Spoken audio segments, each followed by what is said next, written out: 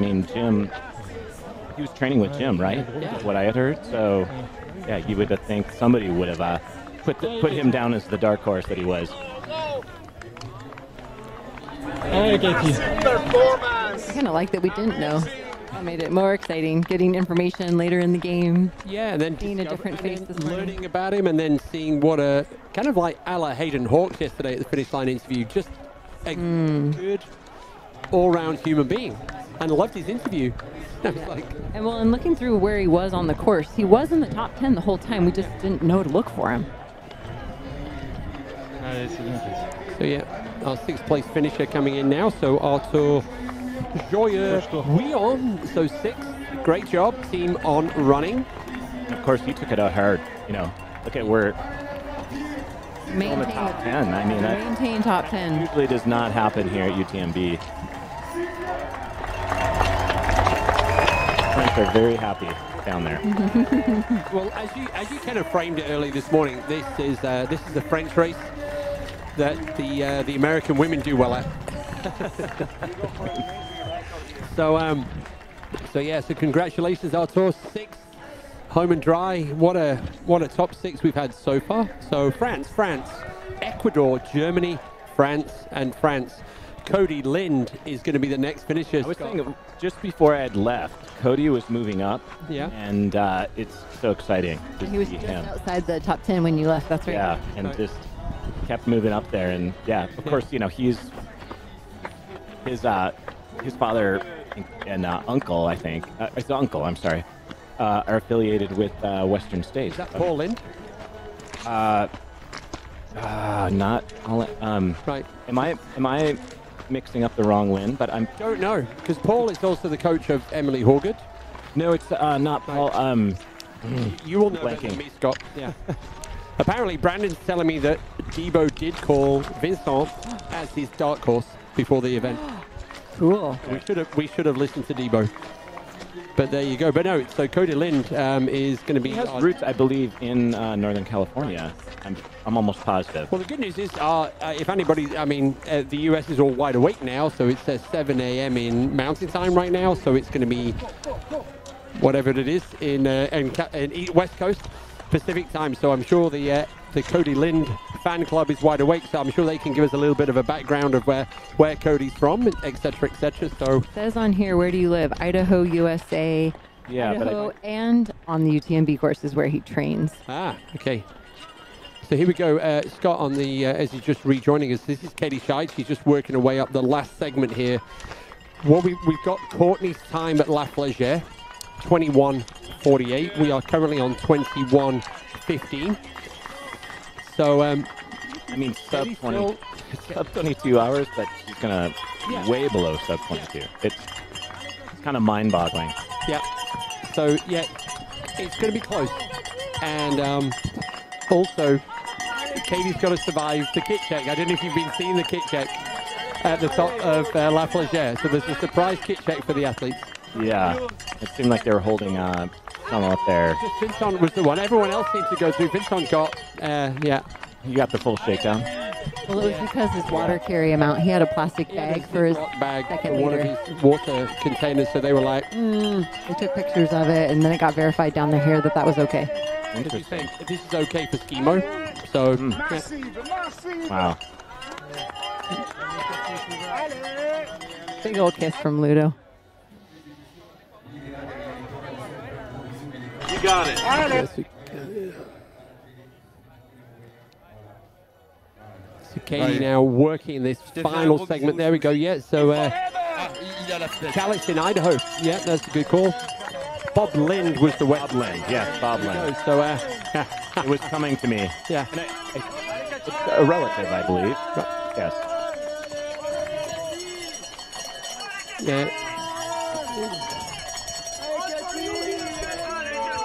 So Bob Lind was the medical director at Western State for so many years. Did a lot of poking and sampling and research with him over the years.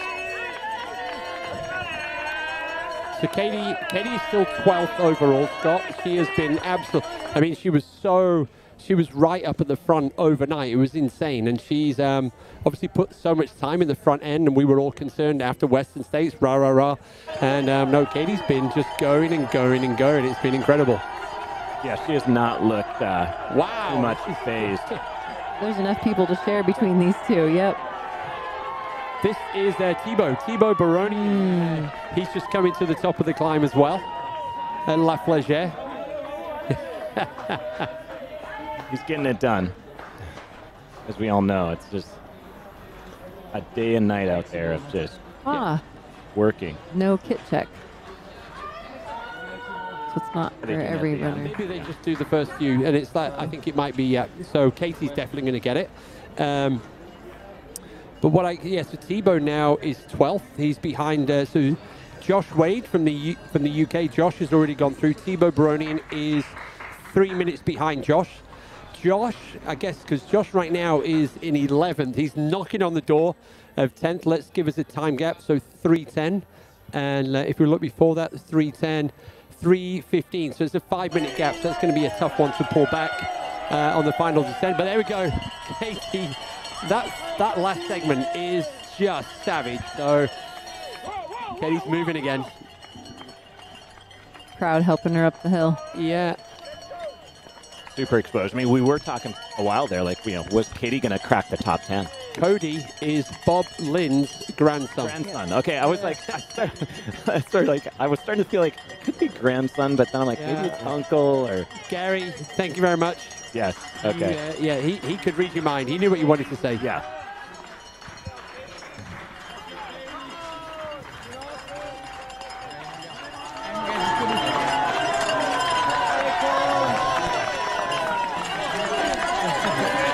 Pulls away. Get that turnover going again. And will Katie catch these last two men in front of her to crack into that top 10? That could be motivating. Yeah.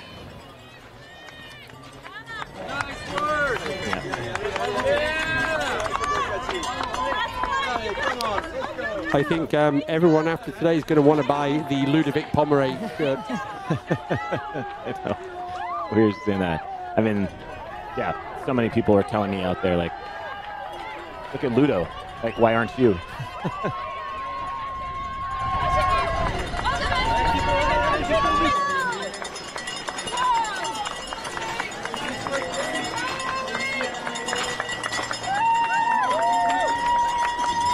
Gotta train with her.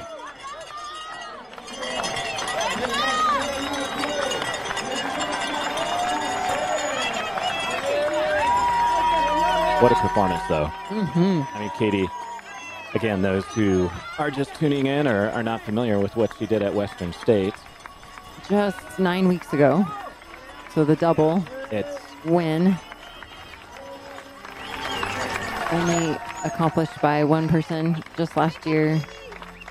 Courtney Dauwalter winning Western States Hard Rock in the middle. I know. UTMB. Did we get a time check on second place? Yes. Katie's got this. It's the dance is between second and third right I now. knew there was some drops, but I was just curious what it was last. You can see them closing in on each other, although that tracker hasn't been super accurate.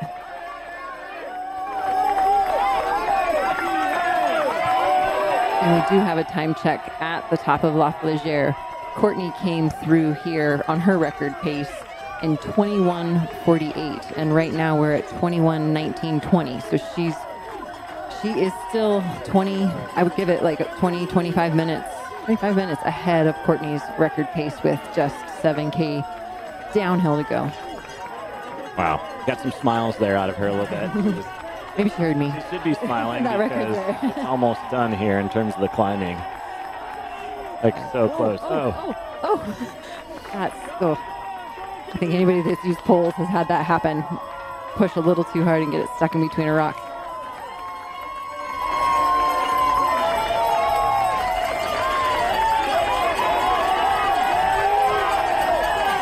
Look at that crowd.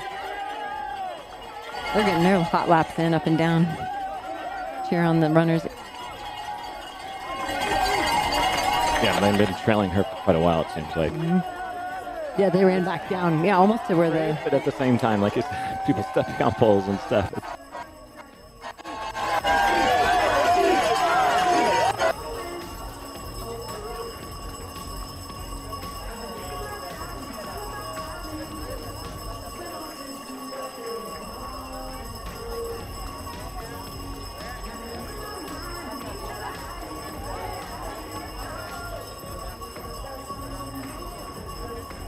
This is a fun view as they like all filter around the tent real fast. They want to keep following. On the other side. Okay. Let's see it.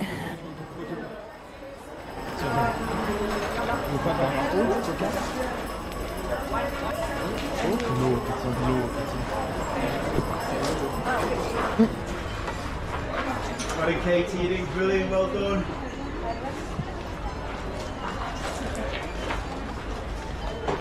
Señora.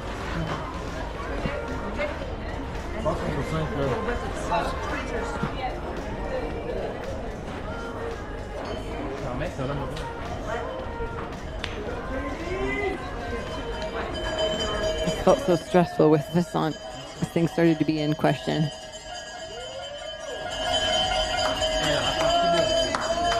Oh, good sign. Helping her put it back on. She had that wired. Took the opportunity to rest a tiny bit, one cheek on the table. So did we get a... Well, it's get a time out just for full.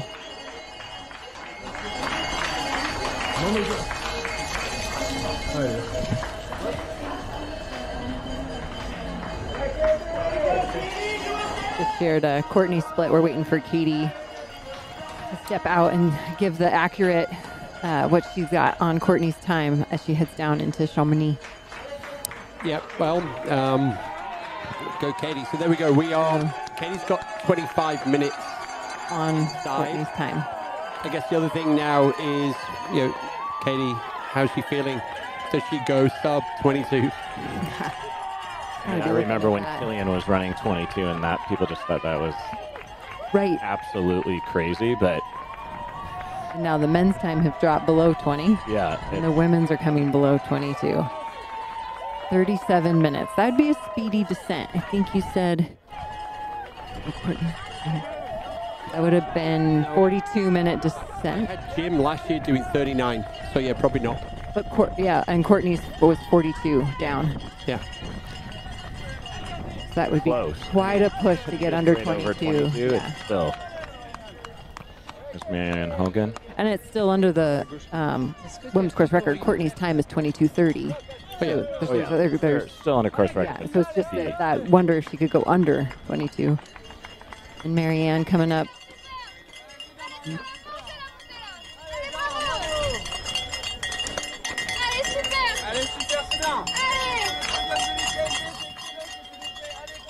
not giving up that spot without a fight.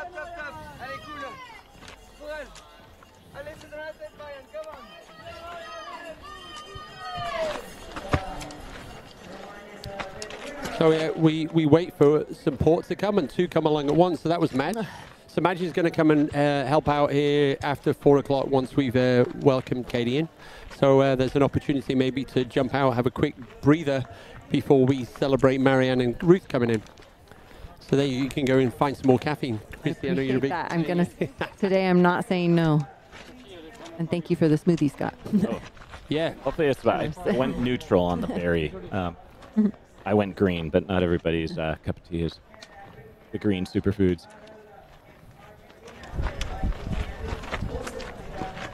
So did Marianne ever get that finger taped? Still, I was talking to people. Yeah, if you look on the video, you can see her finger just hanging off. I'm just like... Not just hanging off, but it's pointing out. I would have found anything to wrap it myself. Well, you carry in your first or your mandatory kit that bandage. Yeah, that bandage, yeah. If you wanted to pull. But she's somebody else would have done another that. state. Yeah. All right, here's Kitty Scheid. I haven't seen this shot of Loft Legere descent yet, so let people know that she's on that.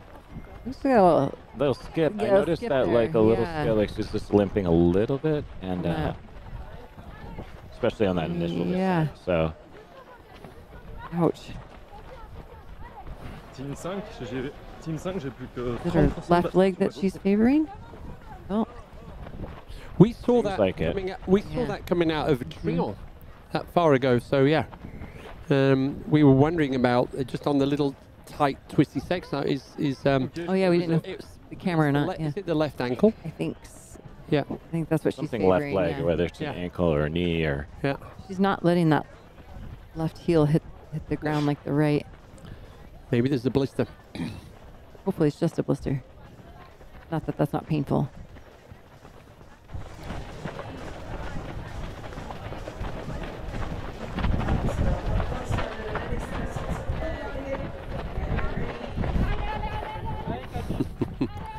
Mike McManus in the house as well. See, all of a sudden everyone's here. It's Everybody's great. here. Well, it'll be great. They all just want. They're just coming for the Katie Scheid action. Yeah, of course. We love it.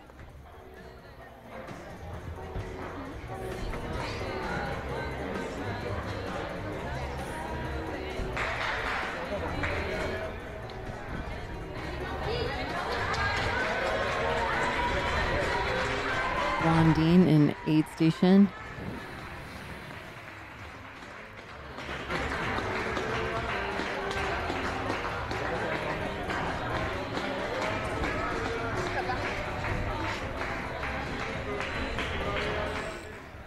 Oh yeah, Blondine having a bit of a Valor scene. stretch. Oof. Something is, or she's just taking a moment there to catch things. So Chrissy, talking about Katie, I know we've mentioned this in terms of her coming off of, I don't know, maybe we could try to catch anything, Blondine. Mm. I don't know if we can catch anything, or maybe I shouldn't talk. I'll wait a little bit. Let's see if we can get Close enough to hear. Could have been a little low back release. Stretching the other way. Apparently, Blondine collapsed in the before we came on the camera. She actually fell over. Oh wow! In the aid station. That was coming from Drew Holman's Sasha. So yeah. And that means Lin Chen. That is Lin. Yeah, there she is. Sitting behind Blondine. Crew working NASCAR pit style on her.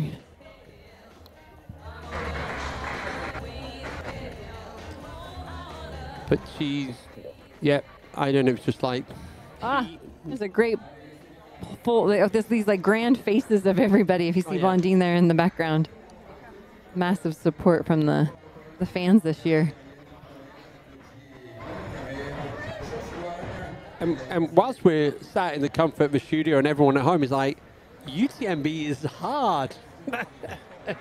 You know, it's like when you sat there watching them riding the Tour de France and you're just making comments about, oh, they're just dropping off the back. This is hard. They've been toiling away, for sure. It's just hours and hours and hours.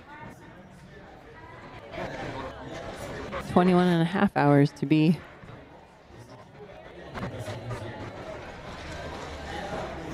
And that doesn't count for the 6 p.m. start. So it's not like they got the, you know, the full night of sleep. Well, they probably got the full night of sleep, but then they had been up for part of the day and then start at 6 p.m. So those hours add on a bit. And Lin Chen is out. So now moving into 4th place behind Ruth Croft. Ruth Croft left Valersine at 20 hours and 52 minutes. So she's got 38 minutes on. Je peux plus trop communiquer avec vous parce que j'ai plus de casque. On Lin Chen.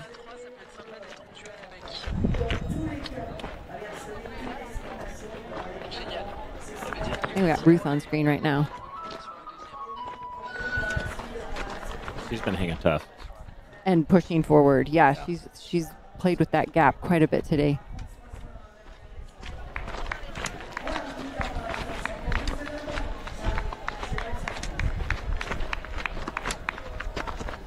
She didn't start as strong as people were anticipating, and so I'm curious to hear if there was something going on and she's corrected it, or if that was in her intention to start more conservatively. Hopefully we'll get some of that interview with the finish. Yeah, it sounded like she was ready to go in terms of like, could she hang with Katie early on?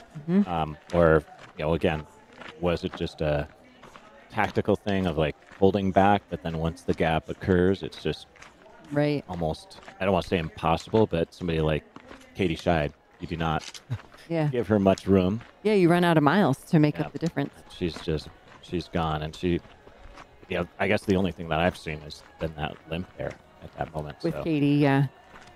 I was going to talk a little bit about that. You know, Ruth here has not had Western States 100 on her legs. This year. She's a previous winner. Of course, she's a previous winner, but she doesn't have Western States on her current legs. What do you think in terms of how does somebody approach UTMB versus Western States? I know you've done them in the same year. And is there something, all right, Blondine is going out. It's good to see. Yeah, I feel like you put in a pretty solid training block getting ready for Western States, and then it's just specificity in between recovery and then specificity getting ready for UTMB. And what would that difference be? The climbing. So getting over here and putting in the vert if you can. We got Cody Lind cruising in, our first American in the top 10. Can't quite hear the crowds of Chamonix yet. The music's there. We also have Mike McManus in the house once again. Oh, we could do it. I've got quite the company sitting next to me here. There you go, on screen with Scott Jurek and Mike McManus. Mike joined me yesterday and was very generous with his time. Sat here, had a good chat. Pleasure. But looks like I'm showing up just in time for not only Cody, but of course maybe the most important part, the women's final thrust to the line. And are we going to see a course record here? I think we're going to see a course record. The big question is she going to go under 22? The course record's 22 and a half. And she was, Keith took his notes for me, but she was how many minutes up on Courtney at La Flégère? 23, I believe. 23 minutes up on Courtney at La Flégère, time-wise. We did see her leave with a bit of a limp. But let's not take away from Cody's finish. Take in this UTMB audience. Cody Lind.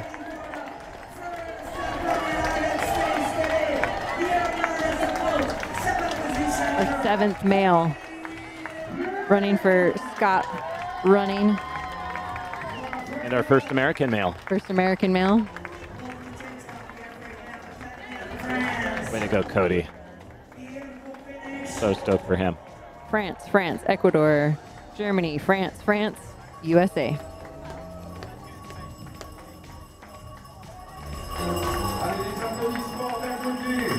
Mike, what have you been noticing out there? It's a lot of attrition. I think like a lot of everyone else, pretty much an all-nighter was over in Courmayeur. So, of course, following our athletes, you know, I heard you talking about earlier, but Vincent did come into the checkpoint just ahead of Tom Evans and Jermaine, and just kept rolling. You know, and I've known him for some time, of course, as a colleague, an endurance stud, but maybe not the guy that was going to go out and win this event. But yeah, and then of course we went out to Trent and watched them come through, and then I was at La Flégère, and actually I stayed all the way through Ludo, and the crowds in Oh, we have our finish line proposal. I was wondering what that screen was all about. We can go back to that. We got to see Katie coming down La Flégère. She's still favoring that. Ooh, it's favoring it more. I wonder if it's knee or ankle, that left foot.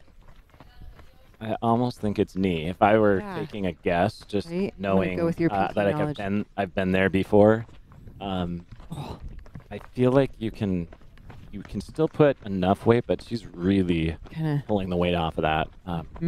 Really limping. You wouldn't be touching down with her toe. I bet you it's knee. It'd be patellofemoral, Yeah. patellar tendon.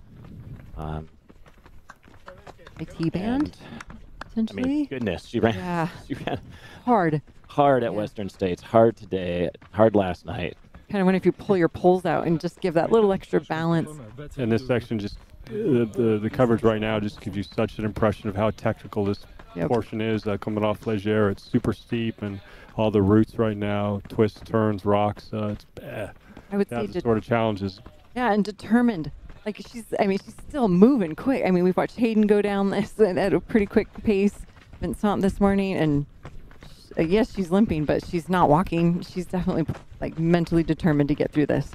Yeah, she has. I mean, she's so mentally tough.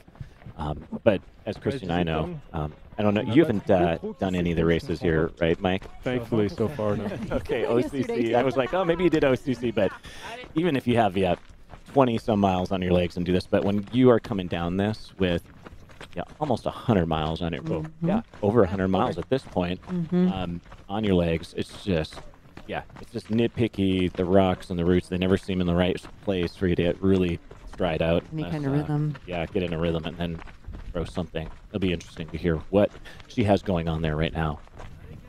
And no sponsor on our 8th place male, Manuel Anguita Bayo from España, Spain, cruising into the finish line. So we've got that split screen going. He's been somebody who's been just kind of mulling around in there and running super strong. I don't know if he made it in anybody's top 10 picks. I wonder. I was looking. Yeah, he started off in 50th place and has just been ticking away. Left Courmayeur in 8th. So he's held that pretty steady. Mike, you said about Vincent as a colleague, Yeah, go back. you even in the back of your mind were you like, you must have known he was doing some training with Jim and probably picking a lot of brains, but did you at all have any idea that he could pull off even a top 20, top 10, or top 20? Sure. Yeah. I mean, he's kind of an endurance junkie. Was a triathlete, and then he got into more endurance cycling. He was in Santa Barbara with our product team, our inline team, and his big things are he's actually responsible for the foams. So works specifically on just the calibration of all the foams that the athletes are using in their shoes and that sort of thing. But he's a total just nerdy engineer, and yeah, he moved into more endurance cycling and was doing not events, but just doing a lot of stuff on his own, like going for long bike rides. And that Santa Barbara is. Lance used to train there all the time. That's right. The climbs around there are.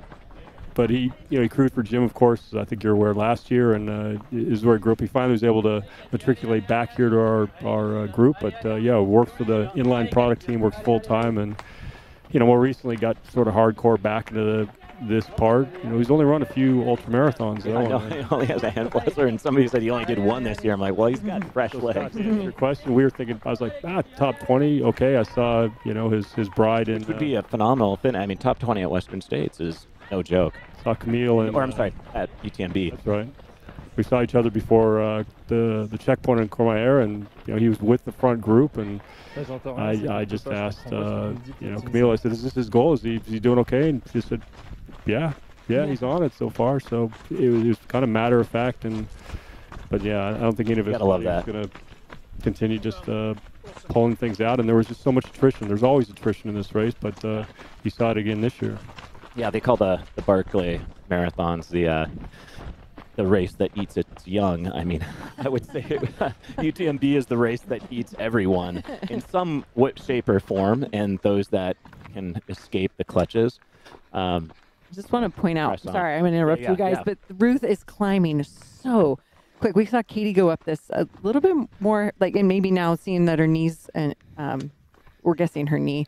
But I am really impressed with Ruth literally pulling with her poles up this climb. She's got some good speed. This will be fun to compare these splits, and the kind of running out of miles might be the case for Ruth. This is awesome. I mean, she needs running so strong. 150 miles. But Katie definitely wasn't moving. Like all day she was, and then I'd say just in that last 15 kilometers, there was a little bit of cracking, and just not enough though to understandable. 100%, and she's still holding it together.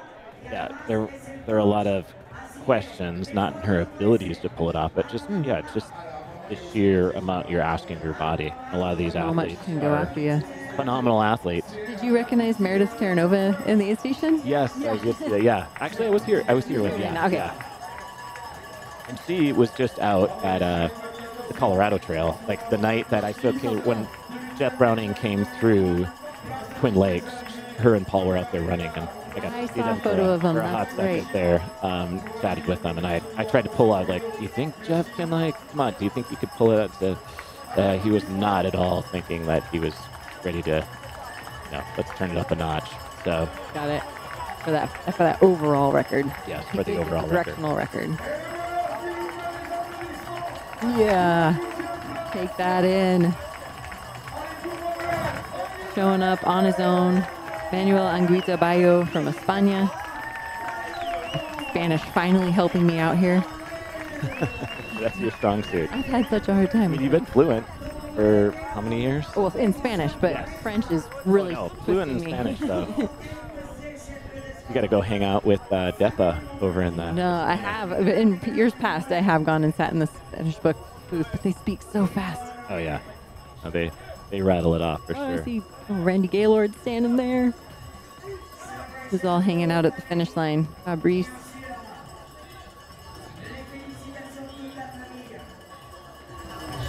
The Spaniards are definitely no strangers to the top 10, but not seeing as many crack that top 5 here. Paul Capel, of course, multiple winner here at UTMB, and long story, of course, Kilian. Nice to see the Spaniards up there. Here's Katie Scheid, of course, your women's HOKA UTMB 2024 female soon-to-be champion. Soon-to-be champion, I mean, two-time never champion. Know. I can't say 100%, but she is looking like she can pull it off here. Adding another U.S. Oh, well, let's not get too far ahead of ourselves when we get to the finish line. Yeah, we'll see. But she's got a bit of that. Just tuned in. She's been limping a bit more pronounced here. Definitely on this downhill. Seems like in the downhill, of course, putting more force. Something's going on with that, whether it's the left knee or not, or whether it's the ankle. But that's why I think it's not the ankle, because she would be moving more gingerly through these rocks. Yeah, I agree. I think it's got to be patellofemoral or patellar tendonitis type. So more front of the knee, not like lateral side or something. Unless she twisted or took some sort of misstep, and it doesn't look like she fell, at least from the views that we're getting. I don't see any dirt on her. They're calling this third, but I would say second. There we go, fixed it. Yeah, okay. Yeah, we've had that happen a bunch. I start depending on the screen, and Keith corrects me every time. He's like, nope, trust your eyes. Trust your eyes. The visuals are where we've got it. Marianne Hogan from Solomon, also representing our Canadians.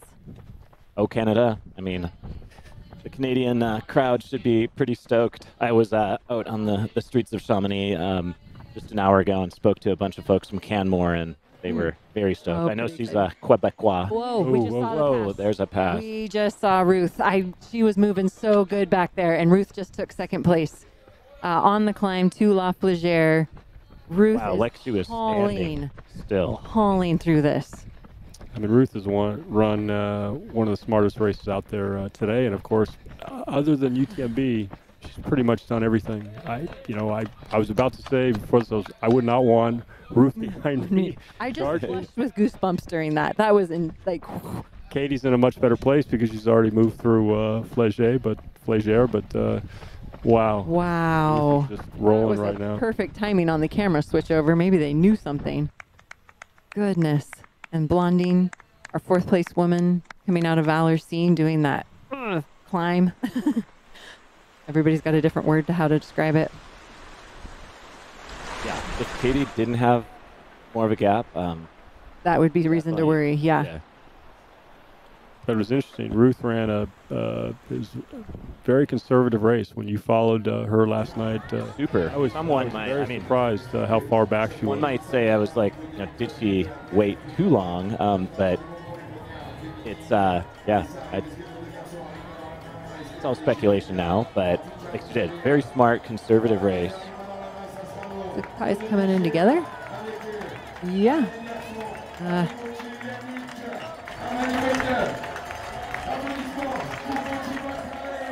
After Cody, 8th and 9th. They don't have to duke it out because the prize money for 8th, 9th, and 10th is all the same, 1,500 euros. I was like, whoa, we had a sprint finish for that yesterday. But these guys, Manuel Anguita Bayo of, am I doing this right? Yes. No, we already had him. So 9th and 10th. Yannick Noel of France, and also representing Innovate, and Gautier Boncaré of France, La Sportiva.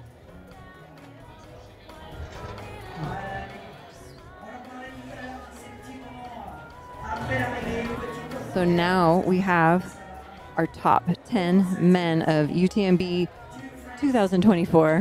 Who would have predicted that? The finish line.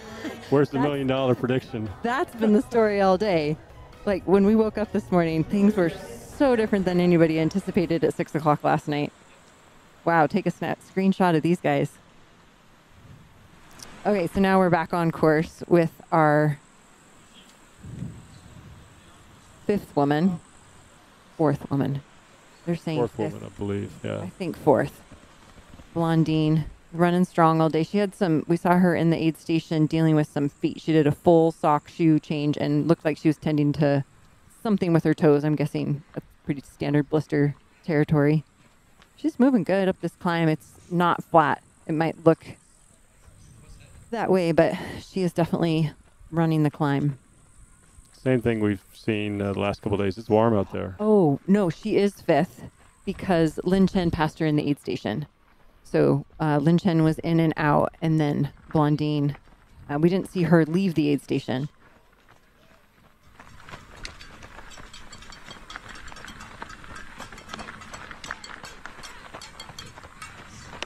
So these estimated times are showing Katie down to our finish line in Chamonix, looking for that grand greeting. I bet the fans are stacking up again. Roughly 17 minutes down.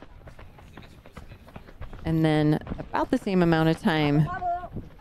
Well, no. We've got Ruth Croft estimated into La Flégère in about 7 minutes.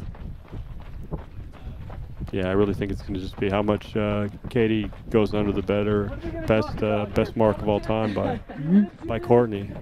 And to your point, maybe can she has what, 13 minutes right now? But I think she's under 22, but she's then got 30 more minutes to be under Courtney's time. Right. Yeah. But can she go under 22? Where are we at? She got 13 minutes. I wish we had a 3Ks. Yeah. You think that kilometer down, or kilometers, 3Ks down?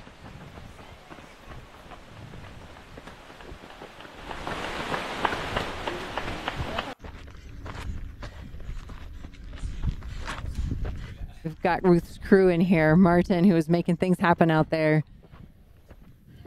High five from Scott.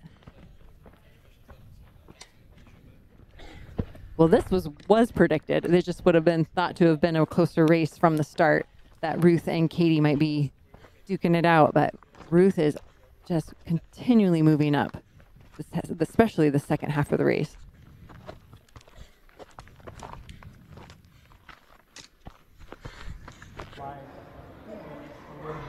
Ooh, Emily Hawgood. Zimbabwe in the house. Checking into Valor Scene. Well, she's been there. Everyone's been getting the Valor Scene baptism, it seems like. Just dunking as much water as possible. Mm-hmm. On that first bit of the sweat going into your eyes, the salty, like, oh, more water. It gets a little stinky there first. You need the full shower spray.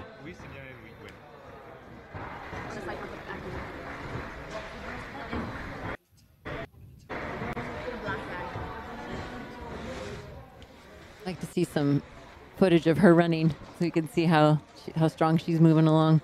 Yeah, I think what we are capturing, though, is, again, the heat out there. It's warm, I've noticed, and especially as you come out of Valersine and you have that false flat all the way up before you get into Argentière, it's completely exposed. Anytime they're exposed and not in the forest, they're not getting any foliage coverage, and it's warm. It's super warm, and as you get up towards La Flégère, again, completely exposed once you get out of the forest, and it's noticeably hot just standing around, and I've got to believe that right now all these athletes are just trying to do everything possible to lower the core temperature and yeah, get some fuel, but make sure they don't overcook themselves.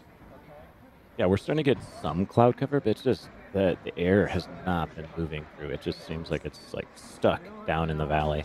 Yeah, and that's climbed again. It was at 22, 23. Now we're seeing 24.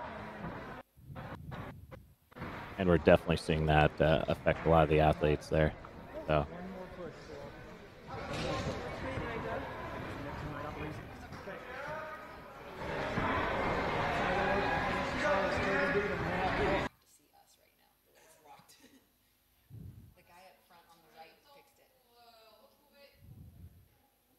Emily getting a long hug there.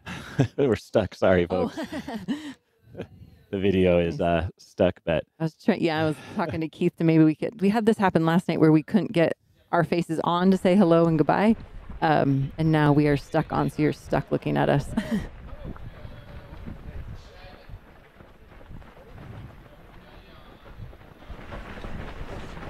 Katie just stutter stepping a little bit there, and this is not Emily Hoggett, but Emily Hoggett was going through the last runner, moving through the aid station at Valersine. Again, there was some speculation, like, would Katie crack 22 hours? That's not going to happen, even at the top of La Flégère before she dropped down. Probably weren't going to, just because she didn't look super solid on that first little drop off, that lip that you go off of right after you go out of the aid station tent. So I'm speculating some kind of knee issue, but she should, if she doesn't lose too much time on this down, I don't think she was going to lose 23 minutes. That's what she had up on Courtney at the top. I remember Courtney coming down, this just, flying, but I don't know if it's a pace that will cause a 23-minute delay, but she is moving a bit slower, so. Yeah, she's run ahead of splits all day. Up to like what, 55 minutes? Close to an hour? Yeah, she was almost I think we had 59 minutes at one point, and then that got cut at, on these like last three climbs. But she went in so committed at the start that she has that cushion to accommodate. So impressive, though. You know, you're looking at somebody now that's, as we talk about Courtney, as the sheer goat, as somebody who's maybe making a challenge here in that rarefied air. I mean, now almost completed the double here, which is rarefied air again. Western States, UTMB same year. She's won UTMB before. You know, now taking times down to areas that only Courtney has challenged before, is established before. So, you know, she's limping along here, and we're still talking about someone who's going to move under Courtney's best time on the course. I mean, this is somebody that is making a move here. Yeah, and she's done it in, like, let's remember too, she's done it in a very small span of years. We're not talking she's been trying to do this for 10 years. That's what I think is quite impressive. We got a break in 30 seconds.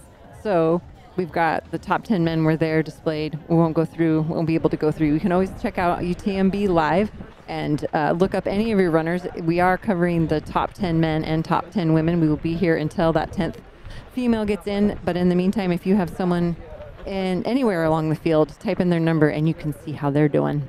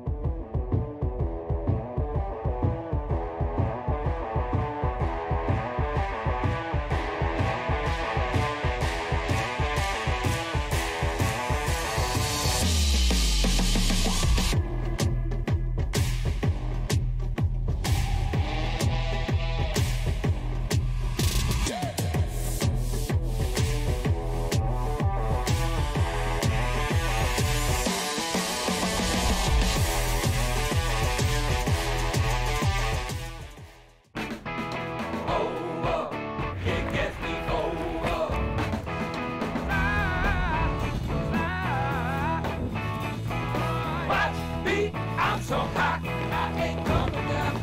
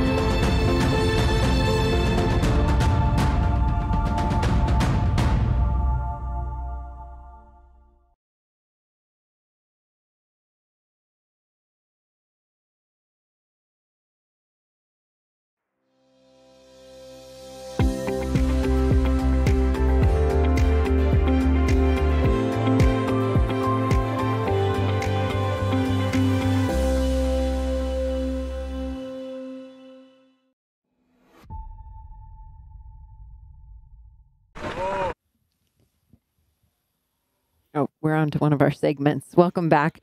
We just had that quick break and we were chatting about our top two women, Katie and Ruth, just in awe of both of these women's performance. And so from La Flégère to Chamonix,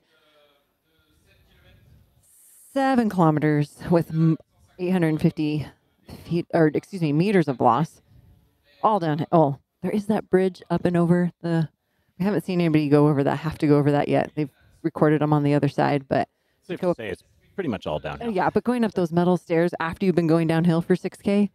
So we've got Jonathan Albon. We've seen his name. Caitlin Fielder. And our average time, about double both of those. And those King of the Mountain, Queen of the Mountain, pretty dang close. Yeah, Jonathan is like a madman on the downhill. All those UK runners.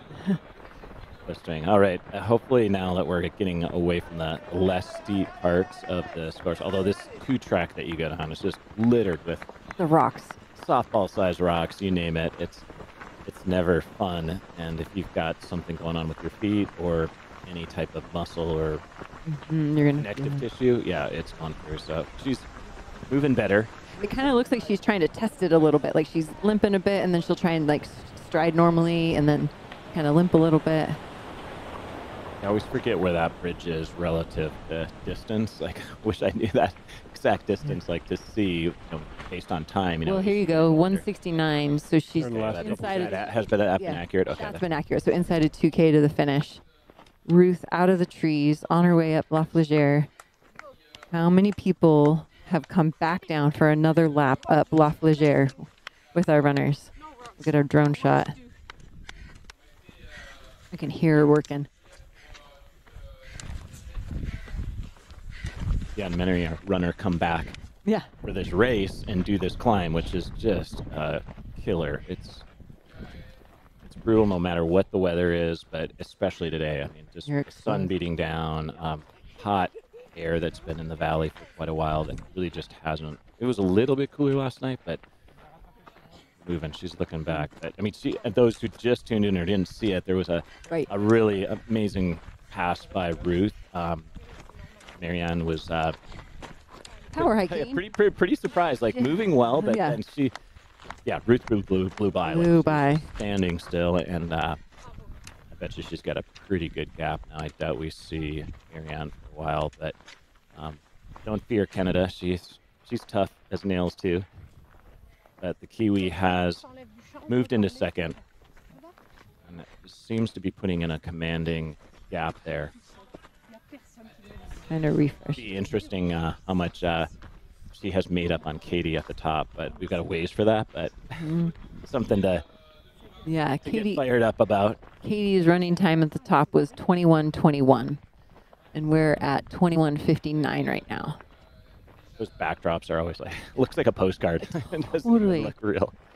A green screen. I think it's some good time for Ruth after the day to reassess her effort, and my guess is she's going to choose a different, slightly more aggressive strategy moving forward. And but it just shows you her potential, how strong she's closing, and it says a lot. It says a lot about where she's at, but also with all her accolades and her determination, she's going to come back here and my guess is press to the limits here.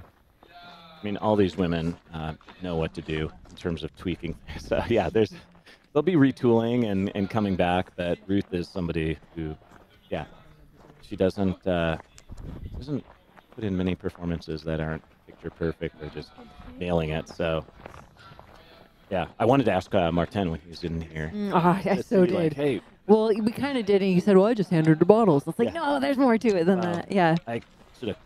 I thought he would be sticking around to ask him point blank. Like, did she hold back a little bit more, or was there anything that was concerned, or she just wanted to not chase Katie right away, or like hang with Katie right away? Yeah, get caught up in She's that. certainly capable of it. Well, I was Somebody who can run. going to throw it. We were just saying that she always puts out a good performance. Well, the last 3 years on her UTMB, she's never off the podium. First, second, or third, a lot of them on that highest box of the podium. So hats off to you, Ruth. She's following that really well. Exactly. Here we have Blondine. She had a rough patch there back in Vallertine, it seemed like. Did you get confirmation that she literally collapsed at Vallertine? We never saw it, but we got a report. Yeah, there was a report that was off camera. Yeah, and I'm not sure if she just, like, it's that shift in blood pressure and, just that stopping, and I don't know if she had sat down or what, but, I mean, again, these athletes, they're not running. I know, Mike, you've got a speedy background, but they're not running sub-5s or 6s, sub-6s or anything like that, but, I mean, to be pushing this kind of pace for some of them now have passed that 100-mile mark. It's not just 100 miles, 106 here at UTMB, those who are not familiar with the exact distances. And we haven't had footage on Lin Chen. Lin Chen left before Blondine. She's our 4th place female, so hopefully we'll see her coming out after Ruth. I think that was Lafleur. Louisa. I think that was their male finisher ahead of her. Okay, this is what I was talking about. You've come downhill 6 kilometers, pushing your quads, and then they make you go up. Not make you. It's for safety. I get it. And ouch. They had this in 2009, I believe. Really? Right? Or am I wrong? There were 2 years where they had. I don't remember it. They had a bridge you crossing by the Alpina Hotel as well. Ah, okay. Too, but yeah, pure safety. I feel like it was there. Don't you remember, Chrissy? I don't. Gosh, it's so long ago, and I am one of those head down runners. Like, what was that part of the course? I'm pretty positive. It goes way back. The bridge across on the descent into Trill, that one came a bit later, but like, I'll trust you on it. I don't trust my memory. You were flying. You actually passed me. I remember on the Vallerstein climb, if I remember right. Yeah, exactly. Yeah. I thought you'd come back out to cheer us on because Jenny was also running. And then I put 2 and 2 together once I got a little bit more up valley. Ruth Croft, your 2nd place female. And Katie. One more turn across the river, and then the river's still on her left. Yeah, and then you've got the 1K to go.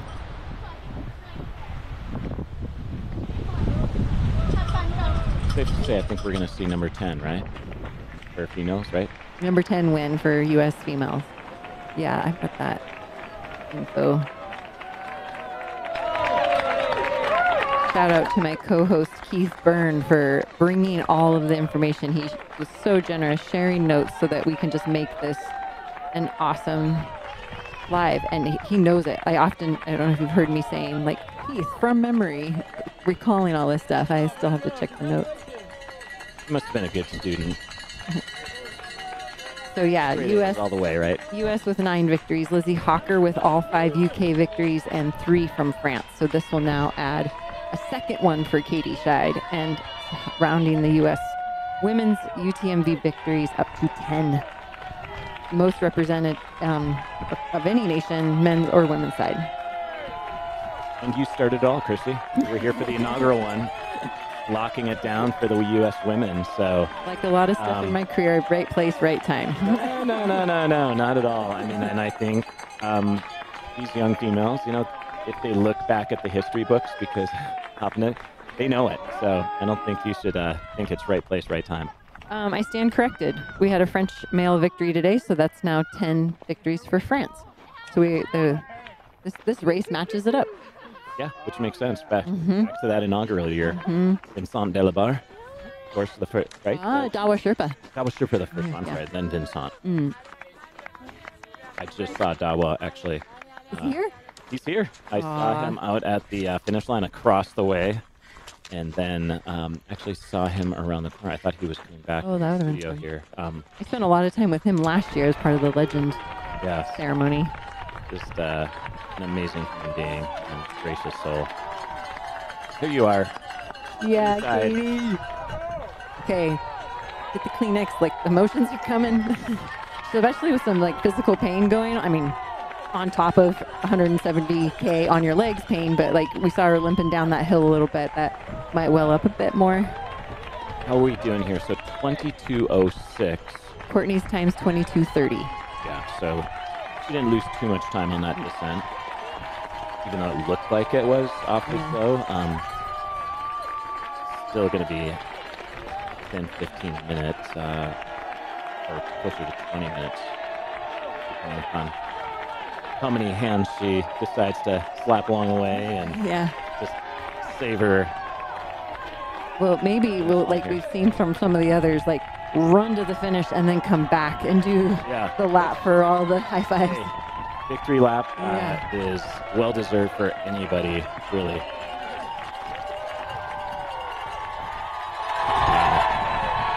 There's some clapping. There she is. There we go. Going for some hugs.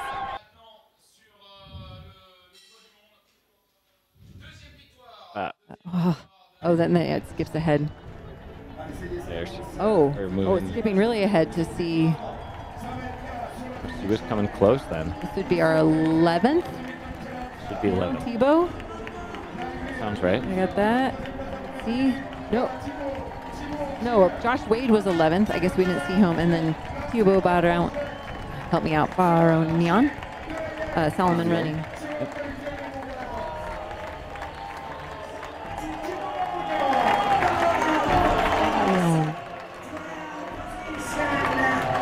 Once again, another Frenchie.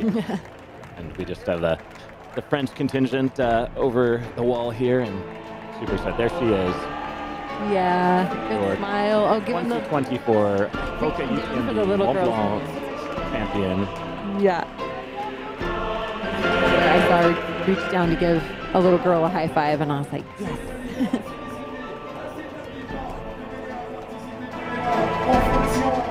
This is an amazing champion.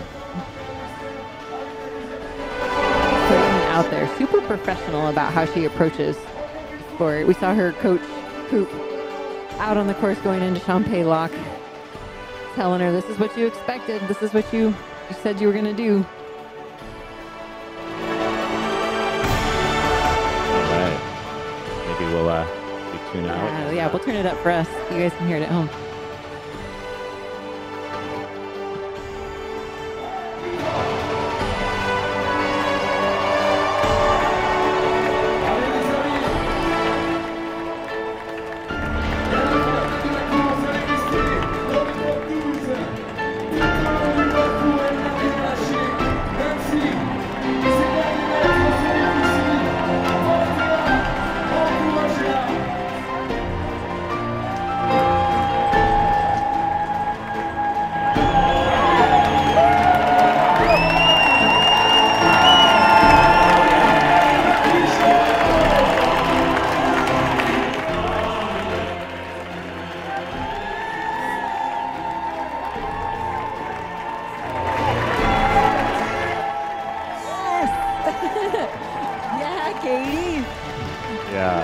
Quiet anymore. Yeah, no. Awesome.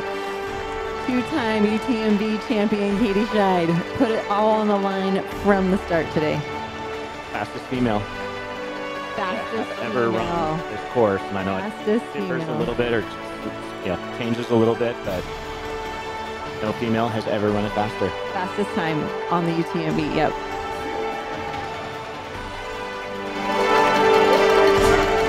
She was pretty darn close to 22 hours. I mean, Right. What do we got? 20. Oh, yeah, we're at 22:10 now. So We're yeah. in the single Yeah.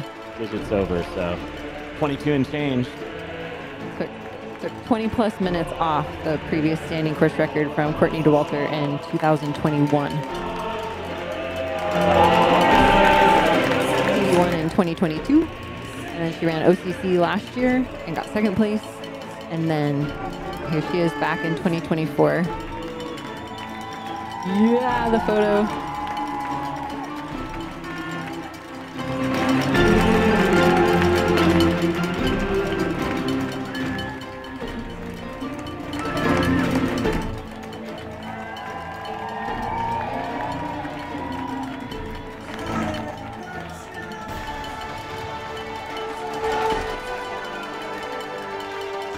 Got to be so happy.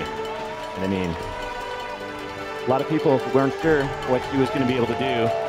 If she'd be able to hold that pace, because when she went out hard, and this is her husband who had to stop earlier. Come on. She's taken it out that fast before and still won, but just not held the times. And today she held the times. That's right. In 2022, I believe Marianne got up here at some point when she was going through a rough patch. But it's been really the model of consistency since then. Second at Western States before coming back and winning Western States. 2 wins at UTMB, the second at OCC. And you have to think over the last 2+ years, her resume speaks. Building up to this. And thank you for that reminder.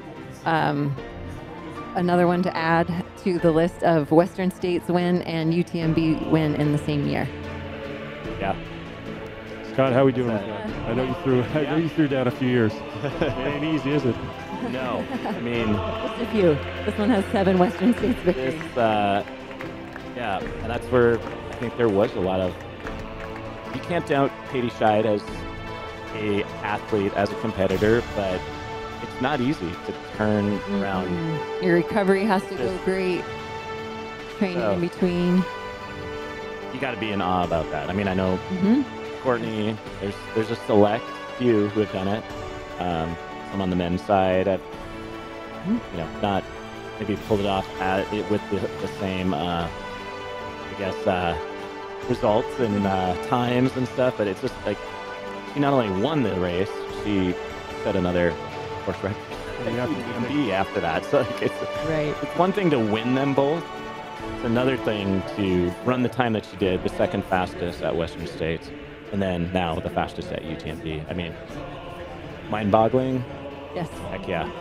Think about there's several other athletes that have tried to come back this year from states and put it together. And 4 others from the female side. And a lot of people took the option, and it's hard to say bump down to CCC. That's a tough event in its own right, but chose to do CCC instead of UTMB when maybe that was the option. Once they finished Western States, they made the decision.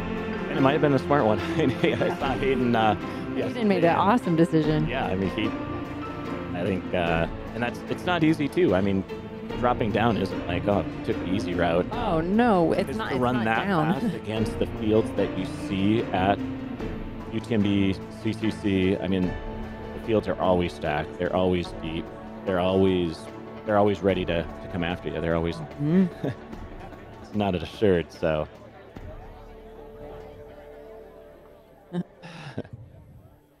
Well, we saw in OCC there was only a 20-minute span between top 10, both men and women, or shy of, like 19 minutes and change for both top 10 fields. I think we're seeing the crowds around Ruth right now. Yeah. Which she deserves.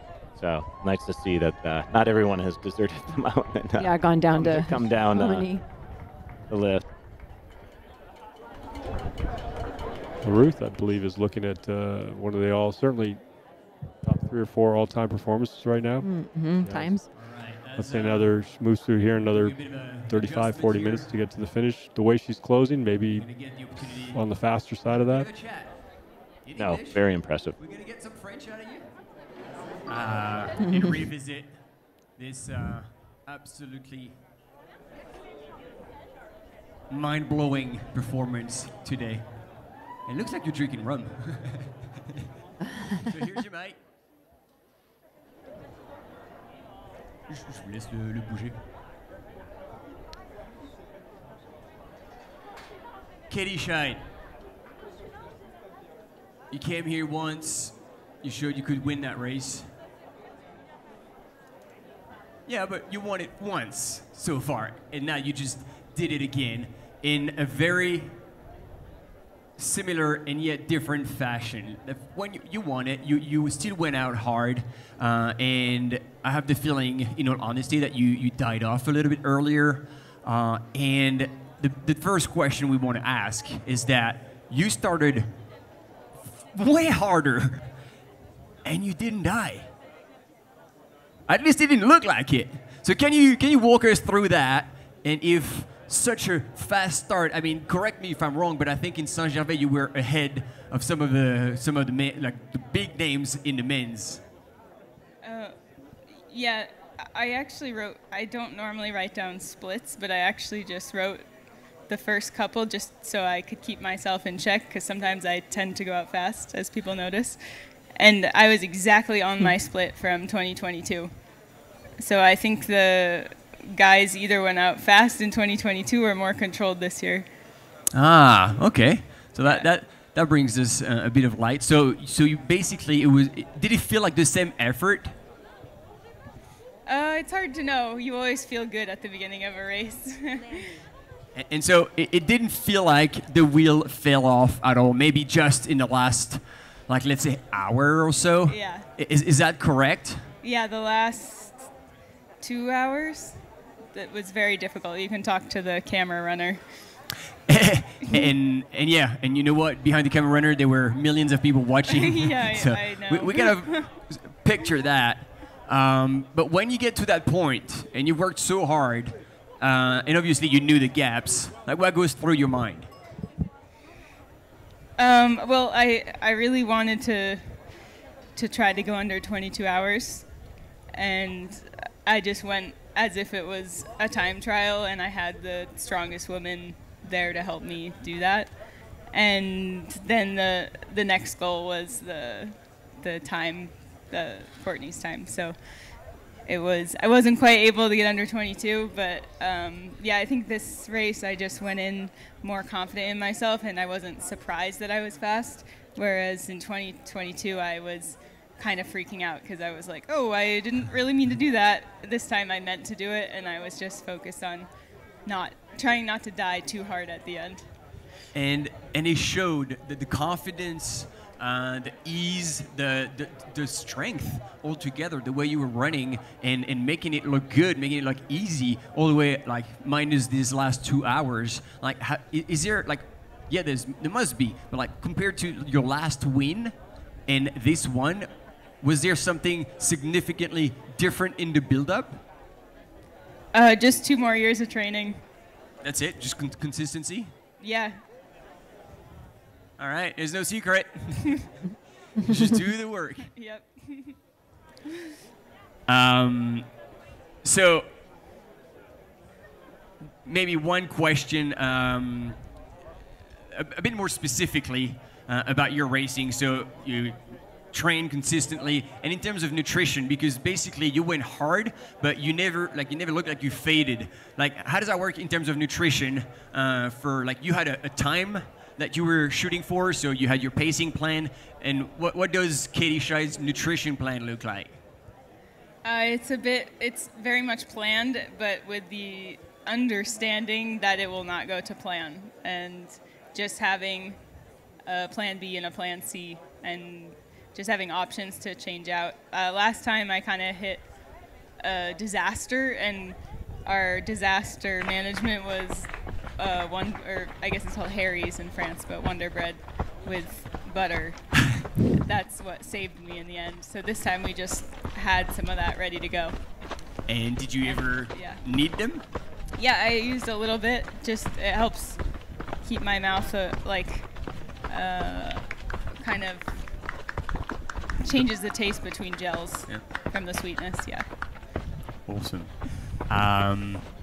So you're the second woman to now manage to win Western States and UTMB after Courtney DeWalter.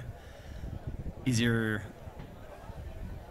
any point in time where hard rock would be an option? Yeah, I would love to have a bib for Hard Rock. I'll have to put my name in the lottery. We're looking forward to that. One last thing. What do you have to say to people in Chamonix and that you have to say in French? Bah, merci à tout le monde. C'est vraiment cool de voir tout le monde sur les sentiers. Ça change tout. C'est pas la même chose si tu fais ça tout seul. Ladies and gentlemen, your 2024 champion of UTMB, Katie Shine.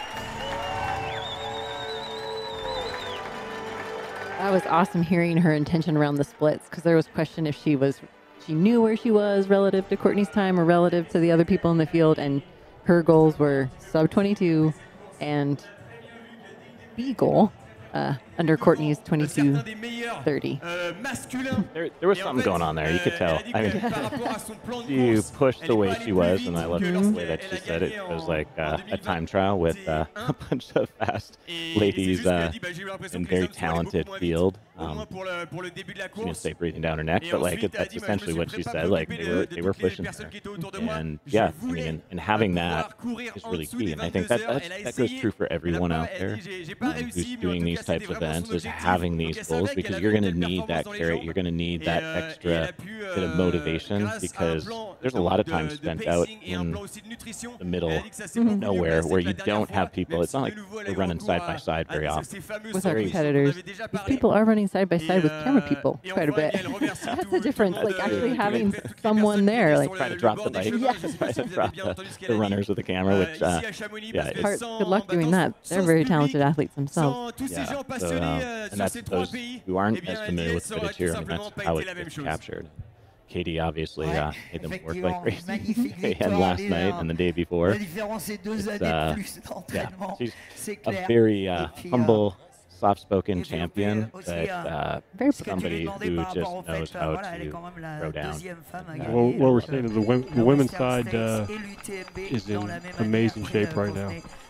Super competitive. Ruth is very much part of that. Marianne is very much part of that. Courtney, who did not run, is very much part of that. There's so many badass women right now. It's women's field is in very good shape. Exciting to see. And I don't think that's going to change. No, it's only growing. It's got a bright future out there, and you know we see that here at Ultra Trail Mont-Blanc and all the events that are held. And you just see sometimes not always, but you see the next wave of like who's going to be moving up OCC to CCC. That's what makes this series and the Ultra Trail events so fascinating. And there's the next wave. I mean, hanging out and meeting some of the kids in the streets of Chamonix and just the youth that are coming up. These are their heroes, and Katie is a part of that now, and she's been proving it. Of course, see Ruth throwing down here. Ruth was there on the screen. Yeah, she was a bit. Yeah, sorry. She was actually in contention for the triple crown, if you will. OCC, she's won twice. CCC once, and that was part of the fight today with Katie. Maybe was to grab that UTMB for the third. Across the board, Ruth is descending great. I don't notice anything. Do you? Just saw Marianne Hogan. Oh, right. Yeah, but yeah. Prior to her, so we had Ruth on earlier, and now she's back on, descending down, and you can see her just. She's not injured of any sort or anything impeding her momentum on the downhills. She's she's a woman on a mission right now. Steepness and rocks that you have to navigate. She'll be happy to open up on that wider road section too. It's certainly going to be a sub 23-hour performance here. We know she's rolling down, getting to the lower portion of this descent. She's going to be well under 23 hours. Which is a very select group of women. And even men. I mean, until more recently, I mean, not that many men had gone under 23. Keith pulled times for women that have gone under 24, and so I guess the only one that's gone under 23 would be Courtney. So under 24 4 is Courtney, Katie, and Courtney. And so Katie and now Ruth is adding her name to that list. They threw the noise in our ears again. We have a break, and we might switch up who's on the mic after the break. So we'll surprise you when we come back from that. Again, thanks for being here.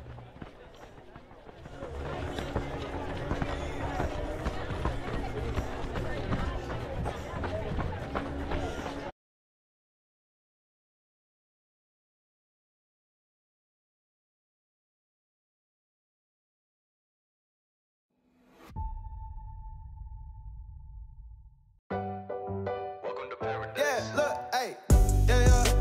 This might be the best day of my life. Play this song in the day or the night.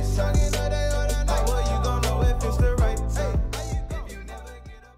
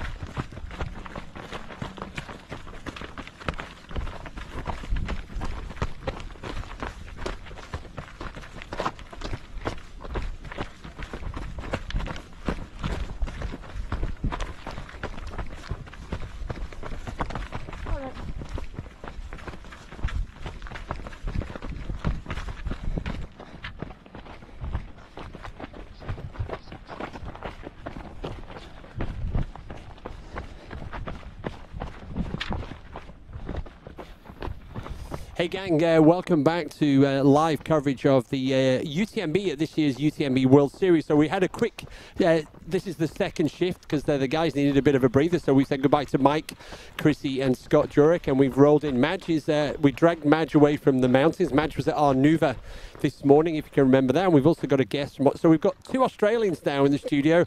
It's Antipodean time. So here we go. So Madge, welcome back, man. Cheers, Keith. Yeah, it's great to be back in the studio after an amazing morning at Arnuva. Seeing these ladies roll through Arnuva at around about 6 a.m. earlier this morning. It was nice and cold, but the conditions were great for running. Seeing obviously Katie roll through, Ruth and Marianne roll through. It's really amazing to see them another 75 kilometers later as they arrive back into the town of Chamonix. Keith, we have, as you mentioned, a guest here. He's actually from America originally. Oh, right. But we're claiming him a lot as an Australian. Right. Nick Christopher from the other UTMB World Series events, Ultra Trail Australia and Ultra Trail Kosciuszko. One in the incredible Blue Mountains of Australia and the other up near Thredbo and Perisher in New South Wales as well in Australia. So Nick, it's great to be here, mate. Your first time at UTMB? Yeah, Madge, it's first time here, but you know, it's a pleasure getting to be here next to you guys. It's a lot to take in, but I tell you what, the atmosphere is absolutely incredible. As you know, you and I are always swapping stories when we're in the Blue Mountains, and to be able to see it all in place, and you know, we're on the cusp of getting to see, you know, some amazing finishes on the female side coming up now. So some good representation in the Oceania region, but yeah, it's a pleasure being here with you guys. So yeah, super excited. I was just joking, going, man, how did this race director get the gig where there's like highest traffic online? So yeah, good, nice work. So it's good timing as we've got both Ruth Croft and Marianne Hogan on the descent here into Chamonix. Current predictions are that Ruth will be here at the finish line so I'm trying to work out there we go, 33. So Ruth's about 20 minutes away, and Marianne Hogan is about 30 minutes away. So we are on the final descent here now, less than 7K to the finish line. So Ruth Croft from New Zealand and Marianne Hogan from Canada. Now, guys, I wasn't sure. I'm not sure how much you've been following the race today. Marianne had a bit of a fall on the descent from Grand Col Ferret, broke or dislocated her finger. So we've been tracking that all day, but she's been digging in. There she is. From Team Salomon, and we've got from Marianne Hogan and Team Adidas Terex, Ruth Croft. So that's been going on. That's kind of the little bit of drama that we had from Marianne, but she kept plugging away. I don't know if you knew that. I wasn't aware of that as of yet, so thanks a lot for that input. Hey, I can't imagine that is a pleasant thing to run 60 kilometers with, because if you're coming off the Grand Col Ferret, you're approximately 107 odd kilometers into the event. Yeah. So you've got about 69 to go. So yeah, that ain't pretty. But yeah, they've really had an incredible race, because the thing is, if you look at it, folks, at the very first timing point for these ladies, let's take Ruth as an example. Ruth was 118th overall, and she's worked her way all through the day, all through the night, and she's come in right now in 16th overall.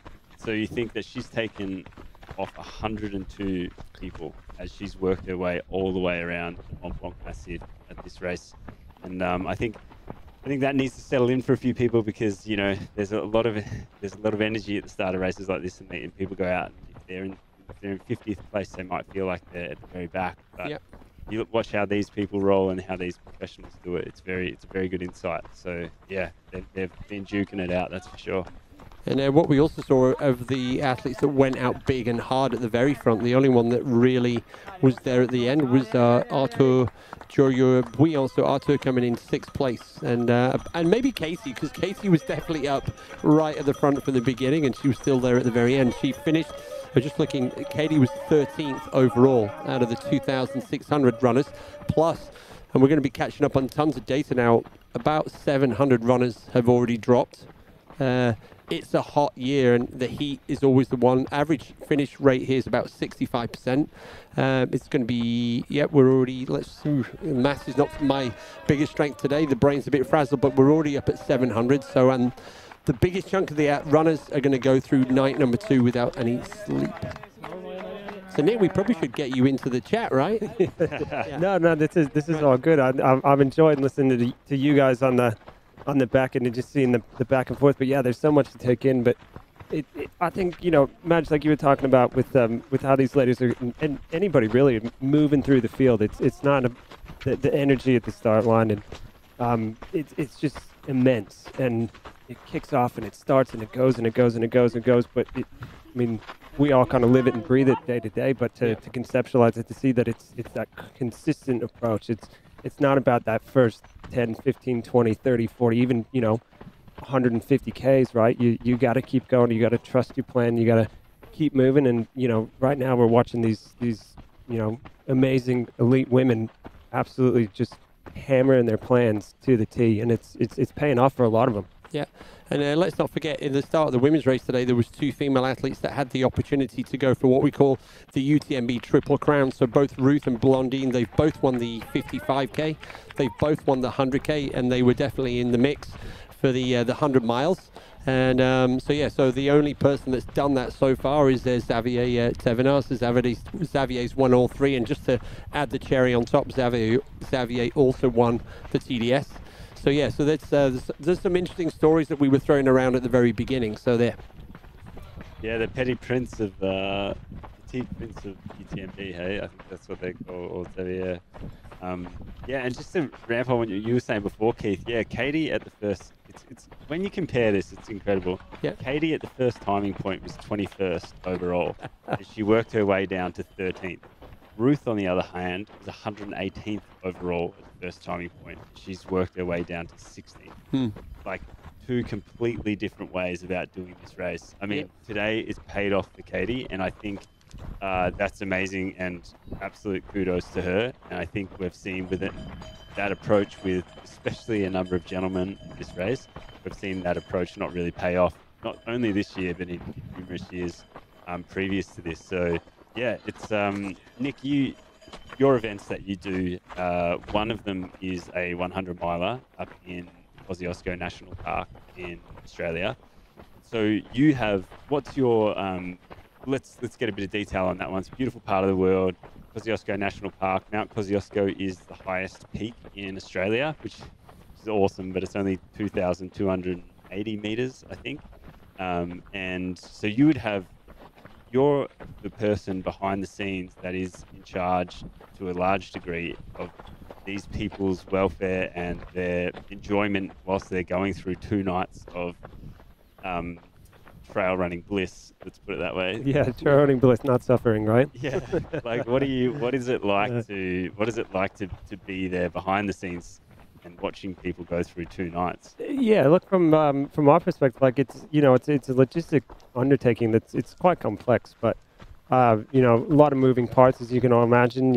Different checkpoints, aid stations, safety, medical teams, all that sort of stuff. But I think what really excites us the most, and myself particularly the most about it, is you have this opportunity to showcase this this common joy for the outdoors, and you're giving people an opportunity to test themselves, to take themselves to some deep, dark places where they've got to, think about their lives mentally and physically, and push the boundaries and show them that they really can do the things that they put their mind to. But yeah, Kosci is a fantastic location. I would consider some of the most runnable, kind of flowy trails that you can get within Australia, but also the ability to showcase the highest point in Australia, to be able to run that, it's quite a cool concept. Starting up at Perisher, then you get a summit Mount Kosciuszko, come around the backside, come into Guthaga, back through Perisher, and then this year it's going to be real exciting because we have some new trails that we're introducing to the crew, not only for the miler, but also for all races, the 30K, the 50K, and the 100K as well too. So super exciting. But yeah, very, very big logistics. Lots of people, lots of late hours, lots of long days. But fortunate enough to have a solid crew, and I get to see you come down and help mark the course as well too with the rest of the course marking team. So it's a bit of a party, a bit of a crazy party, but it's quite awesome. Okay, so yeah, Ruth's just coming down now as we start to see the buildings. That means that there's one last evil challenge that they have to cross this bridge. There's a metal bridge that they have across the road. So Ruth's going to be dropping down onto the road to do that in a second. And then she's got just over 1 kilometer to go into the finish area. So Nick, while we're doing that, so what are the dates of the race? Yeah, Kosci's at the end of November. 28, you've got multiple races in Australia? Yeah, we've got multiple races. So we UTA was back in May. Then we've got Kosciuszko at the end of November. Right. Then coming off the front of the new year, then we've go right into Tarawera, and then next thing you know, we're back at UTA again in May. Did you say Tarawera? Yeah, Tarawera as well. That's one of yours races. Yeah, that's one of ours as well too. Yeah. And Tarawera is one of the golden ticket qualifying races. Yeah, it is. Yeah, we're super excited for that. I think it's a great opportunity. Tarawera, the big friendly. You know, everybody's there having a good time. It's and Ruth Croft, winner of Tarawera, probably multiple times, I'm guessing. Yeah, definitely. That seems to be one that she's super keen on more often than not. But yeah, hometown race. Well, so not hometown, but home country race. Word on the street, Tom Evans is coming down looking for a golden ticket. And Hayden Hawkes is going to be down there training with Dan Jones in New Zealand. So I think you're going to have those guys knocking on the door. So it already sounds, just from that little bit of information, that the quality of the field at Tarawera is going to be pretty good in the new year. And is this the first time it's a golden ticket race?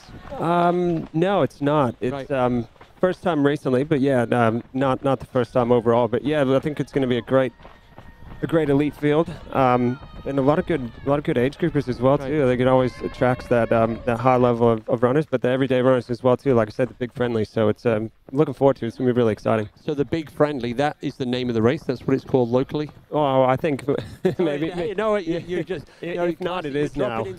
Dropping in some good little expressions there, and I'm like, well, I've never heard that before. It sounds cool. Yeah, it is. It's a super friendly race. I mean, I think the Kiwis in and of themselves are a fantastic bunch of people, and Mitch and the rest of our team do a fantastic job at that race. So it's if it hasn't been called the big friendly, I think we may be sticking with it from here on out. So hey, it sounds good, and Madgie's laughing. So it's it's a great event, and you know, like who could ever complain about a New Zealander? They might not be like, you know, if you were living with one, they're probably not the cleanest people, but they're a bit messy. But you know, they definitely put on a bigger race, a big and good event, and yeah, I believe it. The last time it was a golden ticket race was back in 2022, and 2023 it missed out, and so 2023 it would have been a golden ticket race. 2024 it missed out, which was this year. Right. And then 2025 it's going to be back at a golden ticket race, which will be cool. It definitely brings in a higher level of competition when that is the case. Dan Jones actually did get his golden ticket there a couple of years ago when Hayden won the race. No, Dan Jones won the race, Hayden came second. And that's obviously set his career on an amazing trajectory. Running that race, coming fifth at Western States and then fourth this year. Now, Nick, it's amazing if you go onto the website here at live.utmb.world, you can have a really good understanding of the withdrawals that have happened in this race so far. Yeah. You were talking about them before, Keith, and at the moment there's 106 females that have withdrawn and 578 males, and you can see that most of them, in total 211, they pulled out at Courmayeur. So this Courmayeur is just this place you've got to get out of, and it's a place that when we saw Ruth go through there this year, she was on a mission, made sure she downed a couple of caffeine tablets and got it on. So well, she's well and truly gotten herself out of Courmayeur. You see coming through over the bridge now, not long.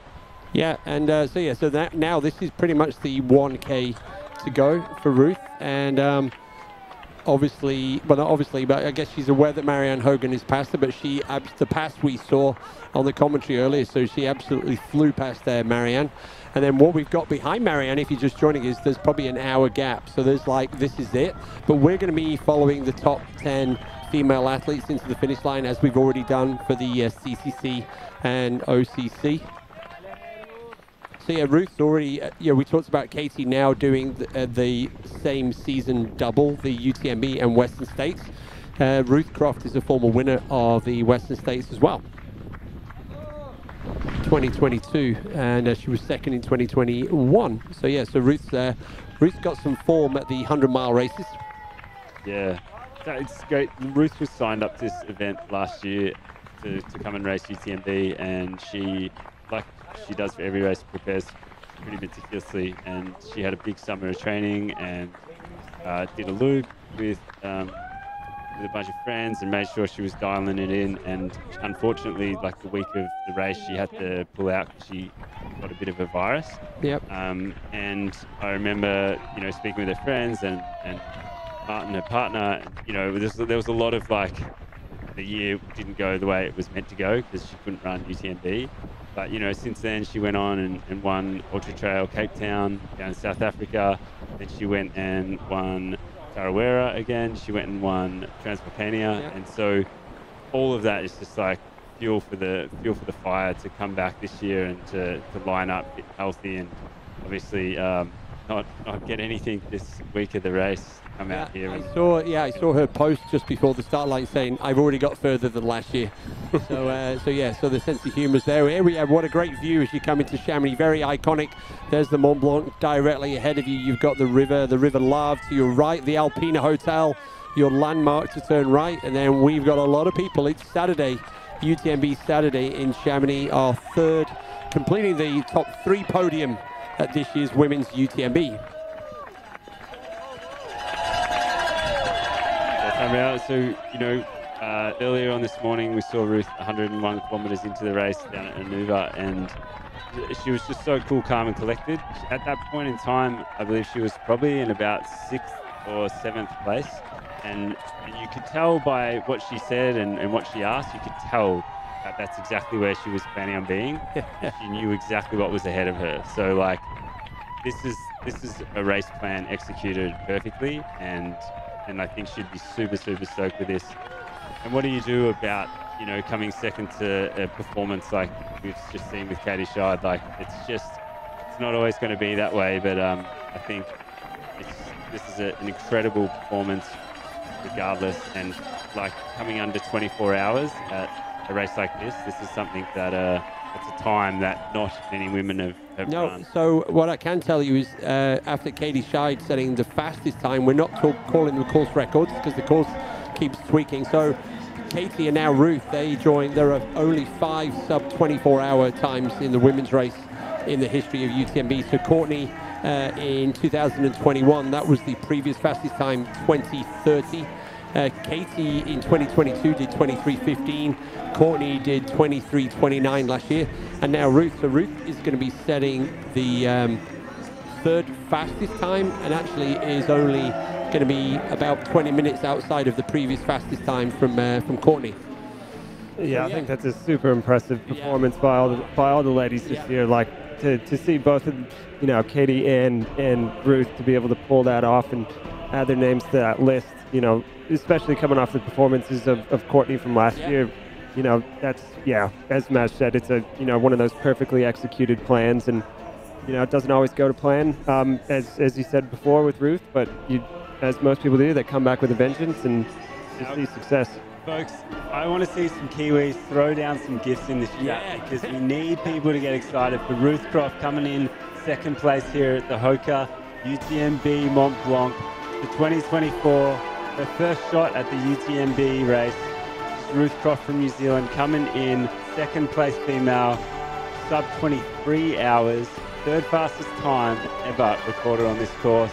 Amazing, amazing performance, Ruth. Well done, team Adidas Terex. Give us some love on the chat, folks.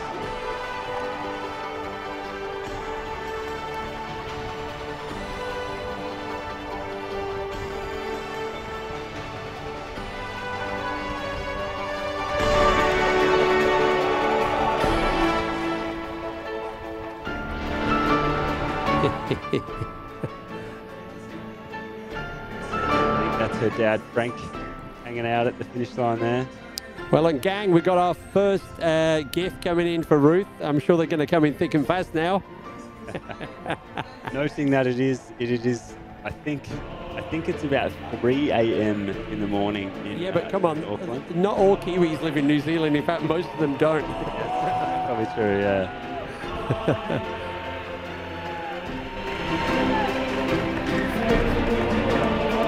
Partner Martin crewing her from Courmayeur after working on the live stream there for everyone. Yep. There we go. South Africa calling out Ruth. So well done to Ruth. So well done, gangs. Here we go. Here come the gift.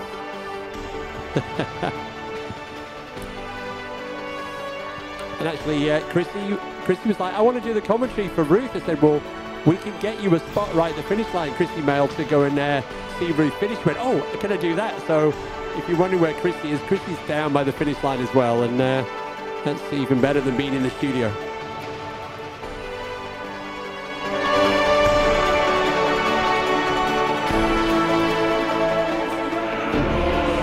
Ruth would admit it's kind of sometimes pretty hard to put a time goal on a race such as UTMB, but I imagine she'd be pretty stoked to hit that time and to get that position.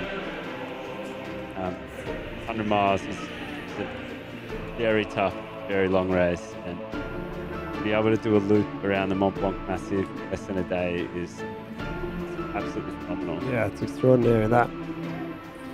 Yeah, so So Ruth Croft second in the women's UTMB. I don't know if Martin's going to do an interview now. That'd be quite funny. So Ruth's time was 39 minutes, only 39 minutes behind Katie after just under 23 hours of racing. We've got Marianne Hogan. Marianne is due down in about 10 minutes. So I'm sure all of you Canadians now waking up, you're out and about on a Saturday, ready to cheer them on. Surely your marketing team from Ironman Oceania is going to be on this chat somewhere, Nick. You know what I mean? Yeah. Well, I know Tanya. Tanya's back home. She works with me out of the Sydney office. She's back home in New Zealand visiting friends and family, and she's been on the live feed all weekend, and she's just absolutely loving all this sort of stuff. But yeah, there's definitely some love coming our way. But yeah, fantastic from Ruth. This is super impressive. When are we going to get this live stream set up down under, mate? Oh, careful what you wish for there, Madge. You never know, buddy. I wouldn't hold your breath, that's for sure. Okay, we're natural there, mate. You'd do great on it. Ruth's ready with the interview, so we're going to shut up when that starts. Saying you've come a long way would be an understatement, because obviously you've come from here around the Mont Blanc and back. Second place, executing your plan almost to the perfection. But the first time you came here in 2015, even though you won CCC, we'd like to revisit how you went into that race, possibly the good things that you've made and possibly the mistakes that you've made. When I first came out to CCC in 2015, I had a good friend, Mayal, who was teaching me how you need to cut off all the tags to your compulsory equipment and make everything as light as possible. And then I remember looking at my poles and seeing the straps and thought, that's just extra weight, I don't need that, and so I cut them off. And so basically you used poles without straps to win CCC in 2015. Exactly, I literally had no idea. And so now transitioning back to this year, first attempt at UTMB. Tell us about your build-up and what was your mindset standing on the line? Yeah, my build-up this year was a lot better compared to last year. I didn't make the start line last year because I got sick in the week before. But I felt just really strong, partly due to my coach, Scott Johnson, and just mentally pretty relaxed, to be honest. Tried not to take it too seriously and just wanted to try and have as much fun as you can over 170 kilometers. I'm going to bounce off of that. How much fun is it to run 170 kilometers? I think it's slightly psychotic. But for the most part, I did have quite a lot of fun. There were a few low patches the first 50K, but after that, things started to pick up. Donc je vais en profiter quand même pour traduire un petit peu. Je voulais faire référence à la première victoire de Ruth ici à Chamonix. C'était en 2015 sur la CCC. Et bien elle était arrivée, elle habitait à Taïwan à l'époque et elle avait très peu d'expérience dans le milieu. Et c'était un ami à elle qui avait un peu plus de milieu dans le trail running qui lui avait dit non mais Ruth, il faut gagner du poids partout. Donc coupe toutes les étiquettes de tous tes vêtements et essaie vraiment d'optimiser le poids parce que plus t'en économises et mieux c'est. Et donc du coup elle a regardé sa paire de bâtons. Elle s'est dit mais attends, je peux encore couper des trucs là. Et elle avait coupé les deux straps des bâtons et elle a couru et remporté la CCC du coup en 2015 en ayant coupé tout simplement les straps de ses bâtons et donc du coup simplement au grip de ses mains. Donc c'était pour faire référence finalement à toute cette expérience qu'elle a engrangée. Depuis, elle était revenue en 2018-2019 pour remporter 2 fois l'OCC. Et puis là, c'était après un échec raté l'année dernière où elle avait eu un virus avant le départ. Elle n'avait tout simplement pas pu participer à l'épreuve. Et bien, elle est revenue très bien préparée et elle voulait faire un petit coucou et remerciement à son coach Scott Johnson qui d'après ses dires, y est pour beaucoup. First attempt at Western States, you were second. You came back the year after and managed to snap the win. This year, first attempt, you were second. What's happening this year?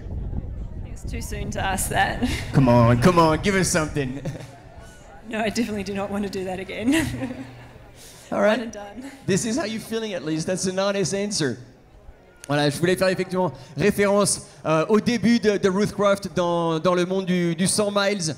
Elle s'était attaquée dans un premier temps à la Western States où elle avait fini deuxième. Et donc en ayant appris beaucoup, elle y était revenue l'année d'après et elle avait remporté la course. Et donc là, on avait l'impression un petit peu que le modèle se répète. Première essai sur l'UTMB avec une deuxième place. Et donc je voulais savoir si eh bien, elle allait essayer de faire une suite logique et de revenir l'année prochaine pour essayer de remporter cette épreuve. Et elle m'a dit, là, clairement, c'est beaucoup trop tôt. J'ai pas du tout envie de penser à ça. Bah, moi, j'ai plus de questions. J'ai déjà dû faire beaucoup d'efforts pour rester... je suis voilà, très fier, en tout cas, de l'effort et de toutes les consécrations. C'était tous les jours. Et un coup de chapeau, non seulement à Ruth, mais à tous ces athlètes, du premier au dernier. Parce que pour se tenir sur la ligne de départ ici, sous cette arche, à la place du triangle de l'amitié, eh ben, c'est les concessions qu'on fait sciemment, volontairement. C'est le soutien de la famille, des proches. Et comme je le dis, du premier au dernier, c'est une aventure qui est exceptionnelle et qui inspire vraiment le respect. Et j'espère qu'en tout cas, voir tous ces gens qui vont en finir jusqu'à demain dans l'après-midi pour les derniers, et ben ça vous motivera soit simplement d'aller courir ou potentiellement d'essayer de participer à cette course. Bravo, vraiment. One more time, congrats, merci Martin. On sait que c'était le bassin. Okay, so congratulations to Ruth Croft and thanks to Martin for doing the interviews. I think we've got our next finisher coming in the men's race. Yep. And we've also got Marianne Hogan due in any time now. Everyone's like cheering on in the chat, hoping, can Marianne do a sub 23? I think looking at where she is right now, the answer is no. But right now, I don't think that's... Marianne's just going to be top 3. It's going to be another top 3 for Marianne Hogan after second 2 years ago. Yeah, so this is Jonathan Moncani from France, going for Smith. Here he comes over the finish line. Awesome run there. 2 hours, 59 minutes, scraping under 23 hours there for Jonathan Moncani. Yeah. Hey, somebody in the chat was like saying, isn't it a bit rude that Katie Scheid wasn't waiting around at the finish line for Ruth Croft? And there's kind of 3 different options here. Ruth, at the finish line, because Katie was also in a lot of pain. It could be a medical reason that she stepped away. They will kind of regroup. It could be that she's just feeling like being sick. So every now and again, because the athletes have pushed themselves so hard, they just need to go to be looked after.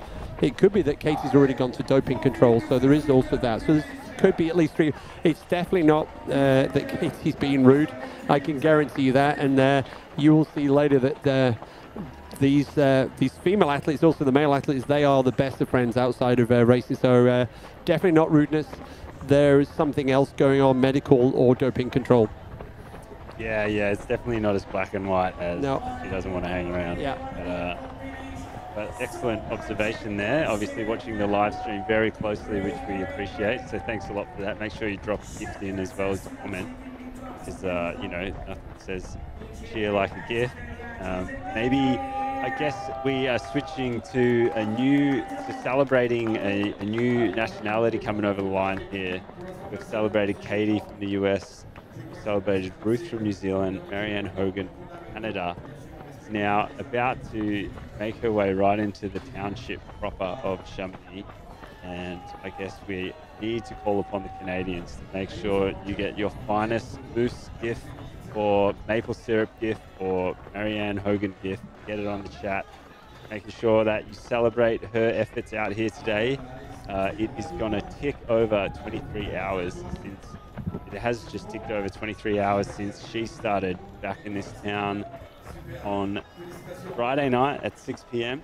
So last night, and yeah, it's pretty amazing to see the international representation of this top 10 women. US, New Zealand, Canada, China, France, Zimbabwe, Spain, Italy, and then Australia as well. So they all haven't come over the line just yet, but that's how the standing is for the top 10. So if anyone is out there and is a fan of Marianne Hogan, a big supporter of her and what she does out there on the trails, give us a shout out, give her a shout out. We'd love to see it happen. Hey, just as an aside, Marianne Hogan finished, she's an hour and a half quicker than she was 2 years ago, and she was second. And she's an hour and a half quicker, and this year she's third. So, yeah. And yeah, I mean, Marianne had an injury towards the end of the race 2 years ago as well, and this year had a bit of a tumble with the finger. So I think Marianne Hogan, once she's, she's fully in the groove, without any injuries, could go even way quicker. So, yeah, progress over perfection. Absolutely. Yeah, 100% worth celebrating that. That's an incredible effort to go another hour and a half off your current time, whilst running 23 hours total. Oh, yeah. No, this is super impressive. So I wanted to call out that. And actually, Marianne Hogan, her support team out on the course has been Camille Brouillat from Salomon teammate as well. And during the Hard Rock, where Camille was second, Marianne Hogan was doing the support crew. So that's also a great example of trail running. It's definitely not an individual sport. Yeah, it was really incredible seeing Marianne and Camille, as they say, coming through the aid stations at Hard Rock at very early hours of the morning. It was. I mean, Camille was. I've not seen many athletes in the world of pain that I saw her in at Hard Rock, and Marianne was right there, just helping her out, making sure she kept warm, put blankets on her, and making sure she was doing everything she could to be the best support pacer out there. So that was yeah, pretty cool to see the ability to have some team effort out there. Goes a long way. There we go. A few red and white flags popping up on the chat, which is amazing to see. Thanks a lot, folks.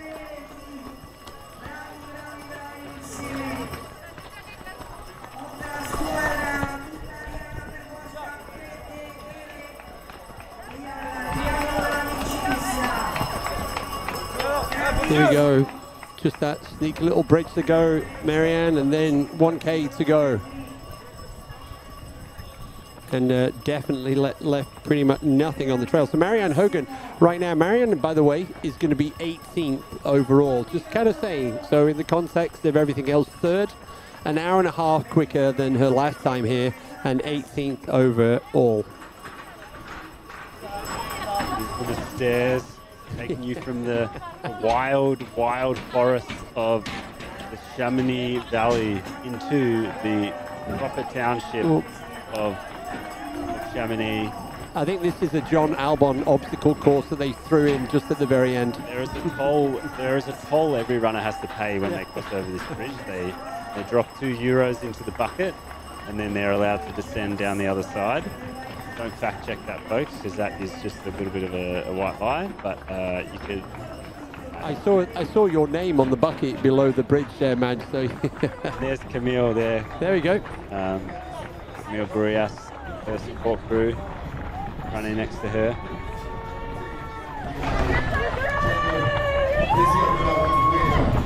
If you're watching and you know this physically, you don't think you could ever do this, the next best thing you can do is do the support crew, and that is challenging. It's also scary because all of a sudden you're carrying a lot of responsibility to look after your runner. So that's an alternative if you're looking at this and thinking maybe I couldn't do this.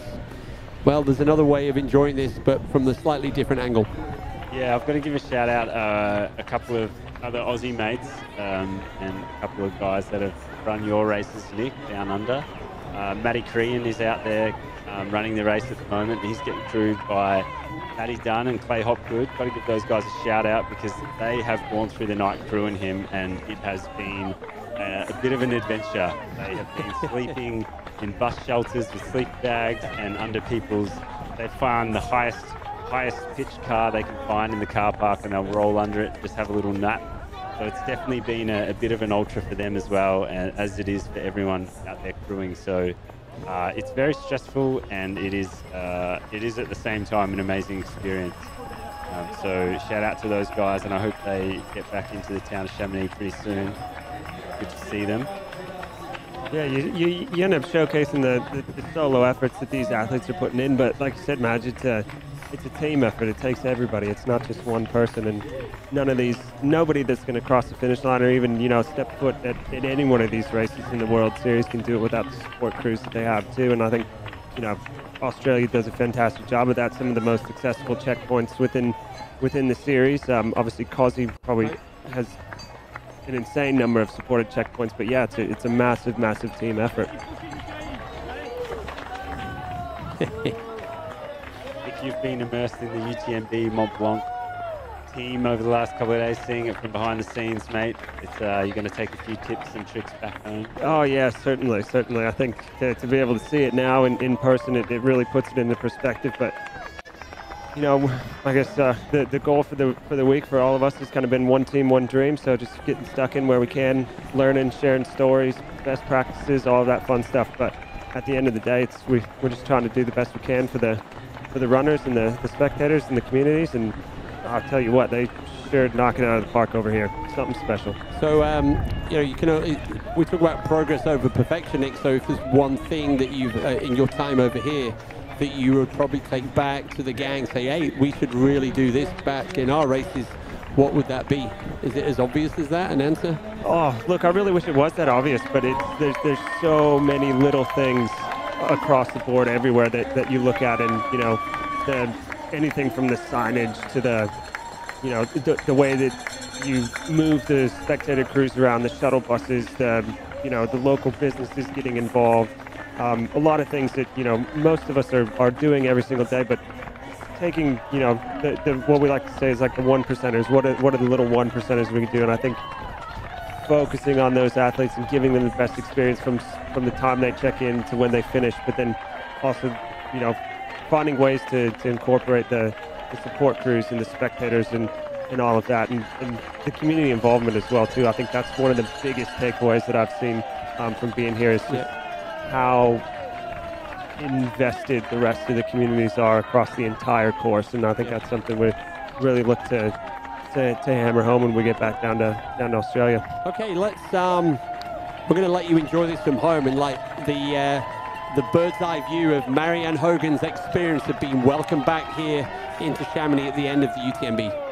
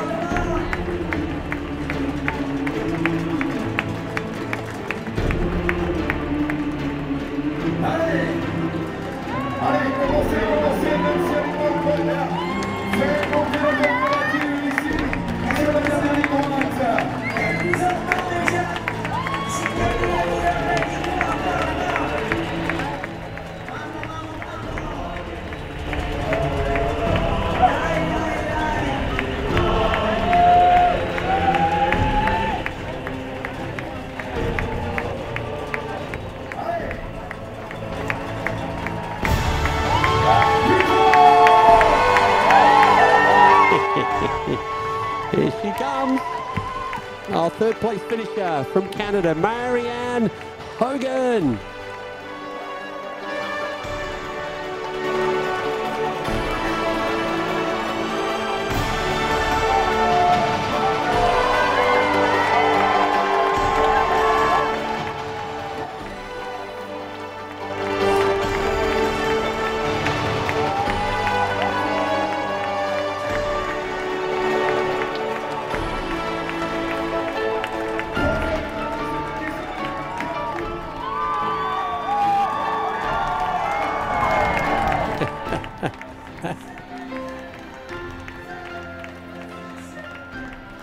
So Scott Jurek, as a former physiotherapist, he was kind of like really disturbed that they didn't tape over finger around in Point Blanc.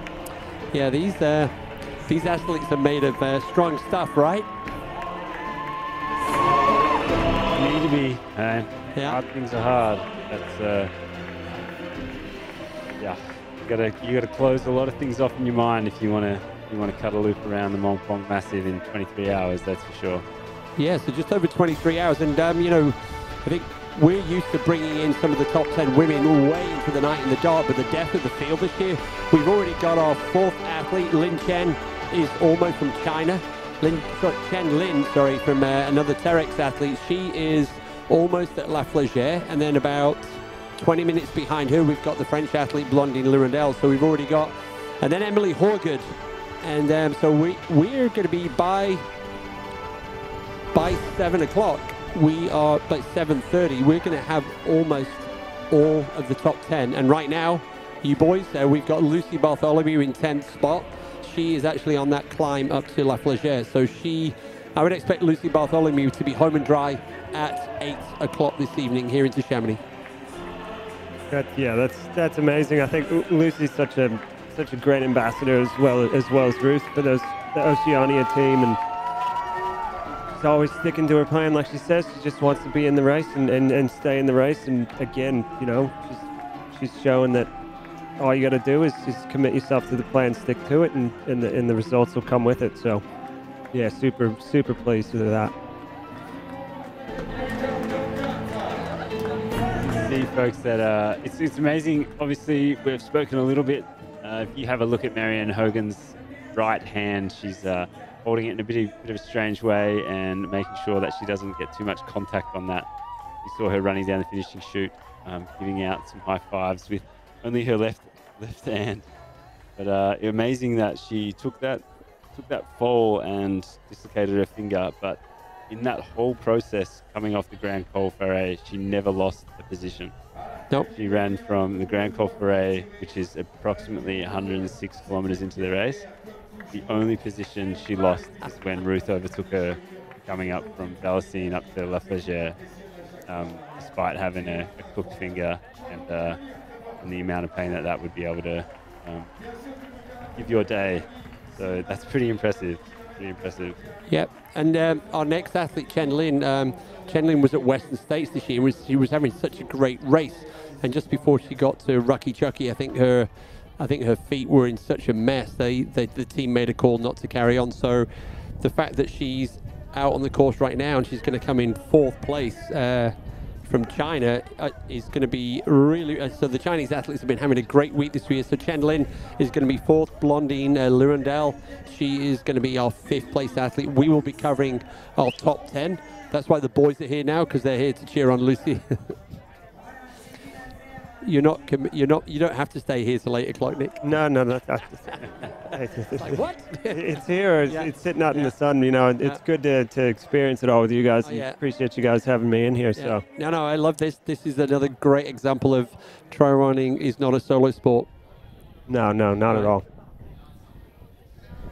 I'm just in awe of all of this. You know, I think from kind of my side of the fence, you know, you see the back end, you see the logistics, and a lot of times you don't get to just sit back and take it all in and just understand the magnitude of it all. So I'm just as starstruck and awestruck as anybody else in the crowds there. So it's quite a unique experience.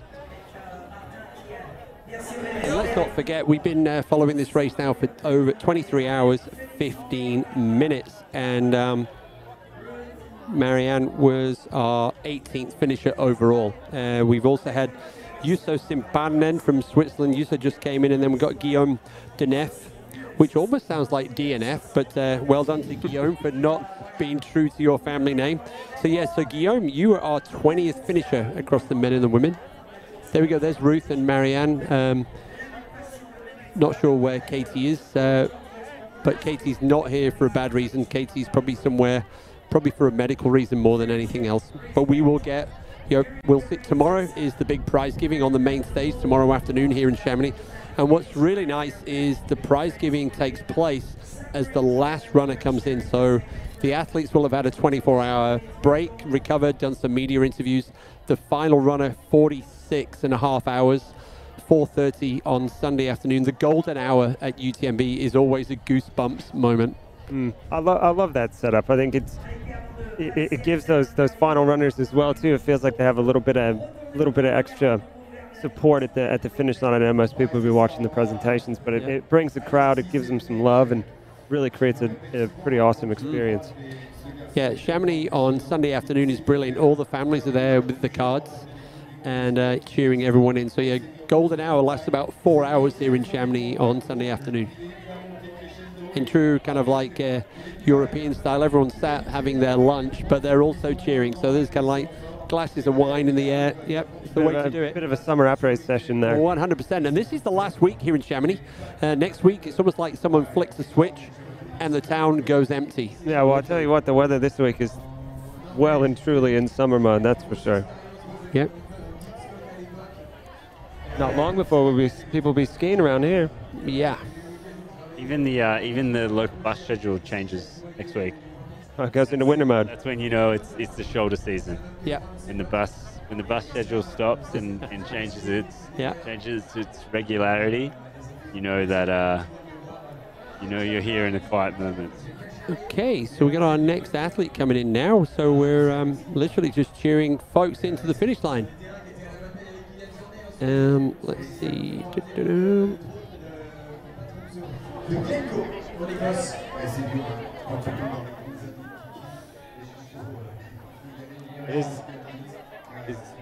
I believe that. Well, that could be. It's not Alexis Sevnek. Could it be Marianne Priadka? Because the gentleman is wearing a Salomon pack. Let's just get. He has some epic dreadlocks. Oh, okay. So that's not. So it could be. It's 132. That is Alexis Sevnek. Yeah. And here come the kids.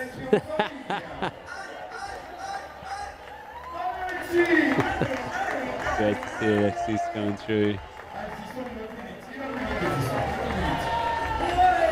A local of this area, more or less, with his Morzina Boreas hat on, just a couple of valleys over. It's great to see Alexis come out here and run such a long race. He's been known for racing the kind of shorter distances many years ago and doing exceptionally well in those distances. So it's cool to see him come out. Yep, and I think Alexis has passed Marianne on the last downhill because Marianne Priadka was actually, we expected him sooner, but that does happen in these races.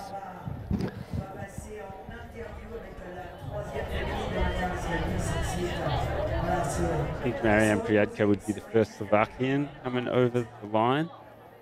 So no doubt there are some fans of his that are in the town waiting for him. Slovakians are a very passionate and loud crew. There was a bunch on a balcony not far from the window that adjoins to the bedroom I was sleeping in, and they were very loud the night before the race. So that was. And they didn't even invite you to their party. Yeah. What's going on? I was tempted to. I wasn't sure whether I was going to yell out to say "be quiet" or yell out to say "can I come over?" But it was. I just tried to ignore them. I think we're going to get an interview now with Marianne Hogan.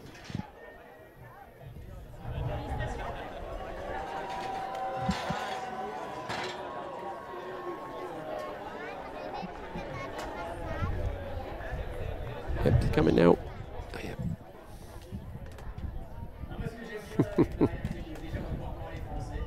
I know you've not got a good finger, but we're going to give you 2 microphones to hold instead.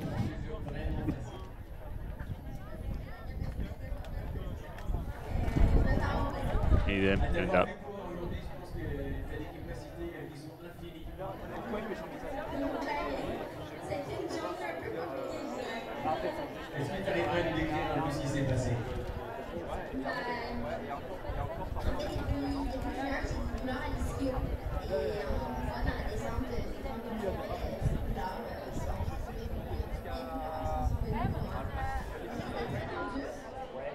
Et je me suis enfargée sur une espèce de roche et j'ai tombé. Je me suis cassé le doigt. C'était très clair en 1 seconde parce que le doigt était tout croche.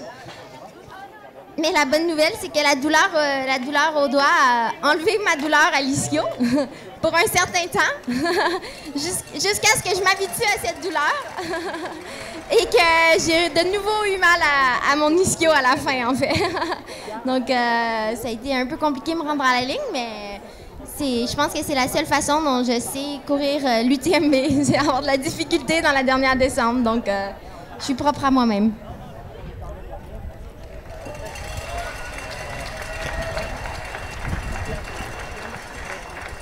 Any chance you can describe that again in English? Yeah, might not be a direct translation, but I'll do my best. So on the descent from Grand Col Ferret, I've been dealing with some hamstring issues since June, and I knew that they might show up today. And as expected, the worst position for me was really that big downhill, where when I stretch my legs is where it hurts the most, and it started hurting me. And in between La Foulie and Champellac, I hit a rock and I fell on the ground and I broke my finger. Should we pause for the arrival? Ah, il y a un collègue qui arrive là en plus.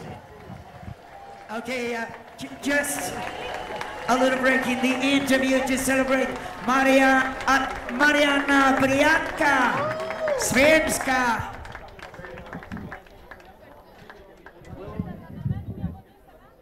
Qui prend donc la position 22, Mariana Briatka de Slovaquie. Je vais vous laisser continuer avec l'interview maintenant.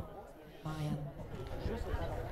So yeah, anyways, I fell and I broke my finger, and it was kind of good news because I forgot about my hamstring for a little while because my finger was really painful until I kind of got used to that pain, and the hamstring pain came back around, and I really struggled on that last section of the course, and Ruth just came flying by me, and there really wasn't anything I could even consider doing, and yeah, class act by Ruth for sure on that last section.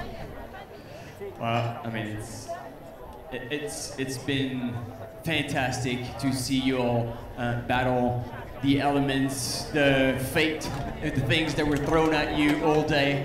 But the heart you've put in that UTMB again is something that really belongs to you and that we know you're capable of doing. You took it out hard, and for a long time, like, man, this is going to be the one. This is going to be the one Marianne is going to have like a straight shot. But then again, it came back to you. Is there anything you would like to share about this journey that you will forever remember? Yeah, for sure. I mean, out on the course, I had so many of my family members and so many members of the brands that I represent that I have become family to me, and it was just, that's what was really special for me, is to see so many loved ones out on the course. It was as if I was seeing friends all along the course, and that's really what kept me going, and I'll forever be grateful for them to have spent 24 hours or a little less. I'm happy about that. A little less than 24 hours following me along the course today. Woo! You're going to say that again in French? Alors, j'ai eu la chance, en fait, aujourd'hui d'être accompagnée par pratiquement ma famille entière et la famille de plusieurs marques que je représente. Et en fait, c'est ce qui a fait en sorte que j'ai voulu continuer à chaque section, puis que j'ai le gros sourire parce que je suis juste contente de les voir là. Je pense que c'est super cool qu'on puisse partager ce sport avec eux. Et puis, en fait, je serai toujours reconnaissante de leur présence ici aujourd'hui. Voilà. Marianne Hogan, third place in the 2024 UTMB. Petite par la taille, grande par le cœur. Merci à toi de nous avoir fait rêver. And we're receiving for United States, Mystic Canyon Woodward.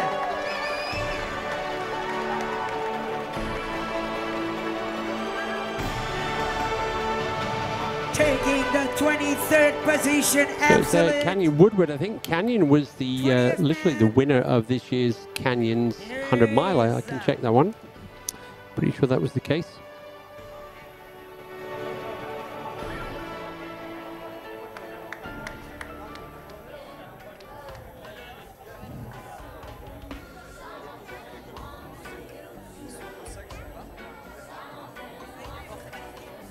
Yeah, there he was. He was the winner of the 100 miler at Canyons in Auburn back in April. So yes, and he's been 29th here before UTMB in 2023, and he was 48th in 2022. So progress again over perfection. So well done to Canyon, just inside the top 20, I think. Yep.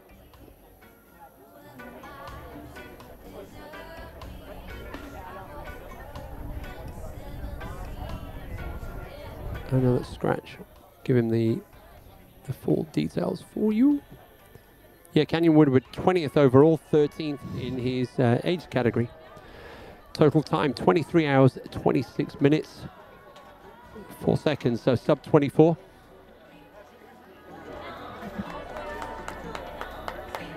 And the second American after Cody Lind.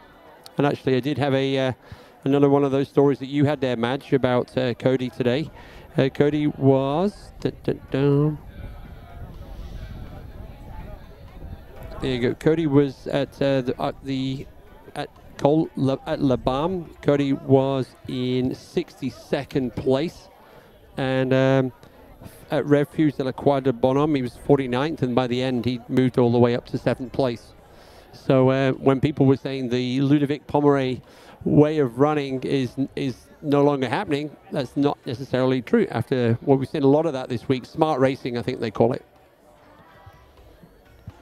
Yes, it's a way of racing, that's for sure. Yeah, it's a little bit more conservative, and then yeah, you have different approaches like the one Katie Scheid took today, which carries big risk and big reward. So that's yeah, as you said, Canyon Woodward coming over the line. He was back out here. He was out here last year, running a sub 24-hour as well, but he's gone just over 20 minutes better than he did last year. And he has definitely jumped up the rankings too. So that's awesome effort there by Canyon. So we're knocking on the door of our friends in the main production room around the corner going, hey, do we have any drones up at La Flégère at the moment? Would be great to see the rest of our female athletes as they work their way up that last climb to La Flégère. So we've asked the question. Let's see what the answer is.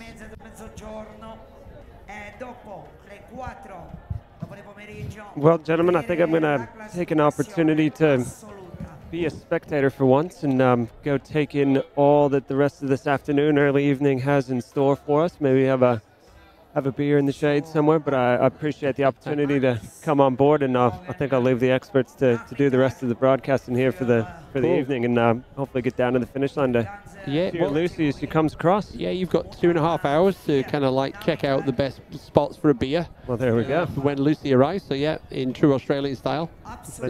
Nick, just before you go, mate, how can people get involved in the races that you direct down in the down under part of the world, either Kosciuszko or UTA or Tarawera? There's still entries and open for those, and when can people come and check them out? Yeah, we've got entries opening for UTA coming up here in in a few weeks actually. September 19th, I think this September 17th for in UTMB Index priority entries. So keep an eye on the socials. I know the team are getting everything ready to rock and roll for entries opening there. before I came over here, before I left Australia, I know we had a few spots left in Cozzy. Right. Those probably have been snatched up over the last week with the hype around UTMB, but there may be a few left in that, and then Tarawera as well too. So we got something on offer for everybody. A lot of good things in the works coming into the next year, and closing off the year strong with Cozzy at the end of November. Beauty, mate. Well, thanks heaps for joining us today, Nick. Enjoy the last few days you have in this beautiful valley that's Chamonix, and yeah, don't get caught in any storms out there this afternoon, all right, mate? No, I'll do my best not to, but appreciate it, fellas. Thank you very much. Yeah. Okay, and we asked, and they have delivered. So right now, here's the drone, just as the next athlete. We believe that that is the Adidas Terex athlete, Chen Lin. Chen is now on the final descent down to Chamonix. Nice to meet you, Nick. Take care. And so, yeah, so we believe that Chen should be into Chamonix at 6:15 local time. So that just over the 24-hour marker. So, yeah, so Chen Lin, fantastic performance. So first Chinese athlete. So we've got a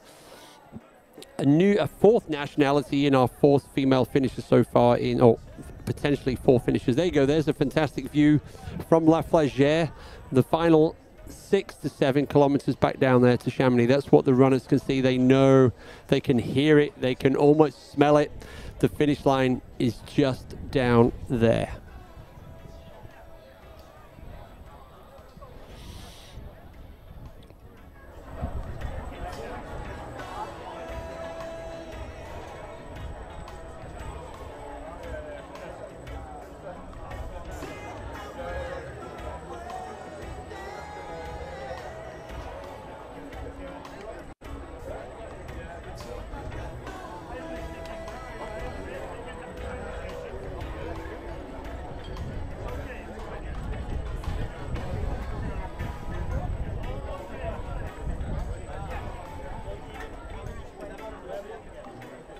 This is it, folks.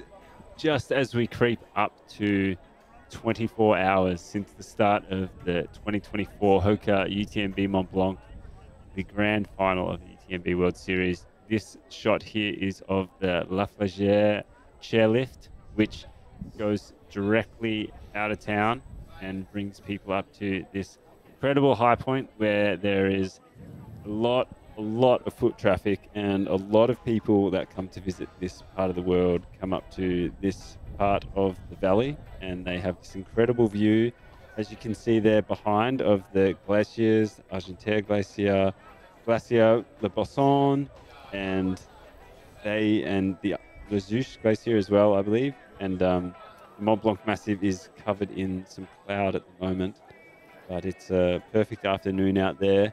Doesn't look like any afternoon storms are going to be rolling in tonight, but that is a good thing on a day like today when people are rolling in, and you know, people want to just stay outside in the streets and have an enjoyable meal and all of that.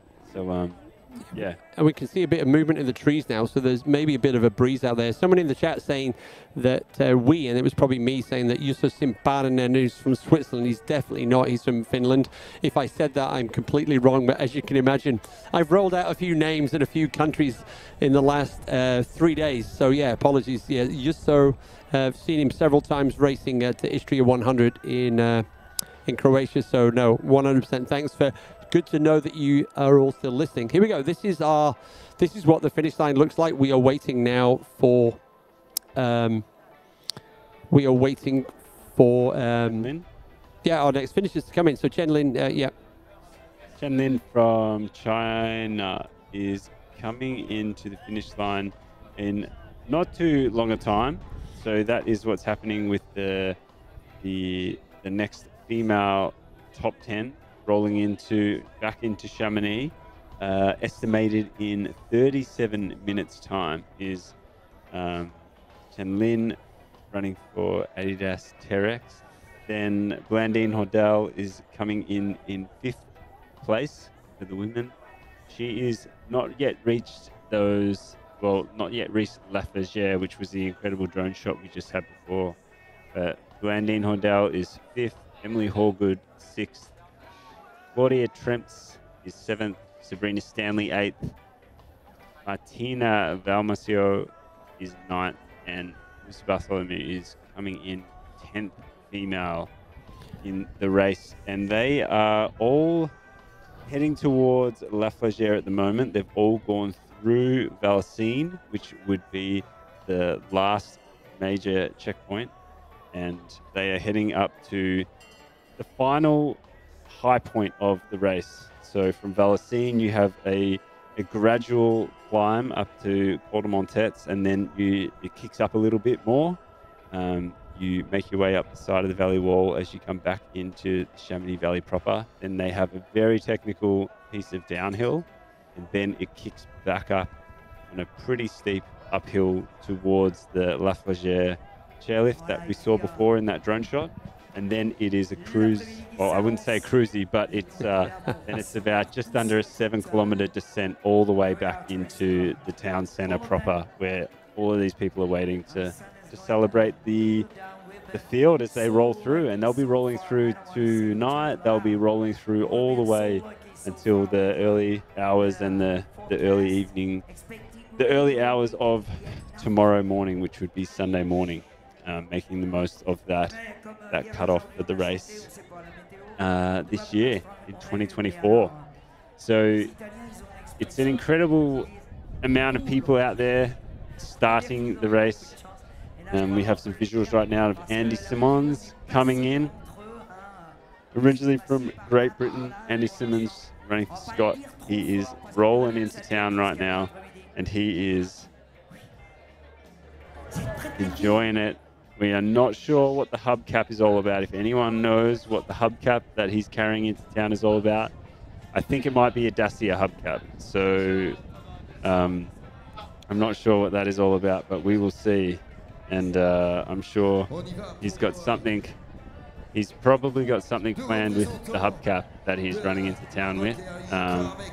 Quite unsure, but as we saw with our second place male, Baptiste, running in with the oar today and celebrating with the oar, like he was paddling over the finish line. This is Andy Simmons coming in with the hubcap, and we will watch him celebrate in just a moment's time. A little bit of a flash just then. I believe that might have been some finishes PTL, and they had they've been out there for a long time. This is Andy Simmons of Great Britain. Great Britain!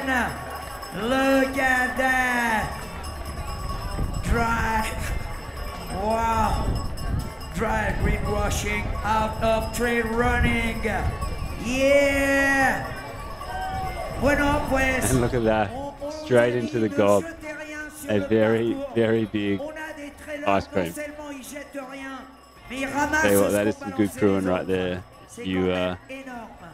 If your crew hands you a triple scoop of ice cream straight up. We ask our trailer not to drop anything on the way. Some of them do even better. They pick what the others have been thrown in. Look at that. Thank you so much. We care about our mountain. We love it. We never want to see this again. Fantastic message, Andy. What an ice cream. Well, you better eat it quick because it's melting. Yeah, it's just like the Olympic torch. Hey, dépêche-toi, mon Andy. Et regarde, la torche olympique, la flamme olympique. Andy m'a toujours fait des superbes arrivées. Avec son frère, il faisait du saut de mouton. À Belle-Île, il sautait dans le port. Enfin voilà, il y a toujours eu quelque chose d'original à chaque fois. Et il ne change pas. Et regarde du côté de la PTL également. Ils sautent dans les bras, ils s'embrassent. Nos amis belges, le plat pays. Vous en avez changé pour une semaine. Là, c'était un petit peu moins plat. Moi, je me demande toujours comment ils s'entraînent les Belges, et on en a toujours sur tous les grands trails. Got some audio there, folks, from the finish line as Andy Simmons has just crossed the line, brought over a hubcap and taken possession of a very large ice cream. We've got some footage here of this place woman that is most likely Wendy Nondel from France, coming in 5th female, and she is making her way up this steep section here. You can see it right in front of her.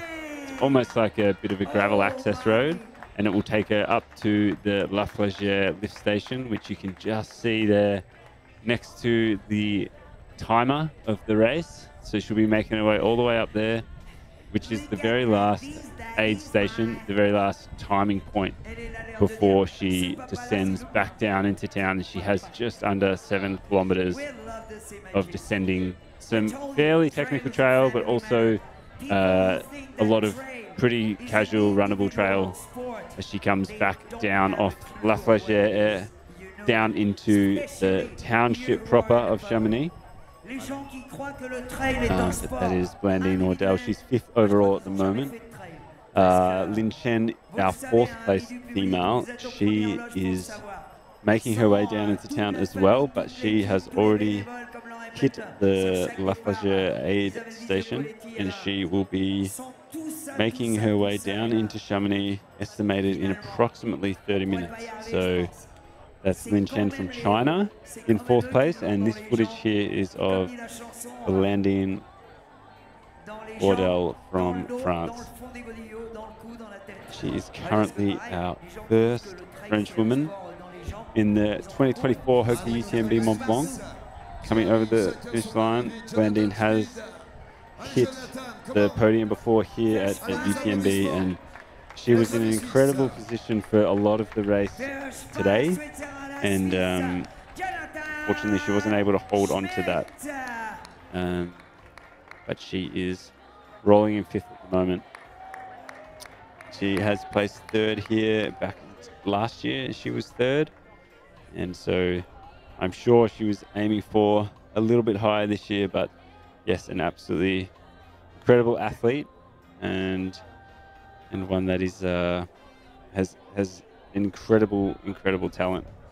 Being out here in 2022, winning the CCC, and also she has won the OCC out here at UTMB Mont-Blanc. So as Keith was saying a bit earlier, she was one of the women in the lineup that was going for the, I'm not sure what he called it, the Triple Crown or whatever, but a girl, one of the women that was going to potentially win all 3 of the events here. It's Jack Chamberlain from the UK coming over the line. I think he'll be very, very pleased with making that happen. At 12:30 for the categories. Coming in sub 24 there. At 4 o'clock for the absolute winners.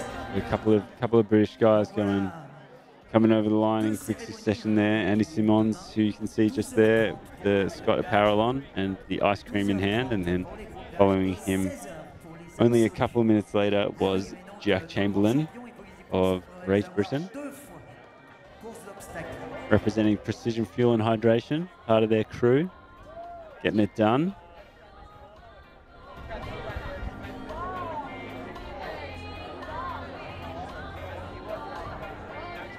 This is the hustle and bustle of downtown Chamonix right now. On a Saturday evening, the last day of August 2024. This is what the main street of Chamonix looks like. So it's very much appreciated that everyone in town does part like a sea when the top runners come through, or any runner comes through actually, and gives them a round of applause, makes them feel very, very welcomed. Jonathan Schmidt from Switzerland has just come over the line as well. So great run in there. Another sub 24 hour run, 23:42. Jonathan Schmidt from Switzerland with 1:41. So I think he'd be very happy with that. Going sub 24, getting it done in a day is just one extra little bit of cherry on the cake out here when you cut a lap of the Mont Blanc Massif, running from Chamonix to Chamonix, crossing the 3 countries, France, Italy and Switzerland, all the way through the night. Yeah, it's a bit of a thing, folks, if you line up here at as you line up here. Getting this done in 24 hours, but also then if you can get through this whole course without having to go through another night, or without having to go through, without having to pop on another head torch, it's another small victory to celebrate, because once you pop on that head torch again, and you start to trek through another night, it can quickly become a very, very long night indeed. So it's it's great to see these runners pulling off some incredible times, incredible races. We're going to see how many more. I think maybe we will get 2. It's just going to depend on how they are making that final descent from La Flégère, that final 7 kilometers.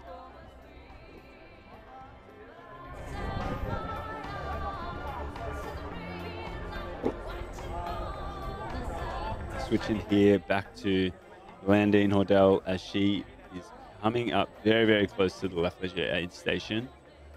She's not far away at all, so that is going to be a very, very welcome sign for her. Like a lot of people,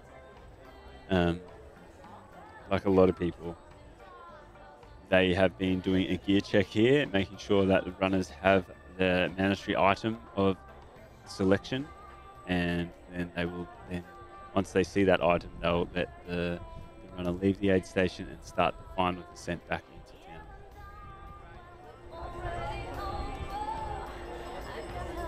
Dans les coureurs qui sont dans la descente, qui ont passé à la Flégère, on attend Petrenek, Edgar Diaz, Kaduma Lourd, Guillaume Berthier, John Barrera, Mathis Doré, Linchen, Ethan Peters, Pablo Villa, Jean-Marie Tivret, Hippolyte Pesky et Jacques Guivarch. Pour l'instant, c'est ce qu'on attend entre 17h49 et 18h25 ici sur la ligne. Devrait pas tarder. Oui, on n'est pas encore sur des fréquences très élevées dans les arrivées, puisque on est encore un peu sur les avant-postes. Donc voilà, j'ai tout le monde peut So passer. this, Keith, welcome back. This is Blandine Hordel coming up, 5th place female, making her way up to the final timing point, the final aid station of the race at La Flégère. Moving well, amassing a bit of a crowd as she moves up the climb. I'm sure that's a number of people that she knows. Oh, this is Blondine. Blondine. Oh, cool. That is 5th woman.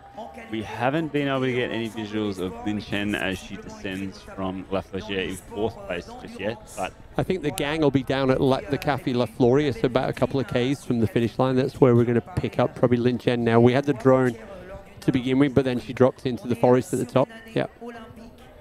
So Blandine coming in.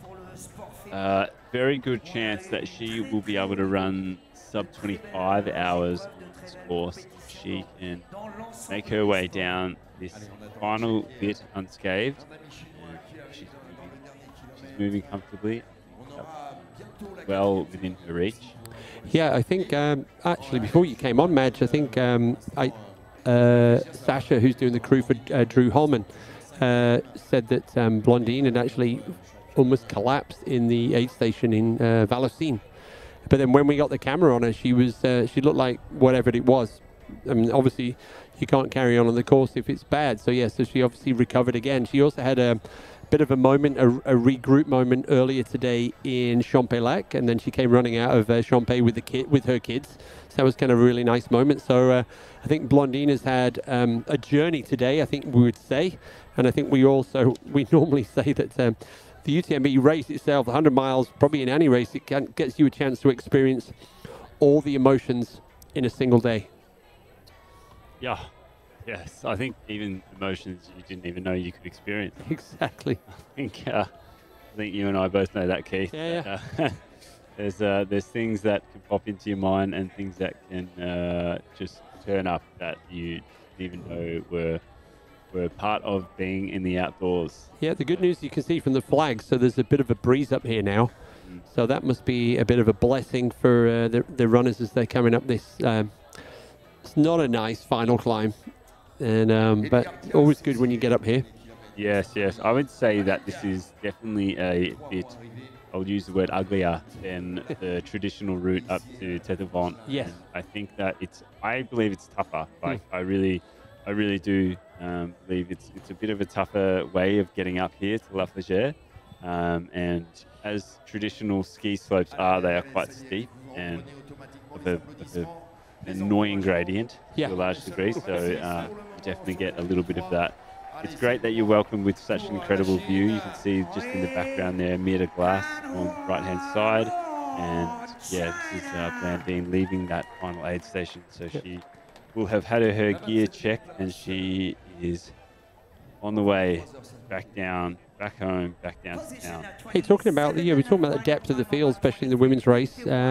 One of the things that Chrissy Mail, I was just chatting to Chrissy off air as well.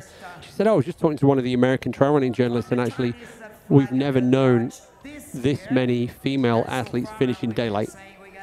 And so the way it's going right now, so we've got, I think we've got Chen Lin, she's already on the way down. We've got Blondine, she's about to do the same. So Blondine's going to be in before 7. I think Emily Horgood is going to could well do the same. Emily is due here in La Flégère in about 25 minutes. And then we're honestly going to have the top 10 women home by 8 o'clock, the way things are looking right now. Lucy Bartholomew, 10th placed athlete right now behind Martina Valmasoy. They could be home by 8 o'clock, which would be unheard of in terms of of this race as well. So that also emphasizes the progress of the athletes, but also how the depth of the field as well. Go, go, go, go, go, go, go, go, go! Yeah, it's unreal. I mean, I guess that's that's just part of the game at the moment. You know, everyone is stepping it up. I think when you look at it, the amount of females in this top 10 that probably consider their life to be that of a very close to full-time, if not full-time athlete, is quite high as well. It's a huge amount of time and resource that they can dedicate towards being the best that they can be in this sport. And I think that is something that is growing very, very rapidly in this sport. So it's cool to see them all working against each other, but at the same time in a different way with each other to make sure that they squeeze the most out of themselves. But we're just going to shoot to a short commercial break, and we will be back with you on the other side of that. Et qui court pour le rire, médecin de Sars Solidaire. On peut l'applaudir, il va mettre son nez, vous le savez. Il y a 160 dossards qui coûtent 2300 € et il y a...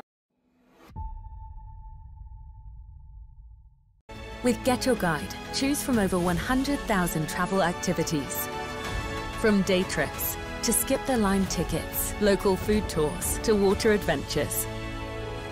Get Your Guide, unforgettable travel experiences.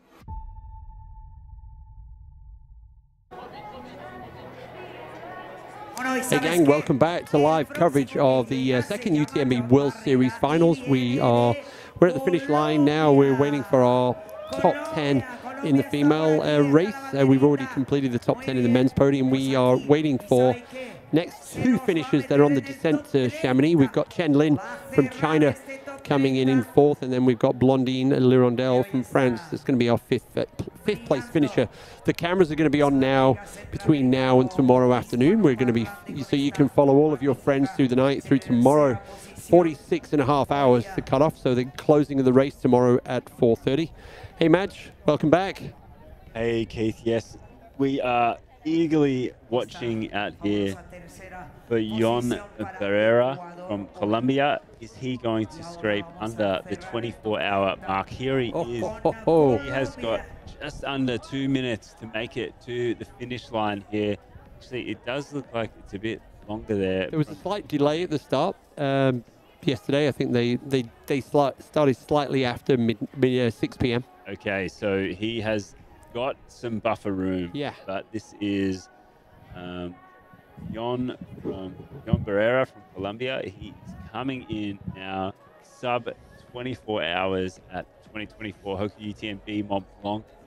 He is looking like he's trying to find a smile deep in his soul, but it's not really coming to the surface. I think these might be his children or just some paid children to run along with him for a moment.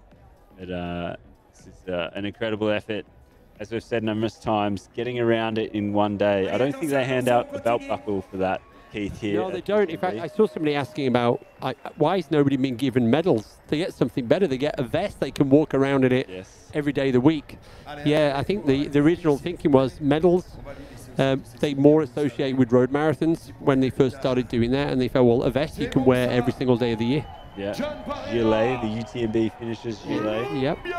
Start to see them pop around town more and more often as the week goes on. It's, made it. Time to spare.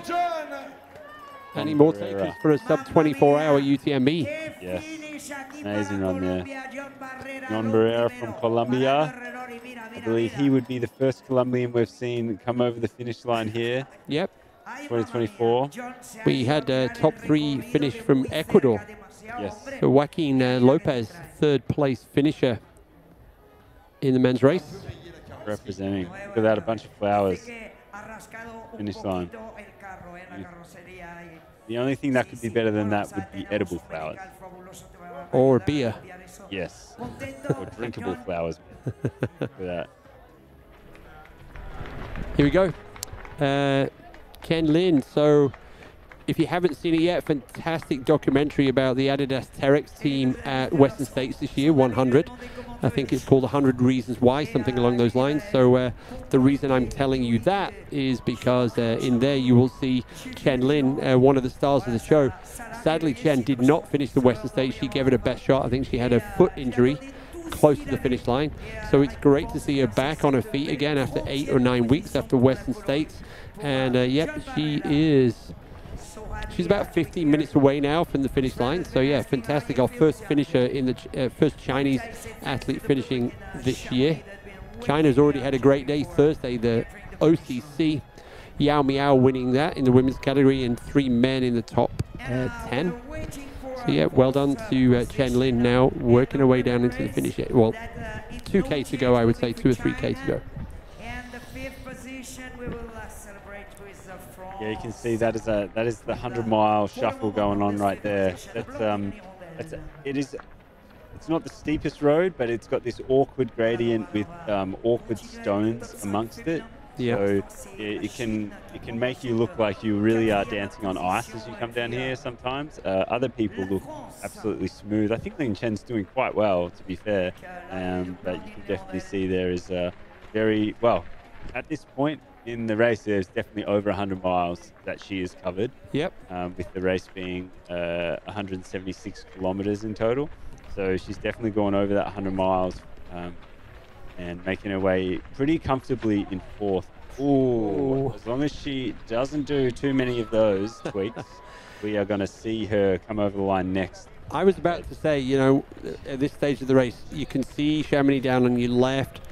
you're thinking about a few things. What am I going to do? I can't wait to take my shoes off. There's so many things going through your mind. As soon as your mind drifts away from the job in hand, that's when things like that happen. So I'm glad she kind of bounced back from that little ankle twist there as she's coming down here. So well done, Chen Lin. Still on it.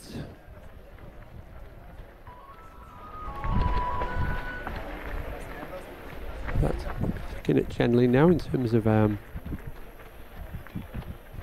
race information. So let's have a look at. So yes, so Chen Lin, she won the UTMB major in Thailand. The Doi in Thanan at the end of last year, 175 kilometers. She was the winner there, and but yeah, I think this is her first time racing here at UTMB. So not a bad one, especially in a year where 24 hours definitely in the past probably would have got you even in the top 3. So yep, good first UTMB experience for Chen Lin. Yeah, I mean, like when you start to look at this top 10 of the females, you really start to see names that have been on the start line and finish line of Western States, and also now making their way to the finish line of UTMB. Yeah. Obviously, Katie Scheid, Yin Chen, Emily Hallgood. They were all amongst the women that were a part of the Western States event this year. So I believe when I did look at the start list earlier on, the top 10 favorite women out of the 10 most favorite according to the UTMB index, 5 of them were finishers of the Western States, and with 3 of them to be in the top 10 now from 5 at the start of the race, it's pretty impressive. Yep, and we've also got Sabrina Stanley in there, I think 2 times winner of Hard Rock. So Sabrina Stanley in the top 10. So yeah. And she is going, I believe she is 1 place better than she did last year, being in 8th. I believe Sabrina came in 9th last year, 9th female. So yeah, no, I mean at the end of the day, you got to be all right, going better than you did last year. The race, so 23, yep, 9th, and in a time of 26:58. So wow, yeah, huge improvement. We'll see what that looks like. Yeah, so Sabrina's last win at Hard Rock was back in 2021, coming out of the pandemic. So yeah, and also first at the Quest for the Crest, 50k in 2022. But yeah, still going strong. We have ticked over 24 hours first, so anyone from here on in be a finisher of UTMB, but not in a day, which is a small little thing. I'm sure that a lot of people would tell their grandkids. Keith, it's not the be-all and end-all. No, I think being part of the finisher, getting to the finish line, getting that vest, and all of the other things that come with it, and seeing all of your support team, the family, the whole gang. So yeah, I've seen it a lot, Keith, where and I'm going to direct this particularly to a lot of the male runners out there. They come and run UTMB for the first time, and they do a 28, 27-hour race, sub 30, and they're like, easy. I'm easily going to go sub 24 next time I line up to that start line, and then they've got a 27-hour finish, and then they go full gas. I'm going to go sub 24, and they end up with 35. And it's a tough race to pull it all together sometimes. Yeah, I was super impressed today how Katie, she was running to a 22-hour strategy, and she almost delivered on that. I think she was about 10 minutes out in the end. Yep. So having a strategy is one thing, delivering on it is very different, and I think that's what's happening more and more now with our elite athletes, or with these elite athletes. Yeah, I think it's just a mix, right? Isn't it? It's a mix of seeing people go and do those kind of times, and then having that belief lifted around what is achievable on this course, and then you've just got to be bold and attack it. Yeah. A time like that, and sometimes it pays off, sometimes it doesn't. And you know, to achieve great things, that you've got to also put a lot of risk in with that a lot of the time. So 100%. It's really interesting to see it pay off sometimes, and a lot of the times not. Amazing to see our first male go sub 3 today, though. Very, very impressive. It's Emily Hallgood coming up. Yeah. Pleasure aid station. Emily Hallgood from Zimbabwe. Now, I believe she's living in these days. Yeah, she's in almost about 20 minutes outside of Auburn, the finish of the Western States. So she's very much a local when it comes to the Western States race. So Emily was second here last year at the CCC. She was sixth at UTMB back in 2022. She was 10th in 2021. So, yeah, Emily Hallgood, she is, you know, you can always guarantee Emily is going to be in the top 10. It's almost like, yeah, you can always rely on Emily. You can also rely on her smile as well. Yeah, we are just reading through the chat here. We're definitely getting footage of the top 10 women as they make their way up to La Flégère, as you can see right now with Emily Hallgood in 6th place. And then we have Blandine Model in 5th place and Lin Chen from China in 4th place. As the footage comes through, we will be chopping and changing between it, because not all the time we have the footage, but when we do, we will make sure that we celebrate these finishes as they come through. So just give us a little bit of patience on the chat, and we will try and get the coverage as equal as possible. The top 10 sitting here until that happens tonight, whether it is 8 o'clock or whether it blows out to midnight. I think Keith and I have got enough, maybe don't have enough snacks, but to go to midnight, but we will figure that out. Yeah, so Emily's going to be she's already finished Western States this year, so Emily is one of those athletes here doing the UTMB Western States double.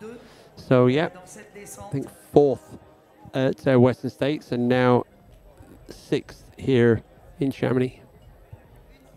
Emily probably was a part of that 100 Reasons Why documentary. Yeah, and actually, yeah, because Petter Engdahl we saw yesterday in the CCC, I think Petter actually stopped. I seem to remember. It's kind of like it was a bit of a blur. And yeah, so Petter was having a tough time during Western States, and Emily caught up with him. So there was kind of some really nice camaraderie, almost like Emily, both in the same team. So they kind of like encouraged him to keep going. So that actually got Petter, I think Petter just outside the top 10 at Western States. So yeah. Yeah. You know, from memory, I think he came 13th overall at the end of the day. Maybe not overall, but I think he came 13th AL at Western States, which, you know, it's not a bad day, but I think his expectations were probably a little higher. 100%. So yeah, I think we're going to jump back to the finish line here in Chamonix now, because I can see in the chat our Chinese crew are like, we need to see our athlete coming across the finish line. So Chen Lin, Team Adidas Terex, she should be on the outskirts of Chamonix now. Well done, Emily. You've made it to the top of the last climb, and what a final climb it is. Yeah, I guess this would be, yeah, this is where expressions like smell the barn. Yes. As you hit La Flégère, it's not the most comfortable downhill all the way back into town, but definitely smell the barn. And as you make your way down, you do start to hear some of the noise of the town, as you were saying before, Keith. Yeah. I think that spurs you on just a little bit more as you make your way all the way to the finish. Don't forget to hydrate. Cheers. Well over 24 hours now, 24 hours and 10 minutes. As you said, Keith, there was a slight delay in the race at last night, Friday, so they started a few minutes after 6 p.m. Friday night. Normally the race starts at 6 p.m. on the dot, but a little bit of delay. It throws out the timing here, so... Yeah. Oh, Matt, you probably, I don't know, were you watching here when our race leader Vincent came in here for the kit check? I heard about it, but I did not see it. No. Yeah, so for the elite athletes at the front, they do a so-called, I think the top 3 maybe get a kit check. So Vincent arrived here and no one knew about the kit check. It was a surprise as well. So he came in and they wanted to see bits of kit. And then because of the hot weather, the athletes should be carrying the capacity, should have the capacity to carry 2 liters. They don't have to be carrying the 2 liters. And he showed his flask, and then there was the last thing was the Ziploc bag. And the volunteer who was checking us like, this isn't water. He says, no, in Skimo, this is considered okay for carrying water. Probably Skimo, you just stuff the snow in there. So after a quick phone call, he got the green light to go on. But that was like no, do not. Yeah. And the reality is that if he did not have everything he needed, he would have been disqualified. That would have been that would have been the story. That would have been a story of heartbreak. Yes. Yeah. So I think we all globally breathed a sigh of relief. So here we go, Chen Lin into Chamonix. Adidas Terex. Yes. So if anyone is out there on the chat, give Chen Lin a bit of love. Make sure we welcome home our first Chinese female athlete to finish the UTMB this year, 2024. A runner and finisher of the Western States 100 miler as well. So another finisher coming in, flying by. As you mentioned, Pete earlier on, winner of a number of the UTMB races, Trans Jeju, South Korean race, mile category. Also, Jo Theophon by UTMB, in Thailand, doing the 100 miler out there as well. Very similar 100 miler to here at UTMB with 75 kilometers, just over 10,000 meters of elevation. That would be a tough race, that one. Yep. Been out to the Thailand mountains before. So it's still a bit of a game face going on here for Chen. She's not giving too many smiles away just yet. She's still pretty focused on one from the other, making sure that she gets this done. Got another athlete coming in here behind Chen Lin. It could be Ethan Peters. I think Pablo Villa already passed her. So that could be Ethan Peters. It could be Jean-Marie Divray. So yes, there's a couple of runners that are coming in. Can't see the numbers, but yeah, coming in now to the finish line. Always nice to get in before the head torches are out. Yes, absolutely. So able to avoid that additional donning of the head torch. Yeah, and then that instantly slows you down. Yeah, absolutely. Yeah. But for the majority, the absolute majority of the people out here that started the race today, they will definitely be putting on head torch for another evening. Yeah, we have, and the majority of the runners will come in probably in the last 6 hours tomorrow. So yeah. The majority of runners of this race, actually right now, if you look at the spread, can be seen on live.world. The majority of the athletes are in between Anuva and Grand Colfray, so that is between 101 kilometers and 106 kilometers. Incredible. I think I just saw Corinne Malcolm cheering on her teammate from Adidas Terex. So Corinne has been out on the course today selling t-shirts. Oh yeah. Here for the women's race, and I've also seen, Corinne's been giving us some intel as well. So, let's have some sound for ourselves. Elle est passée devant le salon, ça y est, elle traverse la route pour venir nous rejoindre la 4e féminine. Lin Chen parts the sea here, entering back down to Chamonix. Allez Jean-Marie, on t'attend. Allez Jean-Marie.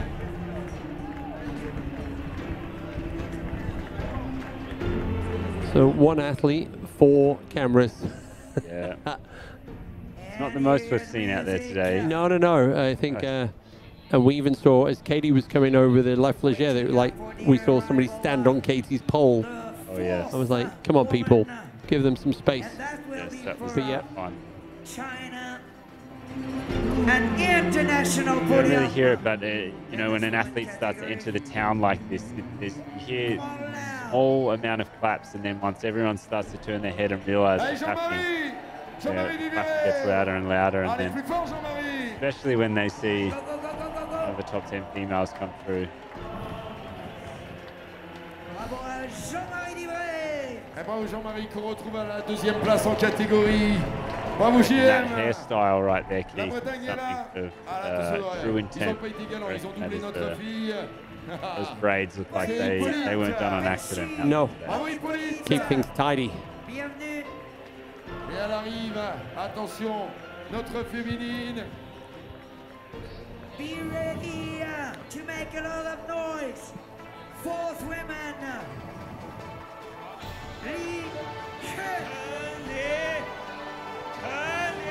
Position off strong here. Yeah. Hey.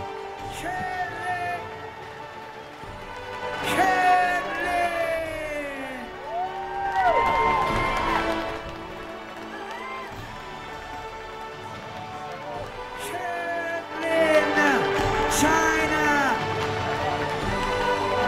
Position 75.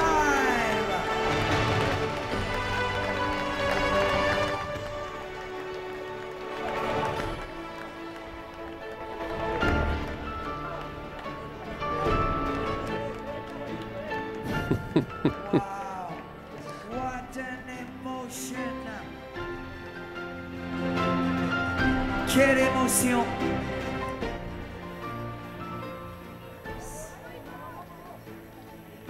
Stanno a piangere.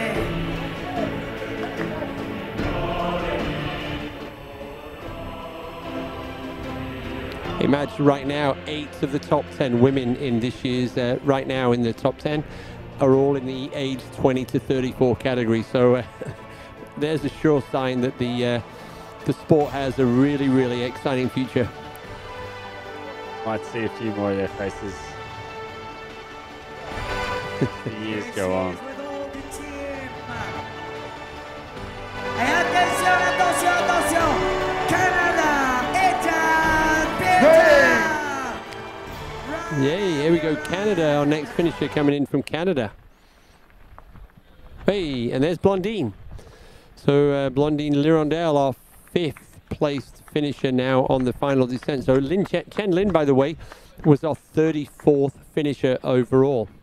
So that means our top 4 women came in the top 34 overall. So yeah, Blondine on the way down now, so she should be in the next 20 minutes. So it's exactly the same spot we picked up Chen Lin. Yeah. And here she is celebrating, making the most of her time in this incredible finishing shoot in Chamonix. This is one of those very, very rare moments in an athlete's life. Yeah.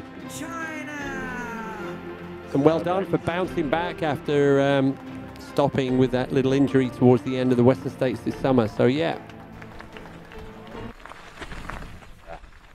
And just before, folks, we saw Ethan Peters of Canada running down the finishing chute with a sign, "Run, Abby, run." Not sure exactly what that is about, but kudos to you, Ethan Peters, for chasing down the clock, coming over the finish line 4 hours and 18 minutes on the dot. Chen Lin finishing in 24 hours and 16 minutes 33 seconds, and Nadine Waddell is our 5th woman and our next female to come over the finish line for the HOKA UTMB Mont-Blanc for 2024. So folks, if you are on the chat, and give a bit of a shout out to these incredible athletes making their way back to Chamonix after a huge night out on the trails. It was very, very well appreciated, I am sure.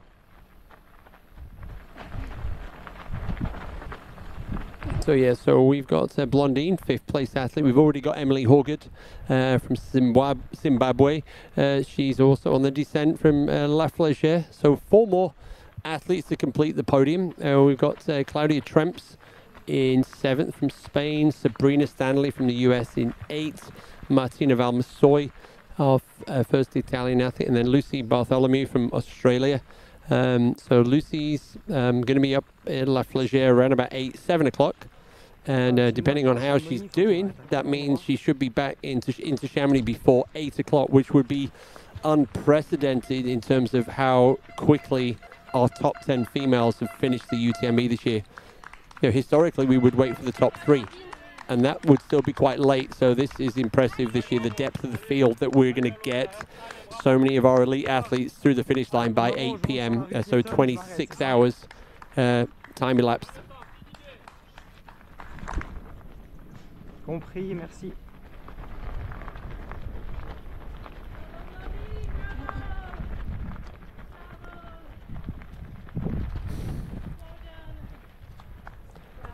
So, Madge, you were up at Arnuva this morning. What time did you go live on air? So we were at Arnuva. We made our way over there at about 1:30 a.m. this morning. We travelled from Chamonix through the tunnel over to Arnuva, and we set up the live stream over there, and then we got to have about a 1 hour nap in the front seat of the car. Myself and Alexi, who is going to be getting on the French live stream pretty shortly. But Alexi and I were out there, and we went live at about 4:30 this morning and stayed on there until you folks in the studio took over at 7. So that was cool. An amazing aid station. The one aid station on the UTMB course that's 100% vegetarian as part of the environmental sustainability initiative of the race, and so we didn't see any meat over there, so we had a very vegetarian breakfast, but there was an incredible amount of cheese that we saw over there. I believe it's the Fontaine cheese that is a bit that little valley there is famous for, but that was pretty impressive to see, and yeah, it was a really incredible place to be, to see those runners come through the earliest hours of the morning as they made their way out of the aid station up to the infamous Grand Col Ferret. And from Arnuva, looking up, could you see the snake of head torches coming towards you? Yes, you know, we didn't really get the snake effect, but we could see them a couple of 100 meters out from the aid station, and so that was very exciting, and it was just unreal at the rate and the speed at which some of those runners were coming down that hill into the aid station. And we saw some very energetic, very positive runners coming in within the top 10 of the males and the top 20 in the top 10 of the females, and we saw some very broken runners coming in. Yeah. And it was very interesting. I think one of the really interesting things is that just, you know, they went into that aid station and they saw their crew about 18 kilometers prior to that, and they came into the aid station, which doesn't have any crew aid, but they were all very dialed into what they needed and what they wanted to get out of that aid station and just rock on. So it's amazing to see. It's amazing to see in front of the field work through aid stations. Right. Hey, Greg's just making Greg Quicksley kind of just talking about endurance commentary as much as endurance racing. And I would say, I mean, it's actually just feels pretty straightforward. I feel it's much easier here than when I work. If I do the commentary, if I do the announcing at the finish line, that's actually worse because you're really a lot more energy. You stood up. And actually, that's probably where I'm more likely to damage my voice because I'm shouting and screaming and doing all that. So actually, it's quite relaxing in the studio, I think, as a consequence of that. That's my experience anyway, Madge. Yeah. I think the studio affords a few more luxuries. Obviously, we don't have to be on camera the whole time. Yeah. Kind of be hidden a little bit. So as I've done, I've taken my shoes and socks off. Tried to be a little bit more relaxed here in the studio, as much to Keith's disgust of having to sit next to my feet all evening, but yeah, it definitely affords a few more luxuries. There is a good of mate over here. I'm not sure who owns that, but I might be sipping on it pretty soon. That is Martin Gaffori. So Martin yesterday was talking about voice protection for commentary and working like that. So yeah. Yes, keeping the voice box and the tube's lubricated. Let's put it that way. That's the appropriate way.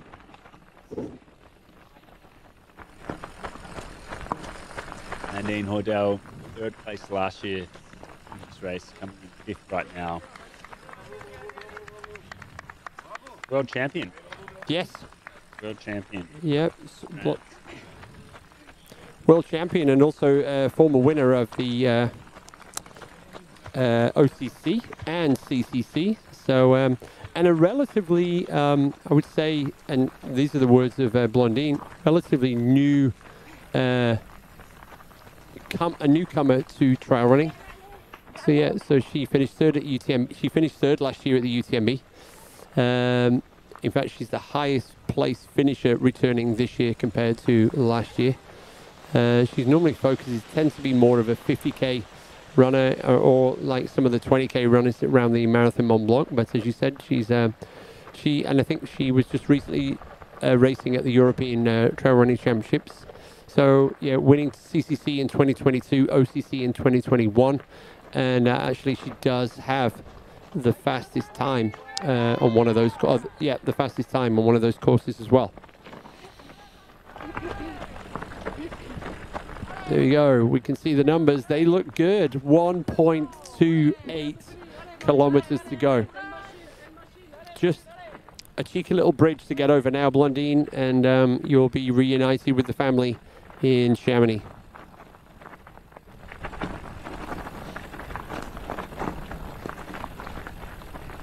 Blondine really has had an incredible race so far. She was leading. She was in the top 3 place for a huge portion of the race. Yep.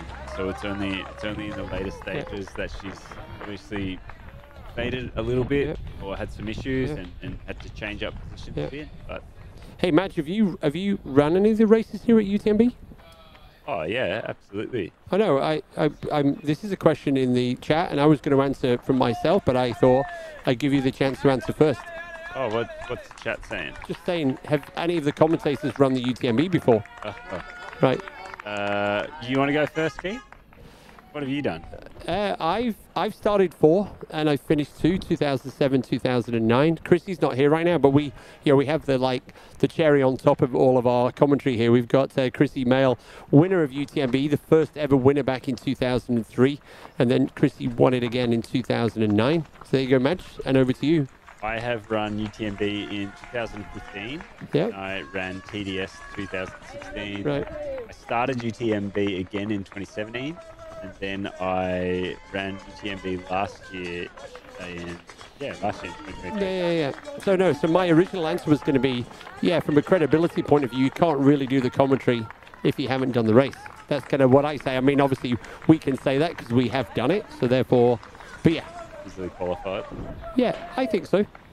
But I think it's there's a lot, and within all of that, Keith, yes, we've come here and we've run the races, but I've been here for 10 years crewing different people, crewing friends, crewing partners, and it's like, and that's part of it too. It's you come here and run the race, and then to understand it on that level is very important, and then to understand it on a level of crewing and support, a whole nother thing. And now we're getting to understand it as well through this medium of live stream and the way the sport's evolving in commentary. So it's I've also had a unique perspective since the beginning in 2004, the second year, in terms of starting the event, growing the event, adding more races to it, so that the conversations that happen internally here with the UTMB and with the North Face was the headline sponsor between 2003 2014 in terms of I really hope she hasn't swallowed a wasp. Wow. That was one of the sights you don't want to see, like a rolled ankle, an athlete stopping to try and clear their throat. Yeah. I've definitely had a wasp sting me on the tongue during a run before. Wow. I was wondering. I was thinking. I never would have thought of that. I just thought she was about to be sick. So yeah.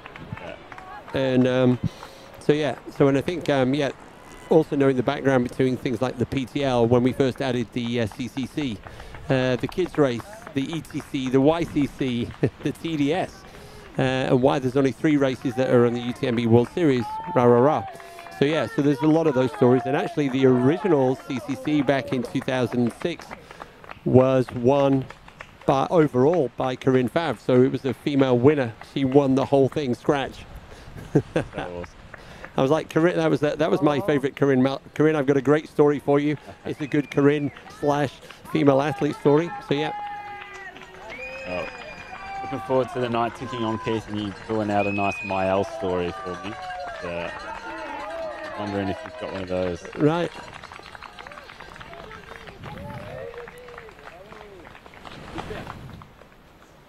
We've got the approval of Greg in the chat. Yep. Thanks a lot, Greg. I hope you come out here and run one of those races as well. That's what it's all about, I suppose. Get people excited and motivated to take on this challenge themselves at the end of the day. But I agree with you, Madge. I think, you know, the other cool, probably if this isn't your vibe in terms of running the race, the next best thing is to do the crew. I've had the pleasure to do the support crew, I think, for Lizzie Hawker on 2 of her 5 victories. And yeah, I mean, Lizzie is like low maintenance anyway. But yeah, still a pleasure to see the person you're doing the support for make it home and actually win. I mean, that's relatively rare over the years. So yeah. And I tell you what, be warned, it's probably harder than running the race. Oh yeah. So just yeah, don't think it's the easy option.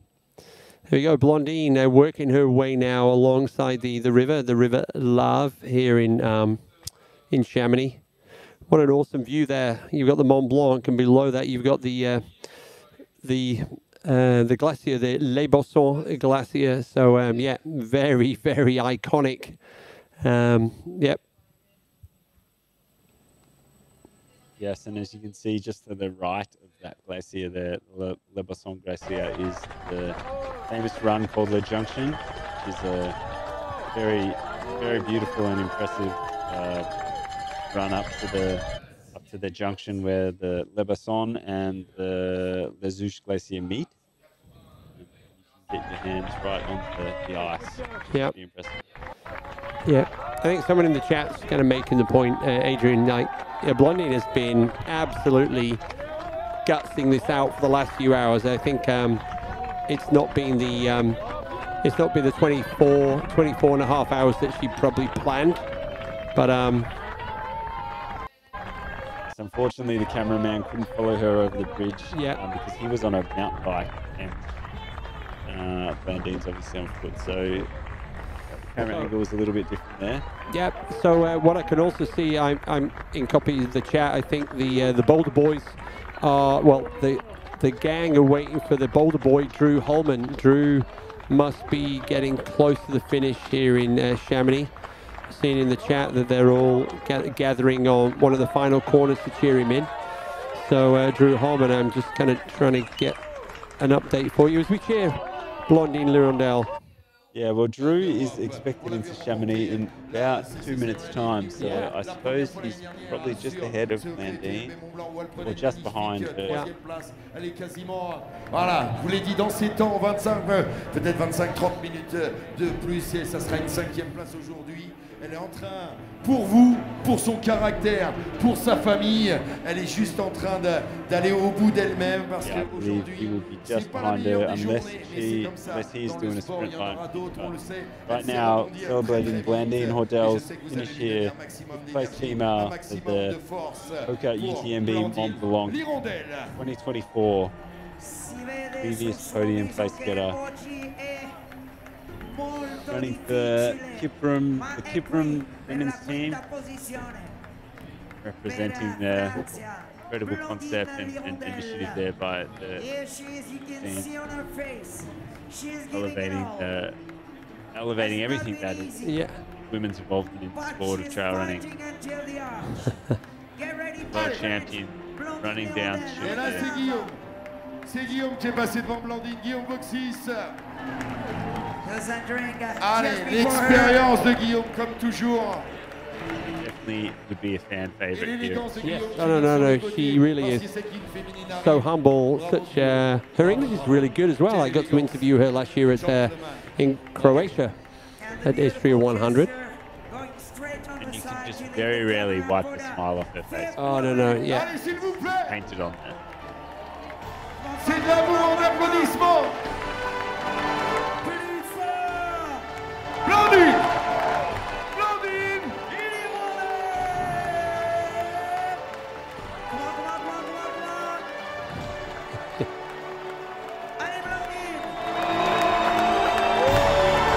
Blondine Hirondelle qui en termine de son deuxième HOKA UTMB Mont-Blanc à la 5e place. Whoa. That's what happened at Valocine as well. My goodness. Marco Monfante. Complimenti a Marco Monfante che arriva per Italia. Excellent to see the team. Wow. 100% ready for that. Bien sûr, on va. The crew medics that are available at the line. Yeah, in total, there are 350 medical staff on standby throughout the UTMB. Because, unlike us, we just talk nonsense. They need a little bit of rest. They're having to rotate the staff better as well. But yeah, 300. There's a lot of medical folk here to look after our athletes. But yeah, is PTL. Oh yeah, PTL finishers coming in right now. Hey. Well, and guys, if you're just watching this and wondering about this crew, they've been out on the course this Monday, 305 kilometers. More importantly, 25,000 meters of positive elevation. This is a crew of 3, I think, a team of 3. They're either 2 or 3, and yeah, incredible. So this is the PTL finishers. Unreal. So they started Monday morning at 8 a.m. local time. Yeah. They've made their way around. That is, as you can see, Blandine is just going to get straight away some attention medically, and we might have an interview with her a bit later on, but if not, then yeah, obviously is taking her health, making sure that she gets what she needs. At the moment, though, we can celebrate these. Hey, here's our 7th place woman now. This is awesome. We're kind of moving through the numbers. 7th place female athlete already after 24 and a half hours. So Claudia Tremps from Spain, working her way up. And what I can tell you is probably just a little bit further down behind Claudia, we've got Sabrina Stanley in 8th. Then we've got Martina Valmasoy in 9th, and Lucy Bartholomew is looking pretty good right now for the 10th and final spot on the podium.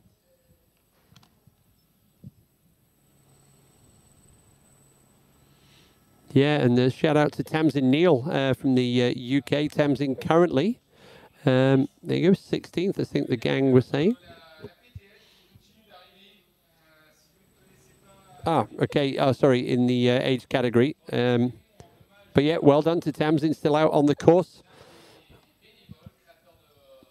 Hey, Chrissy, how you doing?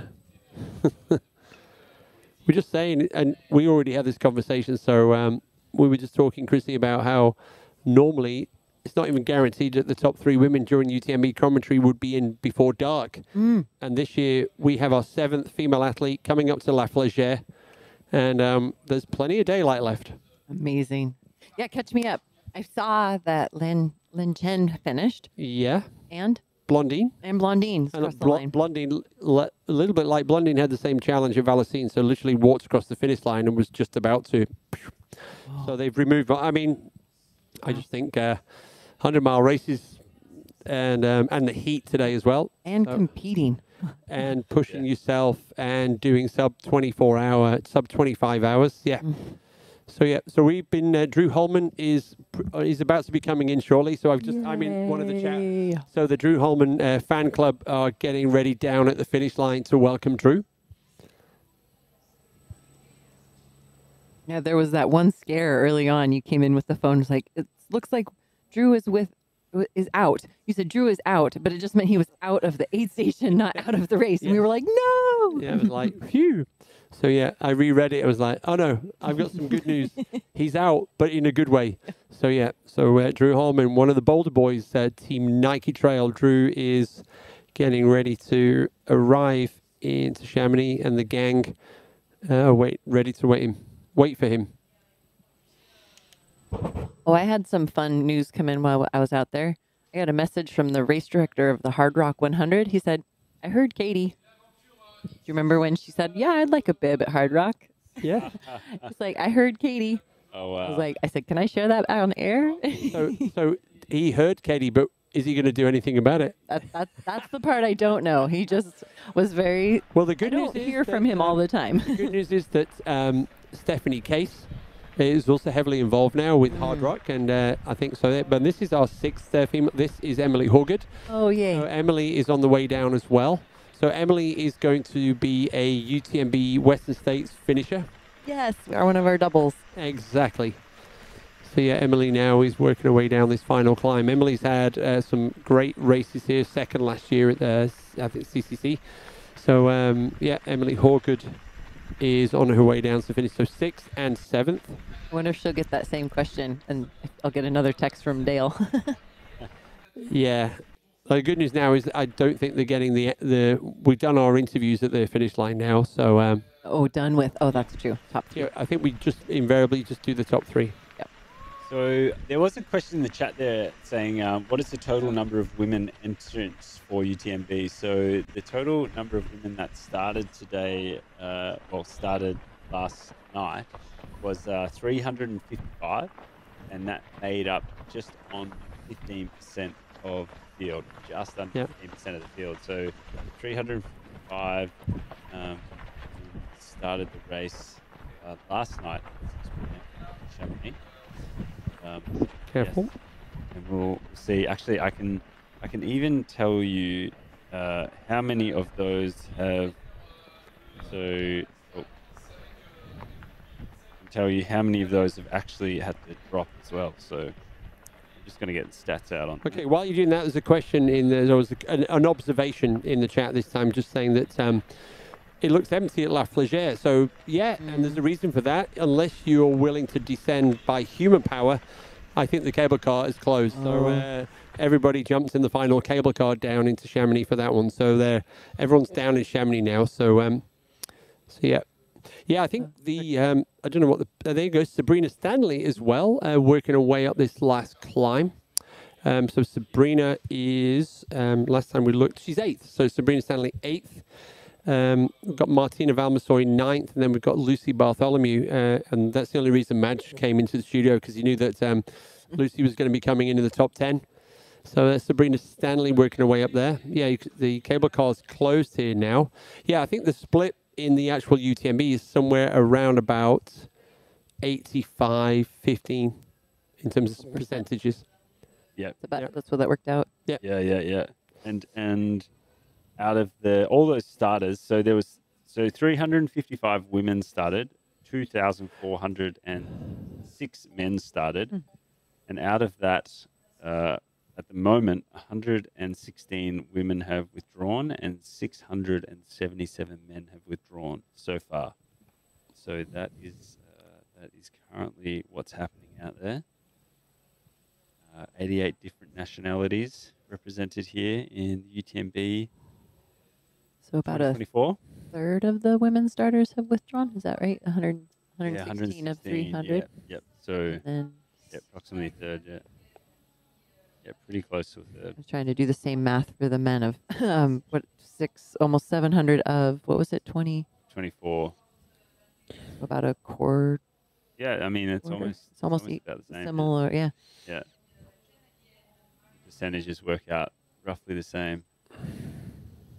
Maj, I haven't been on the mic with you yet because I left as you came on, and the first thing I heard from Ruth Croft in her interview was the tips you were giving her on trimming weight, and I thought that was fun. Back in 2015, when we thought we were super professional ultra runners and cutting off every little bit of material we could find that was useless on our running kit. It's pretty interesting. Yeah, I believe me and my good friend Robbie, we ran around UTMB that year. Definitely with a pair of women's pantyhose as our thermal pants and an incredibly small phone that probably didn't work that well in that was definitely bought on the internet. And yeah, there's a lot of small little things that we did, thinking that it was going to make the world a difference, and who knows if it really did. But except for if you had to use those pantyhose as your thermals. yeah, that wouldn't have The situation had got so. been very useful. But to be fair, we were always very certain and very, serious about if the weather was going to be absolutely atrocious and we were going to face cold nights, or if it was going to rain, we would have definitely taken the option of taking a heavier pair of thermal pants and rain jacket and rain pants as well, because it's all well and good when the weather's nice, like the evening that it was last night, and no one had to put on a jacket and it was a clear sky when you're running through these mountains. But on a bad weather night, you're really silly if you do take out something like a very lightweight rain jacket that saves you 100 grams, because it's going to cost you your race probably. Yeah, and we heard all today, because some people maybe not really understanding the thinking behind the mandatory kit. Like, the mandatory kit, total made up thing, and Corinne kind of let us know that when Tom Evans stopped last night, having the mandatory kit allows you to put clothes onto somebody that's in difficulty. And a couple of years ago, when we had a serious accident on the mountain and the race was stopped, a lot of the runners were high up and they were held high for a long period of time. So these unexpected moments that you can't plan for, and that's why the emergency gear does exist. And so, yeah, the mandatory kit has been refined over the years, over the last kind of 20 years at UTMB, and pretty much adopted now most events where there's a race going into the high mountains. Your comment about cutting off tags, I was thinking now they just do that when they make the gear. Like they don't leave anything extra or the designs. And I got a closer look at Marianne's kit. I don't know if you had any sight on it, but remember we were noticing the color blocking that matched the vest? The t-shirt was designed to go on the pack was meant to go on the t-shirt. It was actually built out a little bit too, almost like body armor, a little bit like padding. Oh, right. And then the white was that that Solomon fabric was super light, and and they had pockets on the sleeves too. Brilliant. I was just taking in the tech. Okay, gang, we're being called for a short break. We'll be back in a couple of minutes.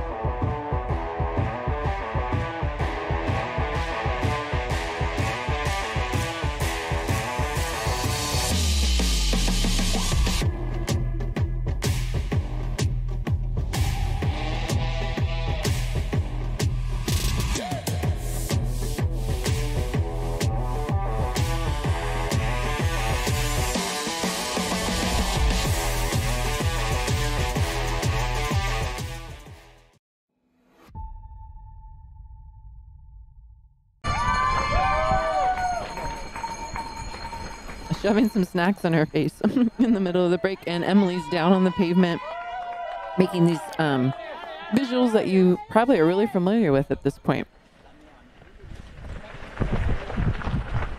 About 1.5K, maybe a little more to the finish. The river trail back to town. That is it. 9th woman.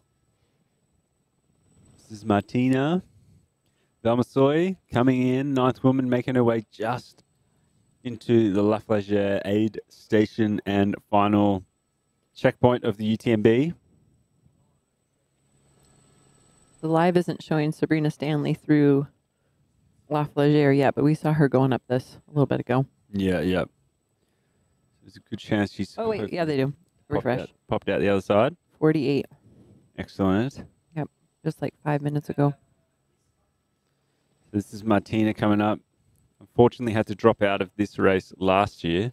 So I think she'll be very, very happy to be back and this far into the race for 2024 and hopefully sticking this last 7 kilometers to the finish and getting that top 10.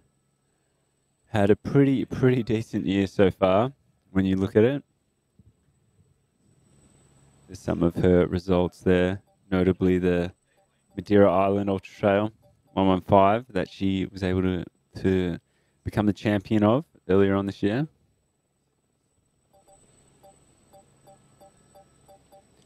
We appreciate all the love in the chat.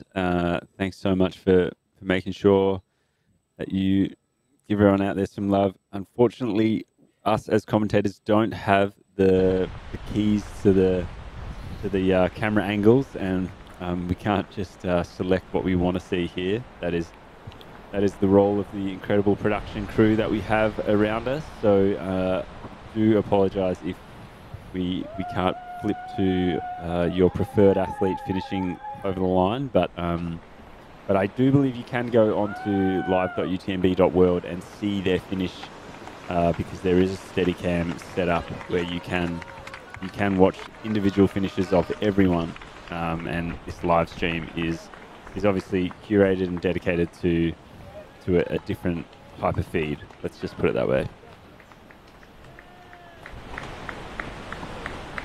So Emily Horgood from Zimbabwe originally.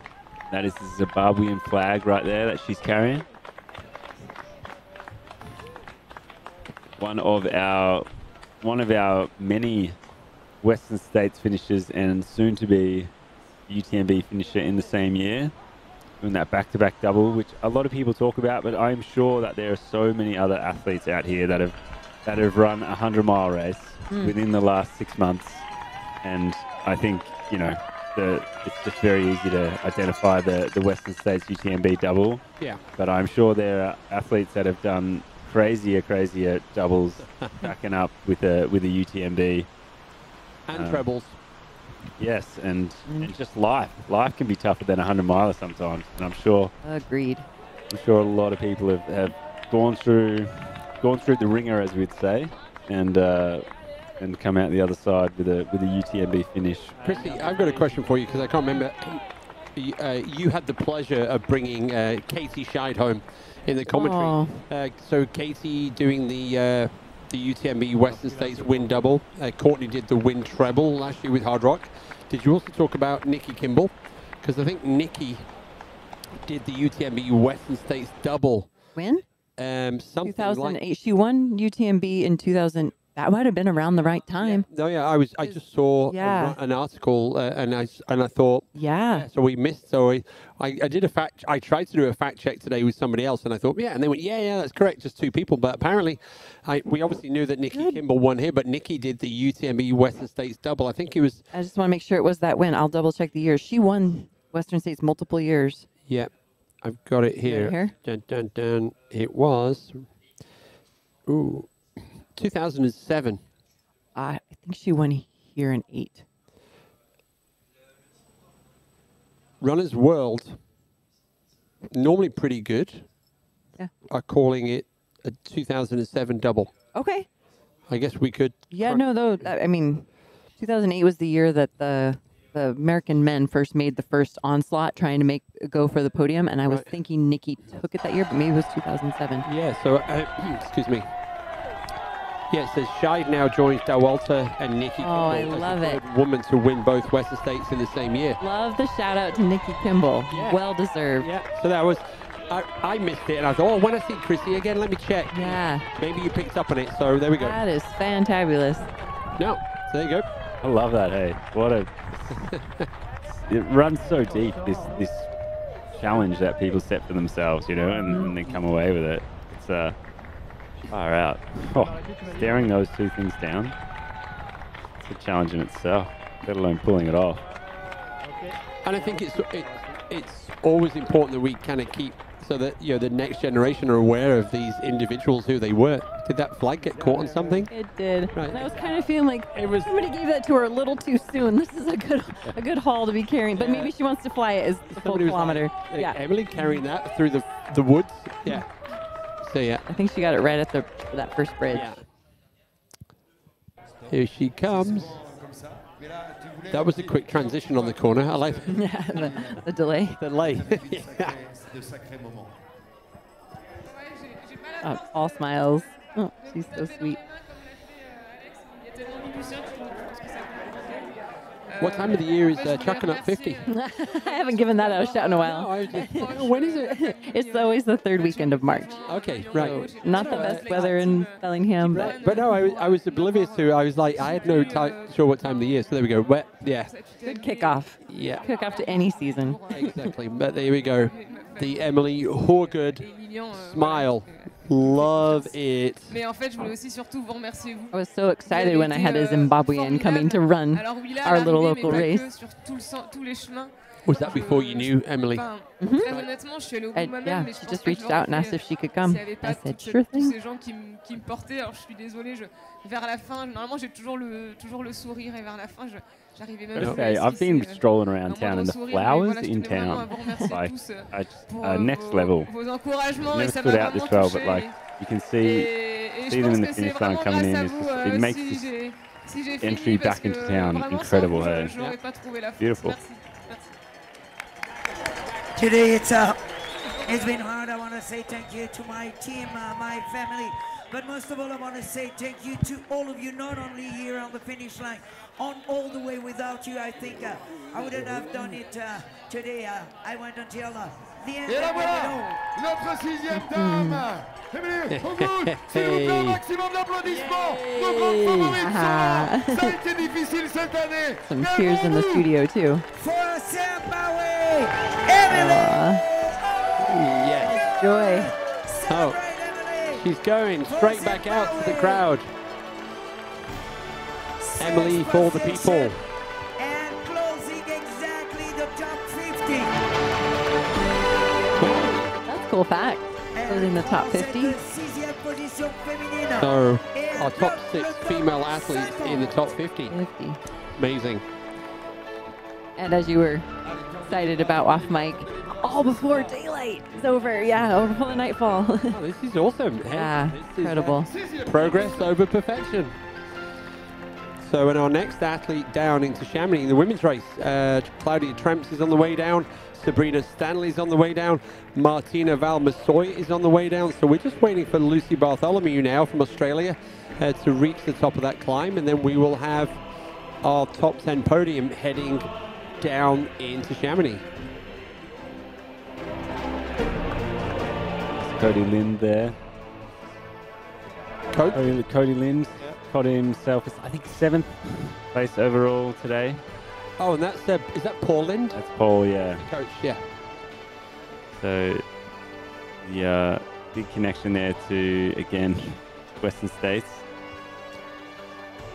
Paul was actually part of the Terex crew at Western States this year, driving everyone around on a 4-wheeler motorbike, getting them to and from the aid station. There's Petter Engdahl with the camera. That's Petter here. That's Petter, right? I think so. So yeah, the Terex team, the finish line.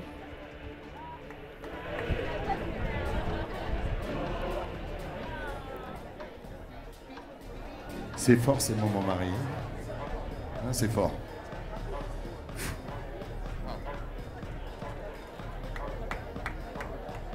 J'aime tellement ce sport pour tout ça.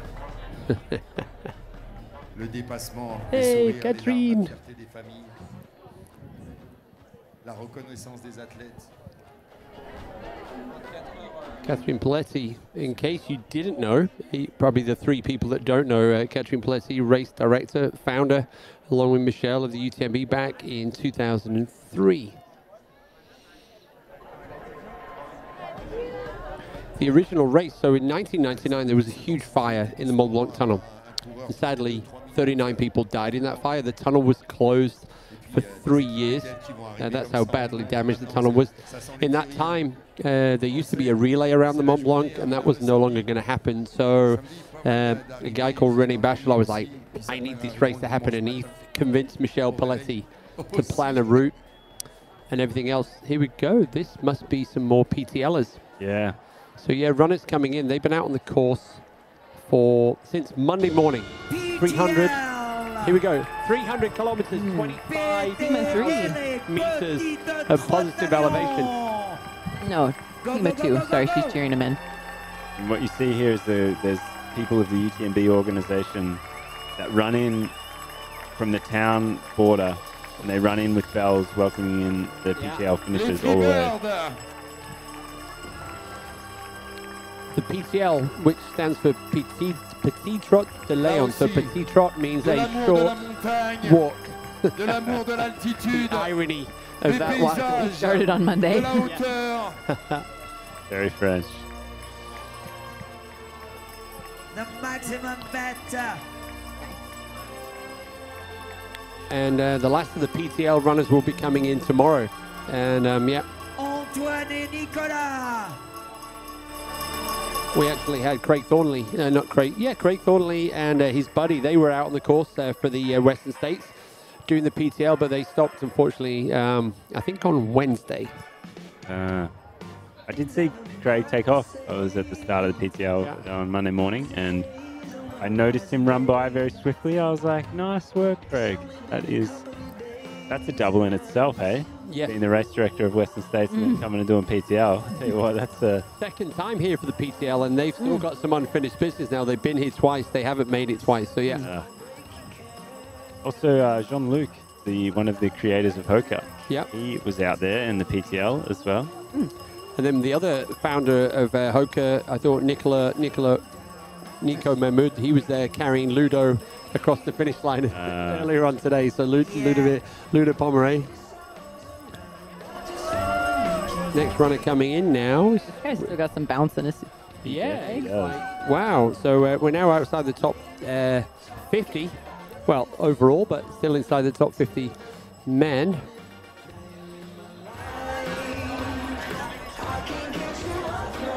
His number. Flags are moving down the line. Let's get number ready 53 by any chance? for Guido Cannins. It's probably... yes. Guido. Looks like an Austrian flag. Lithuanian? Oh, Lithuanian. Yeah, that's like Guido Kalnins. Is that? Guido. Well, then Guido. 187. Yep. You got it. Latvia. Guido. Latvia, well done to Guido. Next athlete should be in is Javier Dominguez Lado, then Doug Picard. I saw somebody, I think Doug. Jeff Mogavero. So Jeff from the US. Jeff is on his way down here. Should be here at 7:30. We got Claudia Tremps coming in around about 7:30 as well. Brina Sandley as well around 7:30. So it's going to be a 7:30 rush hour. There we go. Team effort for the PTL runners. Martina Valmasoy 7:40.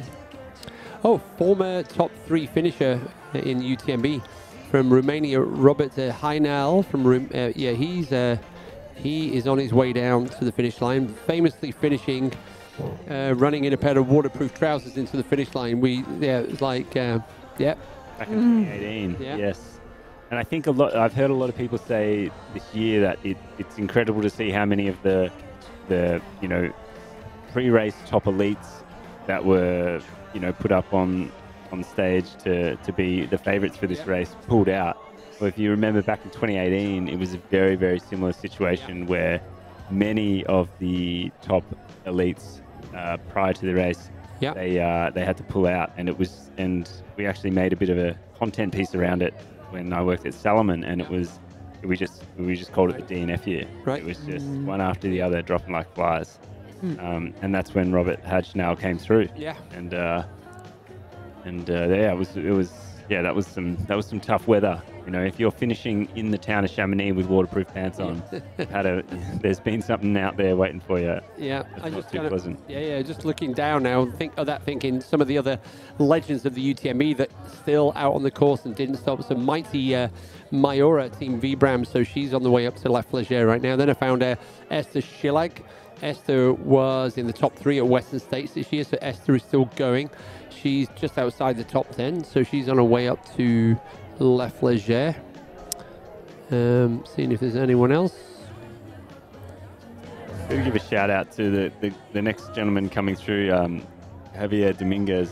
He's a gentleman that has placed in the top 10 here at UTMB a number of times. He was 3rd at Hard Rock last year. I remember him coming out. Didn't have any crew.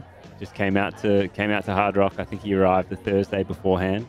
Didn't have any crew and just set about getting a 3rd place out there. Hard Rock starts Friday morning, just for reference on that. Yeah. So it's a quick turn.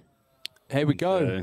This is our 10th female athlete. Look, we have all this daylight, and we have our 10th female athlete coming to La Flégère. And does not have to put on a headlamp. No, and has to carry it still, though. Yes, they do. But this is a great effort from Lucy Bartholomew. So there we go. So Australia now creeping in the top 10 as well. So Lucy at La Flégère. Yeah, incredible representation of countries in the women's top 10 this year. Definitely. If you have a look, it's unreal. I think there's a couple of the US, but other than that, it's a whole bunch of different countries. Good news for Lucy. Elisa Clark is our next female athlete, and Elisa is about 30 minutes behind you, so you can enjoy the view and cruise on down to the finish line here in Chamonix.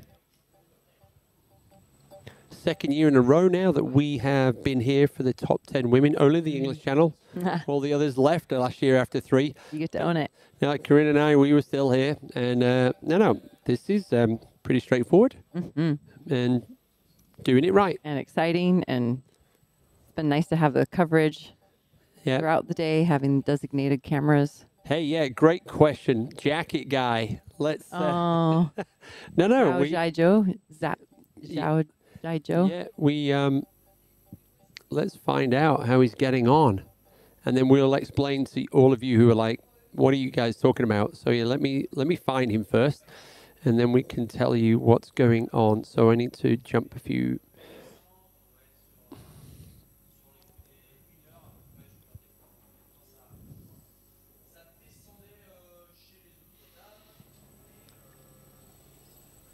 There's one Chinese athlete, but it's not him. So there we go.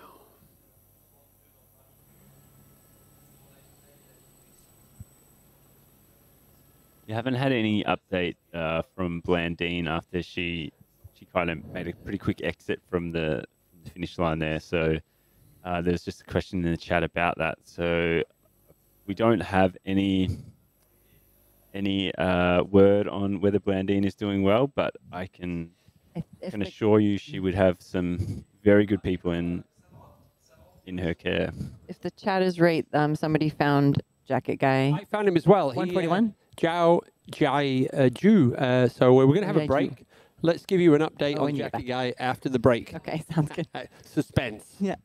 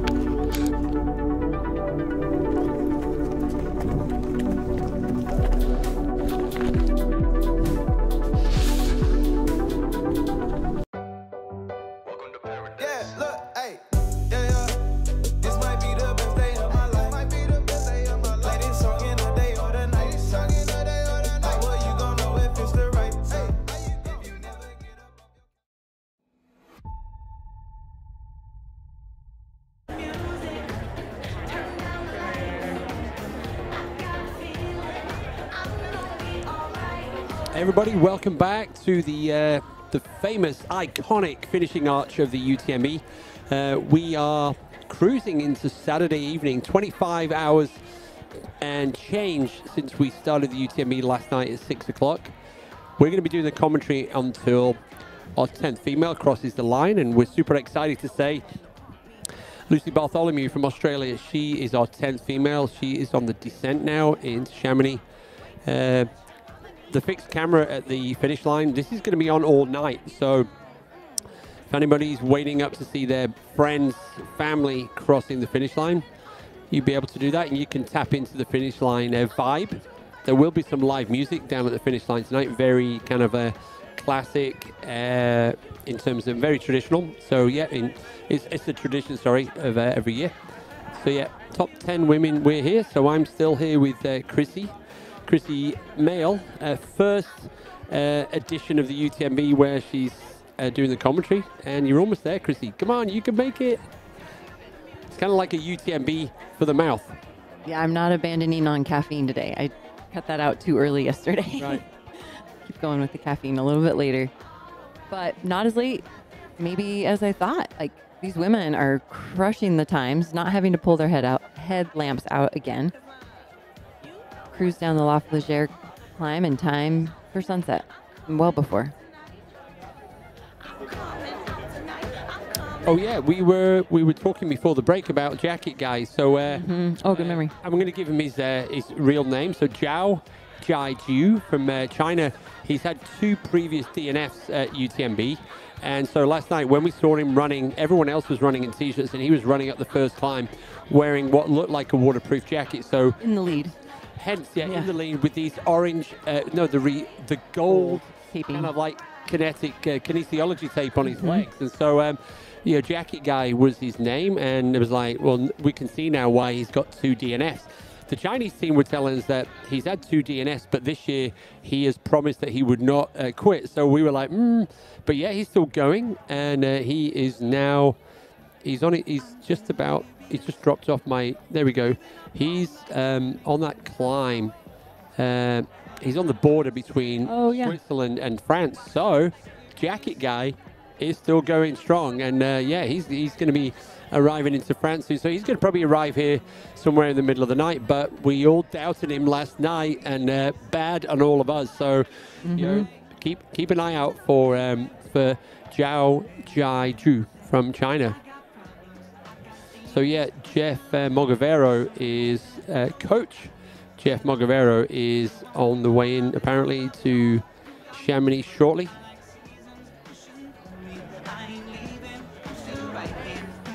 Let's see. Yep, Jeff is due in about 15 minutes. Jeff is on the way down now. So Jeff is going to be inside the top 50 in the men. Is he still wearing his jacket and the golden? I would think the golden tape is probably still there. Maybe the jacket. There you go. Gems is a thumbs up to you, Chrissy. I have to say you've been great. A lot of great insights, and and we can share this now. Chrissy's biggest concern before UTMB Live was that she wouldn't be able to talk for 3 days, but you actually did it. I faltered last night big time. But that was like all of the runners here. That was a nutrition problem. You didn't have enough caffeine. So yeah, so this is low before you climb back out. Yeah. This is your first ultra talking session. So well done, Chrissy. Well, awesome team on the UTMB Live crew. Yeah, well, can you enroll in UTMB if you DNF? Well, you can get your running stones and go back into the lottery. Okay. So yeah. Somebody said that he was a HOKA athlete. I don't know if that's confirmed. Don't know. Martina Valmasoy. Martina is on the way down to Chamonix now. Martina is in the top 10, and she is she's 9th. So we've got that's Sabrina, isn't it? Yes. So this is Sabrina Stanley coming in now. Sabrina is on her way down. I think Sabrina is actually local to Silverton. Yep, to San Juan's for sure. Yeah, Colorado. Silverton, where the Hard Rock starts and finishes. So yeah, Sabrina Stanley, 8th place. We got Martina Valmasoy in 9th. Also a winner of Hard Rock. Yes. Sabrina, yep. Yeah. And then we have Lucy Bartholomew. That will be our 10th and complete the podium. And then that way we've allocated all of the $300,000 of the prize purse to all of the athletes. All 10, 20, all 60 athletes from this year's UTMB, CCC, and OCC. Sorry, Madge, there's no money left for you.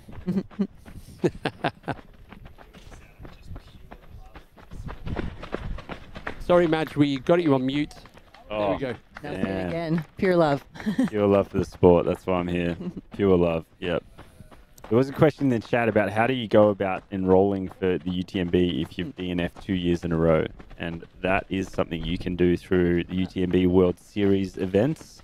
You can go and collect running stones from those events. Running stones are available, and if you go to one of the UTMB majors, you get twice the amount of running stones you would get at other events. And so what happens with your running stones, you get the ability to enter your name into the lottery for any of these UTMB races, and then you are maybe going to get pulled in that lottery. Other ways you can do it is you can race your way in if you become one of the top 3 finishers in any of the categories in the UTMB World Series events, or you get in the top 10 at any of the UTMB World Series majors events, and they happen around the world. So yeah, there's a number of ways you can get in if you do DNF at the HOKA UTMB Mont-Blanc Grand Final. So yeah, there's a number of ways to get in, and it's I'm sure that all of that information is readily available on numerous websites around. Or you could just find Madge on Instagram and send him a few more questions. Yeah, just ping me a DN. There you go. This is Lily. Lily looks after me when we work at the Puerto Vallarta, Mexico by UTMB event in November. Hey Lily, how you doing? Yeah, we're good. Excellent. Whoa. Oh, you brought some special gifts from Mexico. From Chihuahua. But Chihuahua's in Mexico now. Oh, yeah. Okay. I was just checking. Getting specific. There we go. So there's a gift from Lily. So and this is also a nice way we're talking about Mexico by UTMB, 3rd edition this year in November. Start in the mountains, the 100K, and you finish down in the ocean, and it's a lot of fun. But thank you, Lily. That's a cool gift. This is awesome. That's amazing. Yeah, a little textile gift from the, I guess, the group that are here from running, connected to Chihuahua, which is connected to the original book, Born to Run.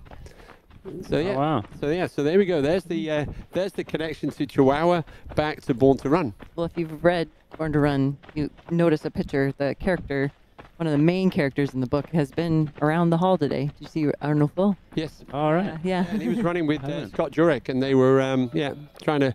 And Scott was trying to explain to them that the run has to be at a pace for everybody. Oh, you did do. I was talking to you about that last night. Oh, so This is from before, and this is or from 2006. We're looking at a comparison photo of Scott and Arnold, the one that would be in the Born to Run book, and then they went out and found a hillside to duplicate the photo in 2014. So cool. Almost 20 years later, 18 years later. Amazing. That's so cool. Hey, and here we got Sabrina Stanley here, another Adidas Terex athlete. So Sabrina, moving really well. Yeah, doing great. Yep. Still passing some of the boys. So she's moved up. Last year she finished 9th woman. So she's moved up a couple of spots this year. Another Happy example with of your progress. Over perfection. Over perfection. That's good. I'm glad that one stuck. Yeah. Most of them don't, but that one did. So, well, that and your giggle over the gifts. That's like my come on, it's been brilliant. You ever want to get a laugh out of Keith? Ask him or ask for gifts. Yeah. Yeah, Ryan is just kind of calling out as we already said, but yeah, we can say it again. So Sabrina, two-time. I said Hard Rock champ, but I didn't say 2 times. 2 times. No, but that's good. We love sharing all this information in both ways. I mean, It's amazing at Hard Rock. We were talking about mandatory gear before. Hard Rock, it's just take what you feel is appropriate, right? Yeah, that's trusting you to know what you need in the mountains. Very, very different way about going. There's going also about it. It's also quite surprising in a country with a culture of like litigation and like Yeah. So but yeah, it seems to work. But there's also a field of 160 now. Yeah. Versus 2,700.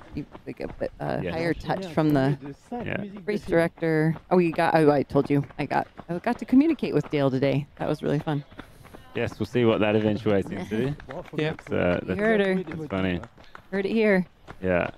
I guess she would still have to put her name in officially, right? Oh, yeah. Yeah. Oh, yeah.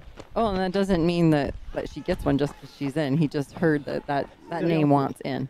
Yeah. Wants a bib number was the good news now with Stephanie on the board as well. Stephanie Case.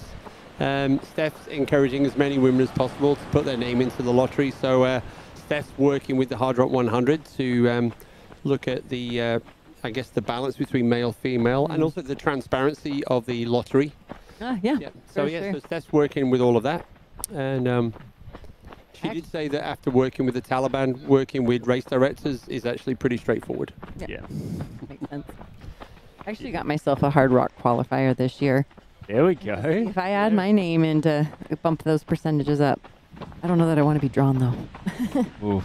What category would you sit in, Christy? How many times have you finished it? Finished twice.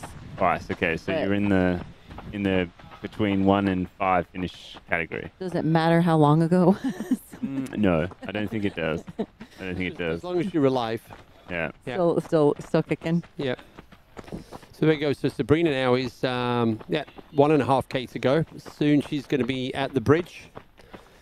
Yeah. Well, you missed while you were away. So Emily came down. She seems to be given the flag way too early. I was here for that. All right. I missed Chen and Blondie. Yeah. Christy, how many out of those 2 times you finished Hard Rock, how many times have you won it? Once. Yeah. The second time I did Hard Rock was a part of the Western States Hard Rock UTMB triple for myself. There we go. What year was that? That was 2012. 2012. Not that long ago. The unfortunate part about that is it's an asterisk on UTMB because it was one of the weather years and we only did 100K. Yes. So I finished UTMB, but it wasn't the full round. Was that the year Jez Bragg won it? No, that was 2010.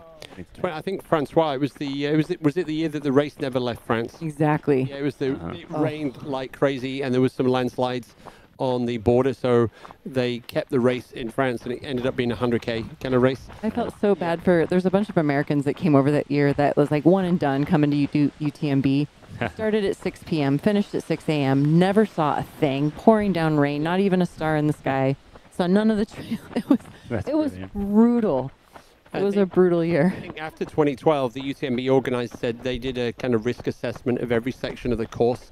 And so they promised the runners that if it was a bad weather year, we would guarantee you a 100-mile race. It might not be the 100-mile race we want to give you, but we now have a low-level option on every section of the course. So there's a way around it. So that's been you almost need to have a setback to kind of evolve what you're offering as a package, in this case, the race. So, they took it as a learning moment. 100%. Yeah, they did. As they did in 2010 when they stopped the race. Never do that again, right? When Jez Bragg. So here we go. Look at this. Pavement. Oh, whoa. Wow. She's picked it up another notch. Nice. Well, what? I'm looking at the time or something. It's like, did somebody tell her that someone's behind her? I don't know what's going on. That was awesome. It took some of the energy from those people cheering. Yeah. That was great. Cool. Well done, Sabrina. So, Sabrina now almost down. Martina Valmasoy. I mean, Martina was 6 minutes behind Sabrina at the top, so I don't know if she suddenly heard something behind.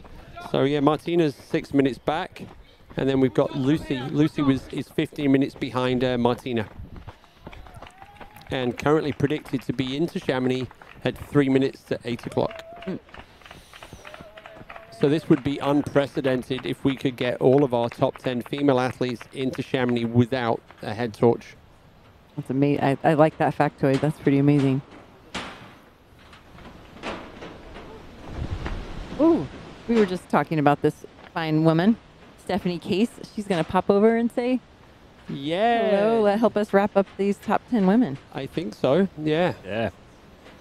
Steph was also telling me, whilst we were out at Hard Rock this year, she was telling me that they had a deferral policy, a pregnancy deferral policy within Hard Rock, and it used to stand at 3 years. And Steph, as she does, she broke that down to me, and I was like, oh yeah, 3 years, that's a decent bit of time. If you were to fall pregnant and had a Hard Rock ticket but then couldn't turn up, you could delay your entry by 3 years. And then Steph sat me down and explained to me what would it look like if you had a baby and what you would be like in 3 years' time.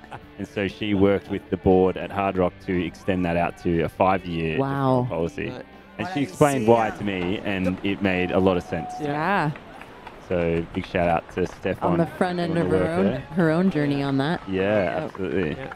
So, yeah, it's I guess you just don't know what you don't know sometimes, and yeah, it's great to see that those changes are being made, as and where they need to be. No, and Steph was also talking about that, how, many moons ago, she was incredibly frustrated with the UTMB and their deferral policy around pregnancy. And she said the great irony now is that I hold up the UTMB deferral policy to other races. So, that's a good example of progress over perfection, but definitely progress, and how the UTMB has sometimes taken a while, but they've kind of taken the feedback and listened to that. So lots more to change. I saw that this year was going to be interesting to hear the feedback from the runners in terms of all of the food at the aid stations was locally sourced. So that did mean that we didn't have bananas. Well. Or did we have bananas? I was out at Anuva. Yeah. And it was early in the morning, but I definitely saw bananas out there. You know what it is? I think there's a Swiss policy around bananas. No. Right. For real. So I think they may be, but and I think Coca-Cola as well. Was the Coca-Cola there? Well, Anuva is in Italy. Yes.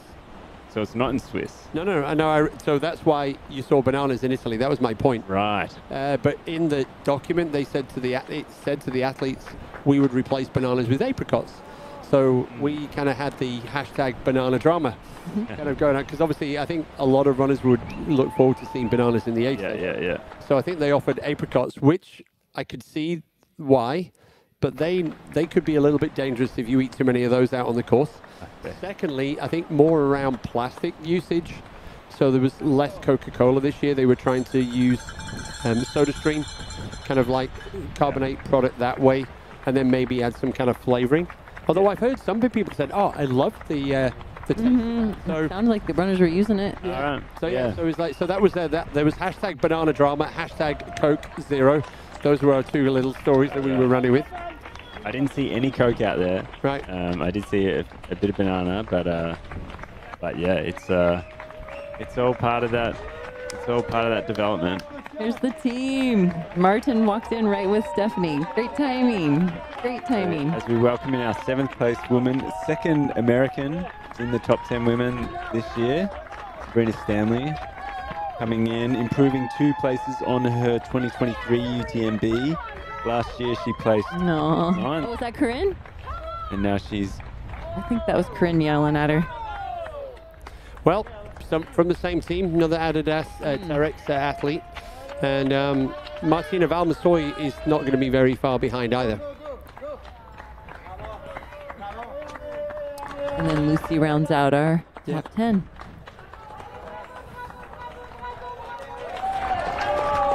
Yeah, so it could be that the bananas were, because I think Switzerland right now are kind of like looking at bananas in terms of product that's coming from overseas. Looking at a national ban or something. Some kind of restriction on it, yeah? Yeah. And I know that Steph is a huge fan of the fact there was no bananas, but... She's like, you're still talking about that? Mixed stories about bananas in the aid stations. Et juste derrière, Sabrina Stanley. Oh, she saw him in Cormier too. Do you want to hop on? Le dernier kilomètre, on l'appelle Kirtap. On l'appelle itinéraire bis. On l'appelle Patrick. We might let this play out as Sabrina Stanley comes in, seventh female in the HOKA UTMB Mont-Blanc. Improving on her ninth place from last year. We'll let the music play out and let her enjoy this moment, and we hope that you can support as well. Throw something down in the chat if you are one of the US trail runners that are following along right now. Hey, we got a banana gift going on in the chat. Yes. Banana drama. You know, I saw Sabrina earlier this morning at La Folie. Yep. She is such a fierce runner. You really get a sense of people's personality, I think, on the trail. From some of the other top 10 women, I got a little bit of chat.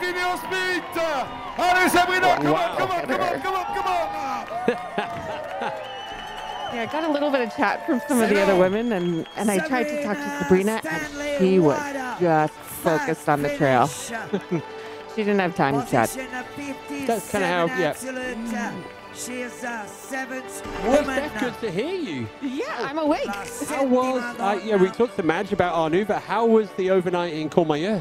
Oh, it was fantastic. Right. You know, it's such a pivotal aid station to be at, where you can really start to see the race shape up, and so much changes at that point, I think.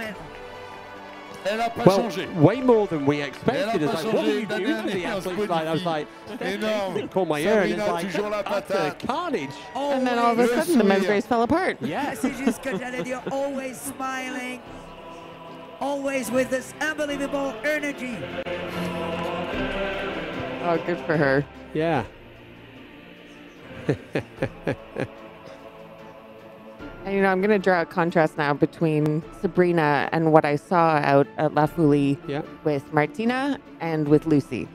Because both with Martina and Lucy, they were running, I have to say, in a much more vulnerable where they said, oh, I'm dying. Both of them said, I'm dying. Sabrina gave nothing away. With all the team here. Oh, there's Chen Lin. She's down there. So she just finished before. Chen Lin was fourth. Fantastic. Voilà, juste derrière, vous allez avoir un des garçons. Et n'hésitez pas à acheter son livre, Itinéraire bis. She had a film crew following her at La Folie this morning. I don't know if it was a UTMB one or someone else. Son Lin dernier Chen. UTMB, c'était en 2011. Il a remporté la TDS. Il a remporté la Transmartinique. Il a remporté le Tour des Géants. Monsieur Javier Dominguez. Yeah. He's fantastic. Love this guy. Tell you what, Javier, if anyone wants to go and look at someone's history in trail running, go and search Javier Dominguez, find his profile on ITRA or DUV, and it is longer than the history of many colonized countries in the world. It is ginormous. Like, he's got results that just go back years and years and years, and they're all super impressive. He's been running 100 miles for years, and it's just, he's come top 10 here before a number of times. He was third at Hard Rock last year. He's a Spanish runner. He's unbelievable. An absolute legend. Example for everybody. And he's pulling weight for the oldies too. I think he's definitely in the 40, 45. Il a visé cette première place en catégorie 60-64. Je sais qu'il aurait aimé arriver avec sa fille Manon qui est derrière et qui se bat avec les diables. The commentators on the finish line, if the commentators on the finish line know a runner, that means that they've been in that place a number of times before. Il a remporté la TDS en 2012. Javier is one of those, a very, very lovely dude. And this would be our 8th place woman, Claudia Temps. Claudia Temps from Spain, team on running, coming into the finish area now, or just on long, so less than 1K to go. That also means that Martina is close by 2. Saw them climbing up to La Flégère a little bit earlier on. How are they looking going up to La Flégère? You know, everyone looks slow, but everyone's moving. So I guess that's the most important thing. That climb is not the kindest thing to finish your UTMB elevation gain on. That's for sure. Hey, They were moving. Yeah, we just had a finish with Patrick Boha. He's kind of in the 60 to 64 category, and Paddy O'Leary's like going, he was ludoing before Ludo. Patrick Boha is a previous, Tour de France champion, I believe. Thought I recognized that name. And his daughter was running today. She came into Mayer in the top 10 female. Yeah, I think her name was Manon. Yeah. Oh, wow, so that's his daughter. Yeah. Wow. Pretty incredible. Yeah. Good genes in that family. Yeah. Yeah. Maybe we'll see Manon at Tour de Géant. Or crazy genes. Bit of both. So, it's pretty. So he finished. Yeah, just finished a few minutes ago. So yeah, in the 60 to 64 category. So he's kind of like teaching Ludo a thing or two. Tell you what, that's probably that would be very close to an age group category record. Yeah. I reckon. Well, pulling out the poles here. That can only mean one thing. It's one of her bigger sponsors. Try to fight her way through the crowds. Yeah.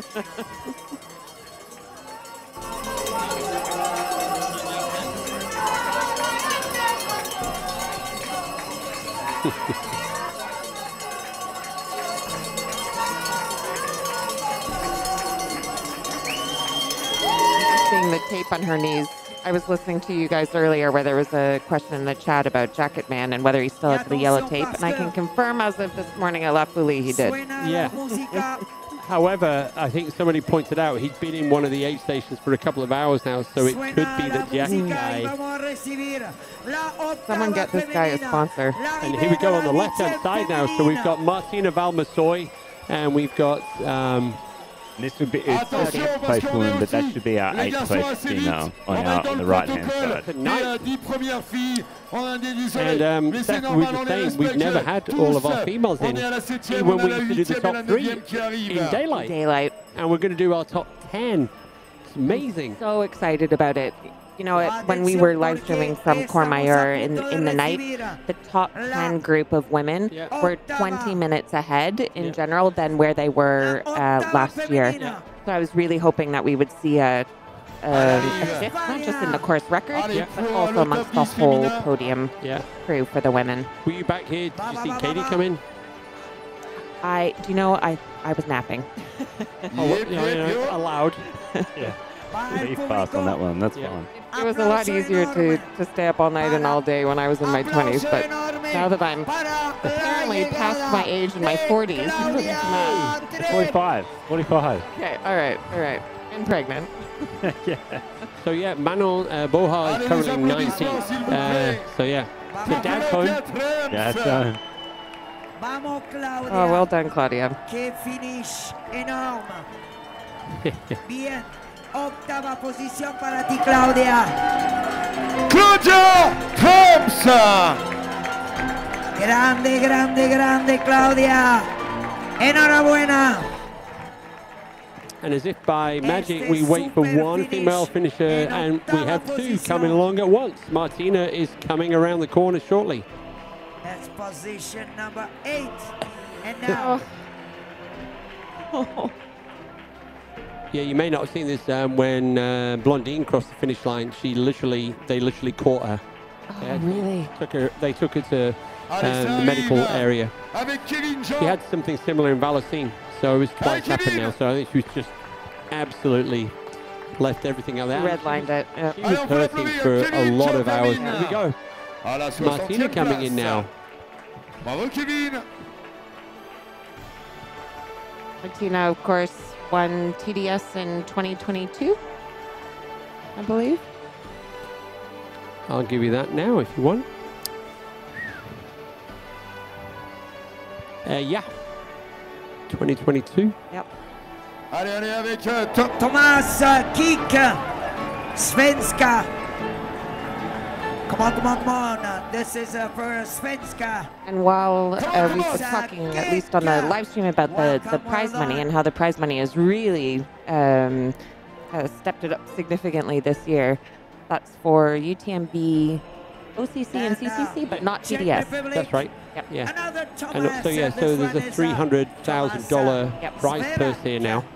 Yeah, OCC and CCC, the money's exactly the same. And the UTMB, 20,000 for the winner, 13,000 for the winner in OCC, CCC, and then it kind of drops down. And I think 8, 9, 10, they all get the same. Yep. And then for TDS, you just get bragging rights. Elle avait remporté la TDS, elle arrive, c'est Martina Valmassoia. Allez pour l'Italie. I think this would be, yeah, Martina, as we were saying before, was, had to drop out of this race last year, so They'll be happy with this one. a little bit more than otherwise might have. Hey, she's got the MK Sullivan glasses on with the love heart. I'm not too sure if who was the chicken and the egg on wearing those sunglasses. I think it's Martina. Oh yeah, no, well I came across MK first wearing them, so, but yeah, that doesn't mean anything. So yeah, we are, good news everybody, especially the Australians.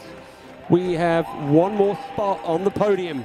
Lucy. This is UTMB, and Lucy Bartholomew, your name is on it. So yeah, Lucy's going to be in the next 15 minutes, and so as we keep saying, we're going to see all of our female athletes finishing before sunset or darkness. No head torches. Incredible. I'm excited for Lucy. She was so nervous going into this race. Yeah. Allez, allez pour Fabien, je vous entends pas. Attention madame, il est là Fabien. Superbe, Fabien Feutrier. Bravo Fabien.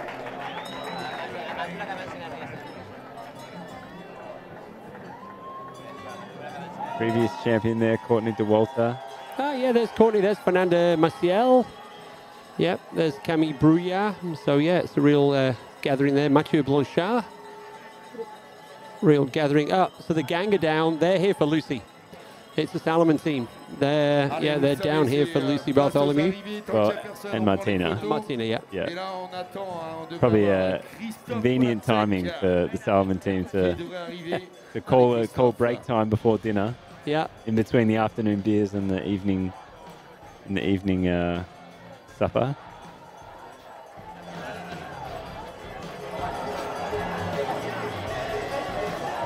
Fernando was out crewing for Martina at Courmayeur. Ah.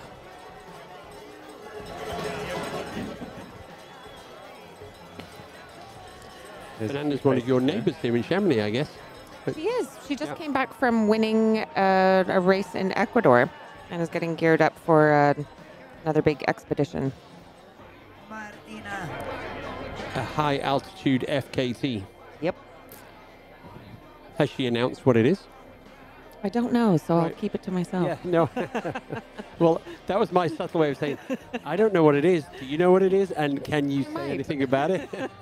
Okay, we'll put the mute on that one before we answer that question. Okay. When I'm sleep deprived, it's not a good time to ask me secrets. You missed fun last night, I think, the last 2 hours, because yesterday, Chrissy thought she could survive the whole day without caffeine.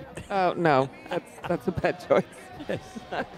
It got quite funny in the last couple of hours. So Chrissy changed her nutrition strategy today. She's been on fire today. Yeah, it's been good. There's Meg McKenzie from On Running. She was supposed to race this year, but dropped out before the start. Right.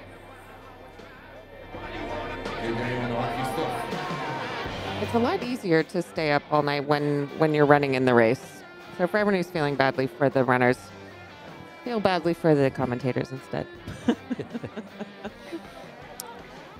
So we're probably going to go for our final break of this year's commentary, and then in about a couple of minutes we'll be back, and we're all going to be here cheering Lucy Bartholomew, and we hope we're going to have some our final batch of gifts from our wonderful community that we've been having so much fun with over the last 3 days.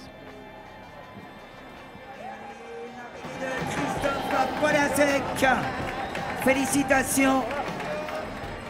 Bravo Christophe. Voilà Christophe Polacek qui prend la 65e place. Bravo Christophe.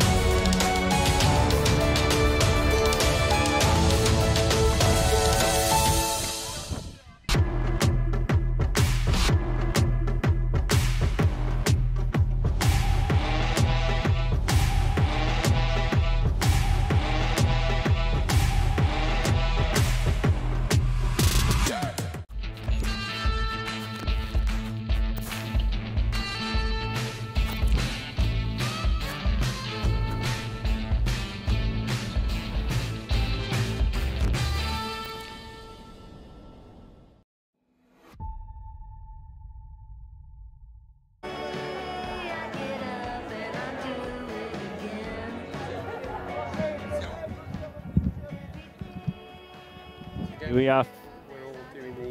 We all can all join in the commentary for the final when Lucy comes in. Here we are, folks, back in the downtown quarters of Chamonix as we are waiting out for the top 10 females of the HOKA UTMB Mont-Blanc for 2024.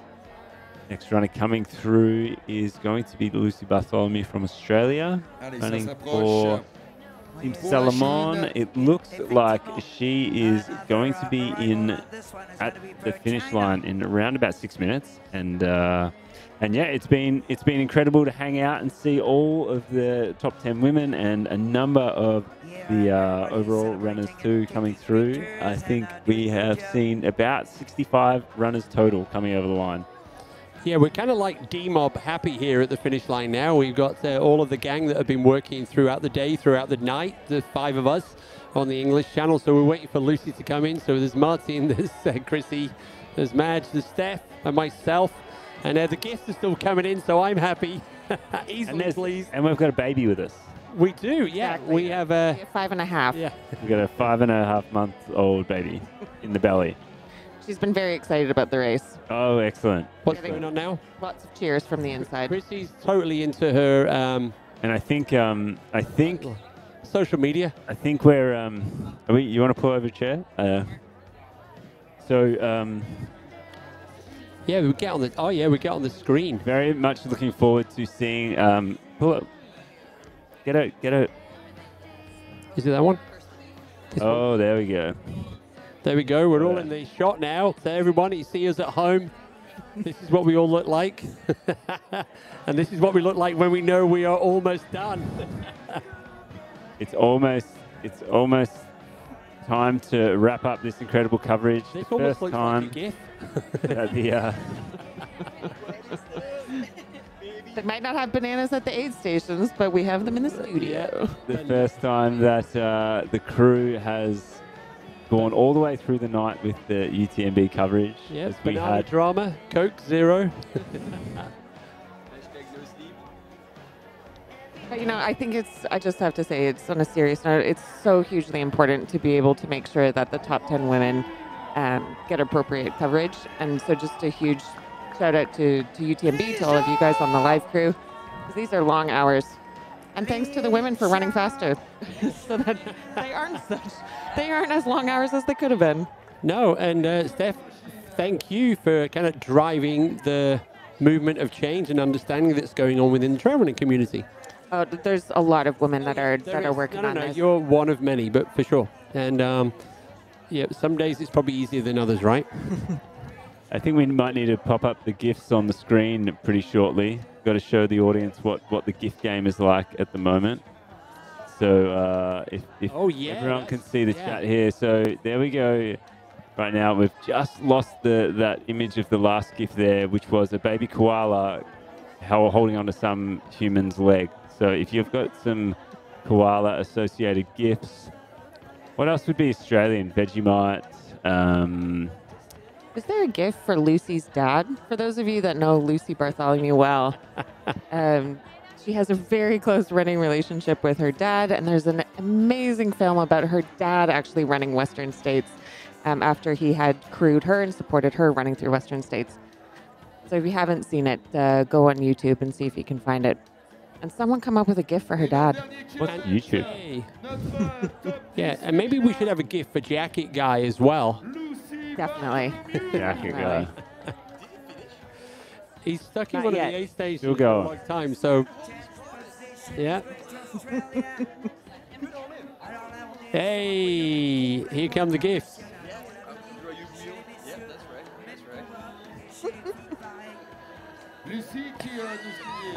Jeez, ouch. I love it. Yeah, brilliant. It doesn't often happen a kangaroo chases a human around a bush. It's Which very one's rare. Lucy and which one's the dad? Love it. Oh, that's a bit... Steve Irwin passed away. That's a bit rough. Is that Lucy's dad? The resemblance is uncanny.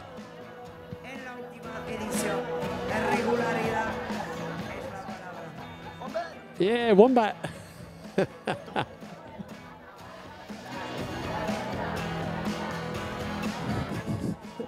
I know we're focused on the top 10, but Esther, who's now fallen out of the top 10, she's been a really strong runner throughout this race. And also someone who I found at least really ran happy. Every time I've seen her on the course, she's been smiling. Ah, there she is. Here's our top 10. Wow, look at it. Daylight, no head torches. This is amazing. Everyone finishing in under 26 hours. Wow. Can we find out what the top 10 women finished in last year?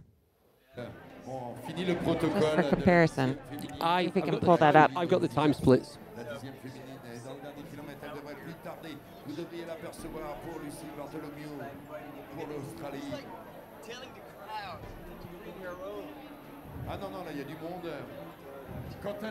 Yeah, huge shout out to the whole team behind this production, Outdoor Sports Live, cameraman, running, on the bike, the production crew in-house here, everyone that's behind the scenes of a coverage like this. We get the privilege of being able to speak to all of this production coming to life, but the reality is there's a huge team behind it, and big shout out to them. And there you go, Steph, the winner, 23:29 last year.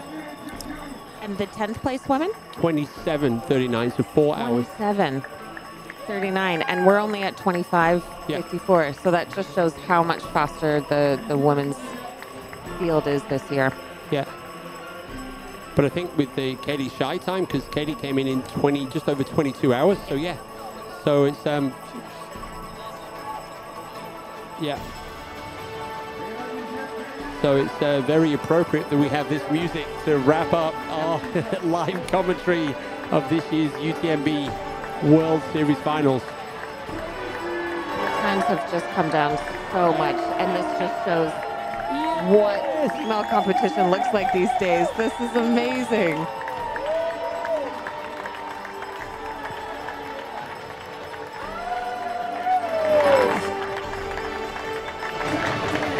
Lucy, I always think about the pressure on her because she's someone who went straight from high school to becoming a professional athlete at a time when not a lot of people were becoming professional athletes or getting money to be able to run. And at such a young age, to be able to grow up on social media with all of us watching and with all of the pressures of being a professional athlete, I think what she does is phenomenal.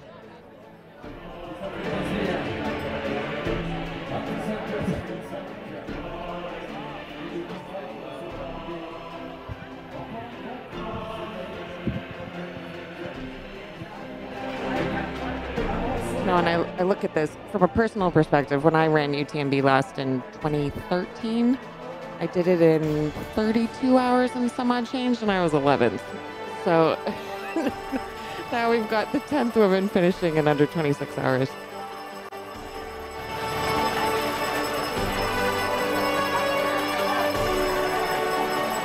So the cutoff for UTMB this year is 46 or 48 hours? 46 and a half.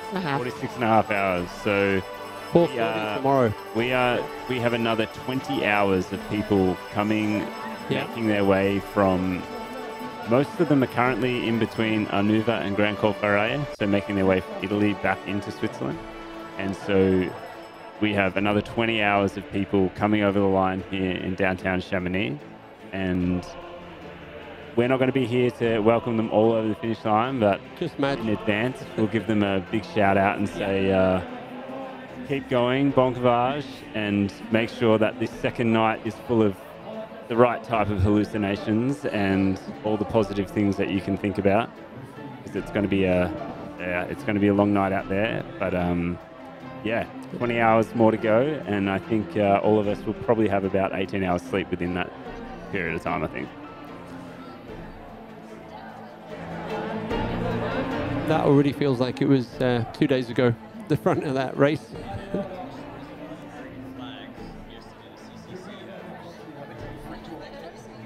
Amazing. Yeah, that was, Yeah.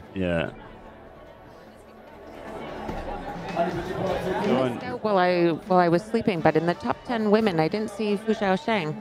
No. What happened to her? Ah, what a shame. Yeah.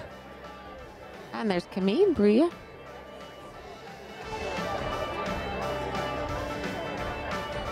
Yeah. So yeah.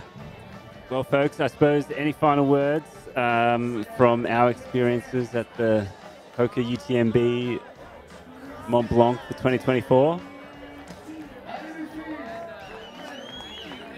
Yeah, I mean, this job gets so much easier when we have that content. It's just that. Yeah. Then we unleash Martin down to the finish line to ask lots of questions, and then Martin goes and does the support crew as well. So Martin's like the, he's like a Swiss Army knife for the UTMB. Well, big shout out to everyone. Thanks a lot for joining us here in 2024. See you next year. That's been the live production.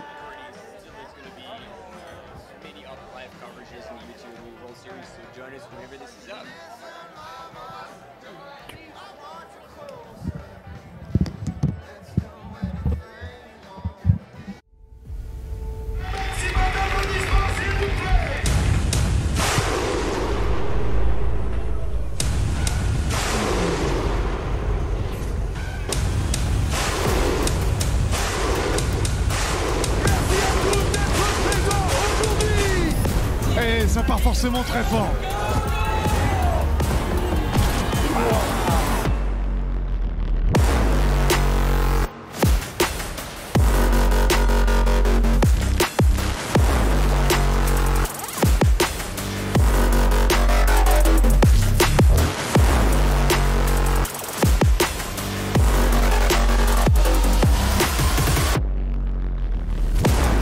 Insane. Clock is still running. It's like a cloud of smoke there. What a battle. What a fight. She's back.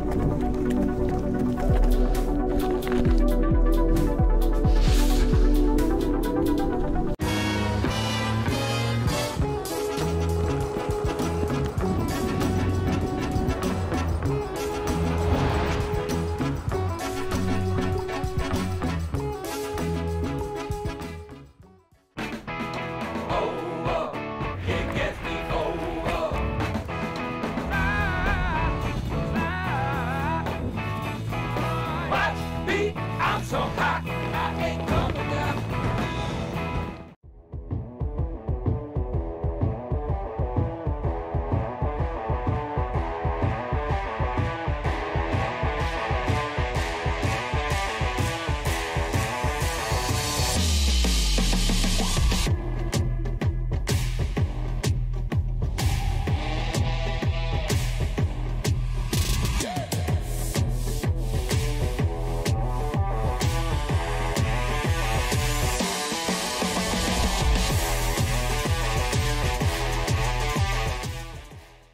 With Get Your Guide, choose from over 100,000 travel activities. From day trips to skip the line tickets, local food tours to water adventures. Get Your Guide, unforgettable travel experiences.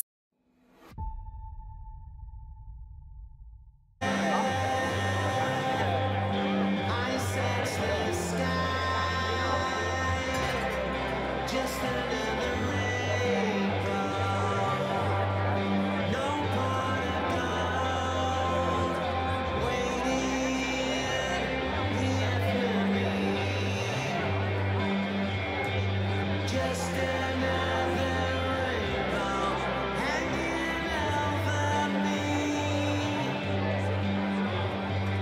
just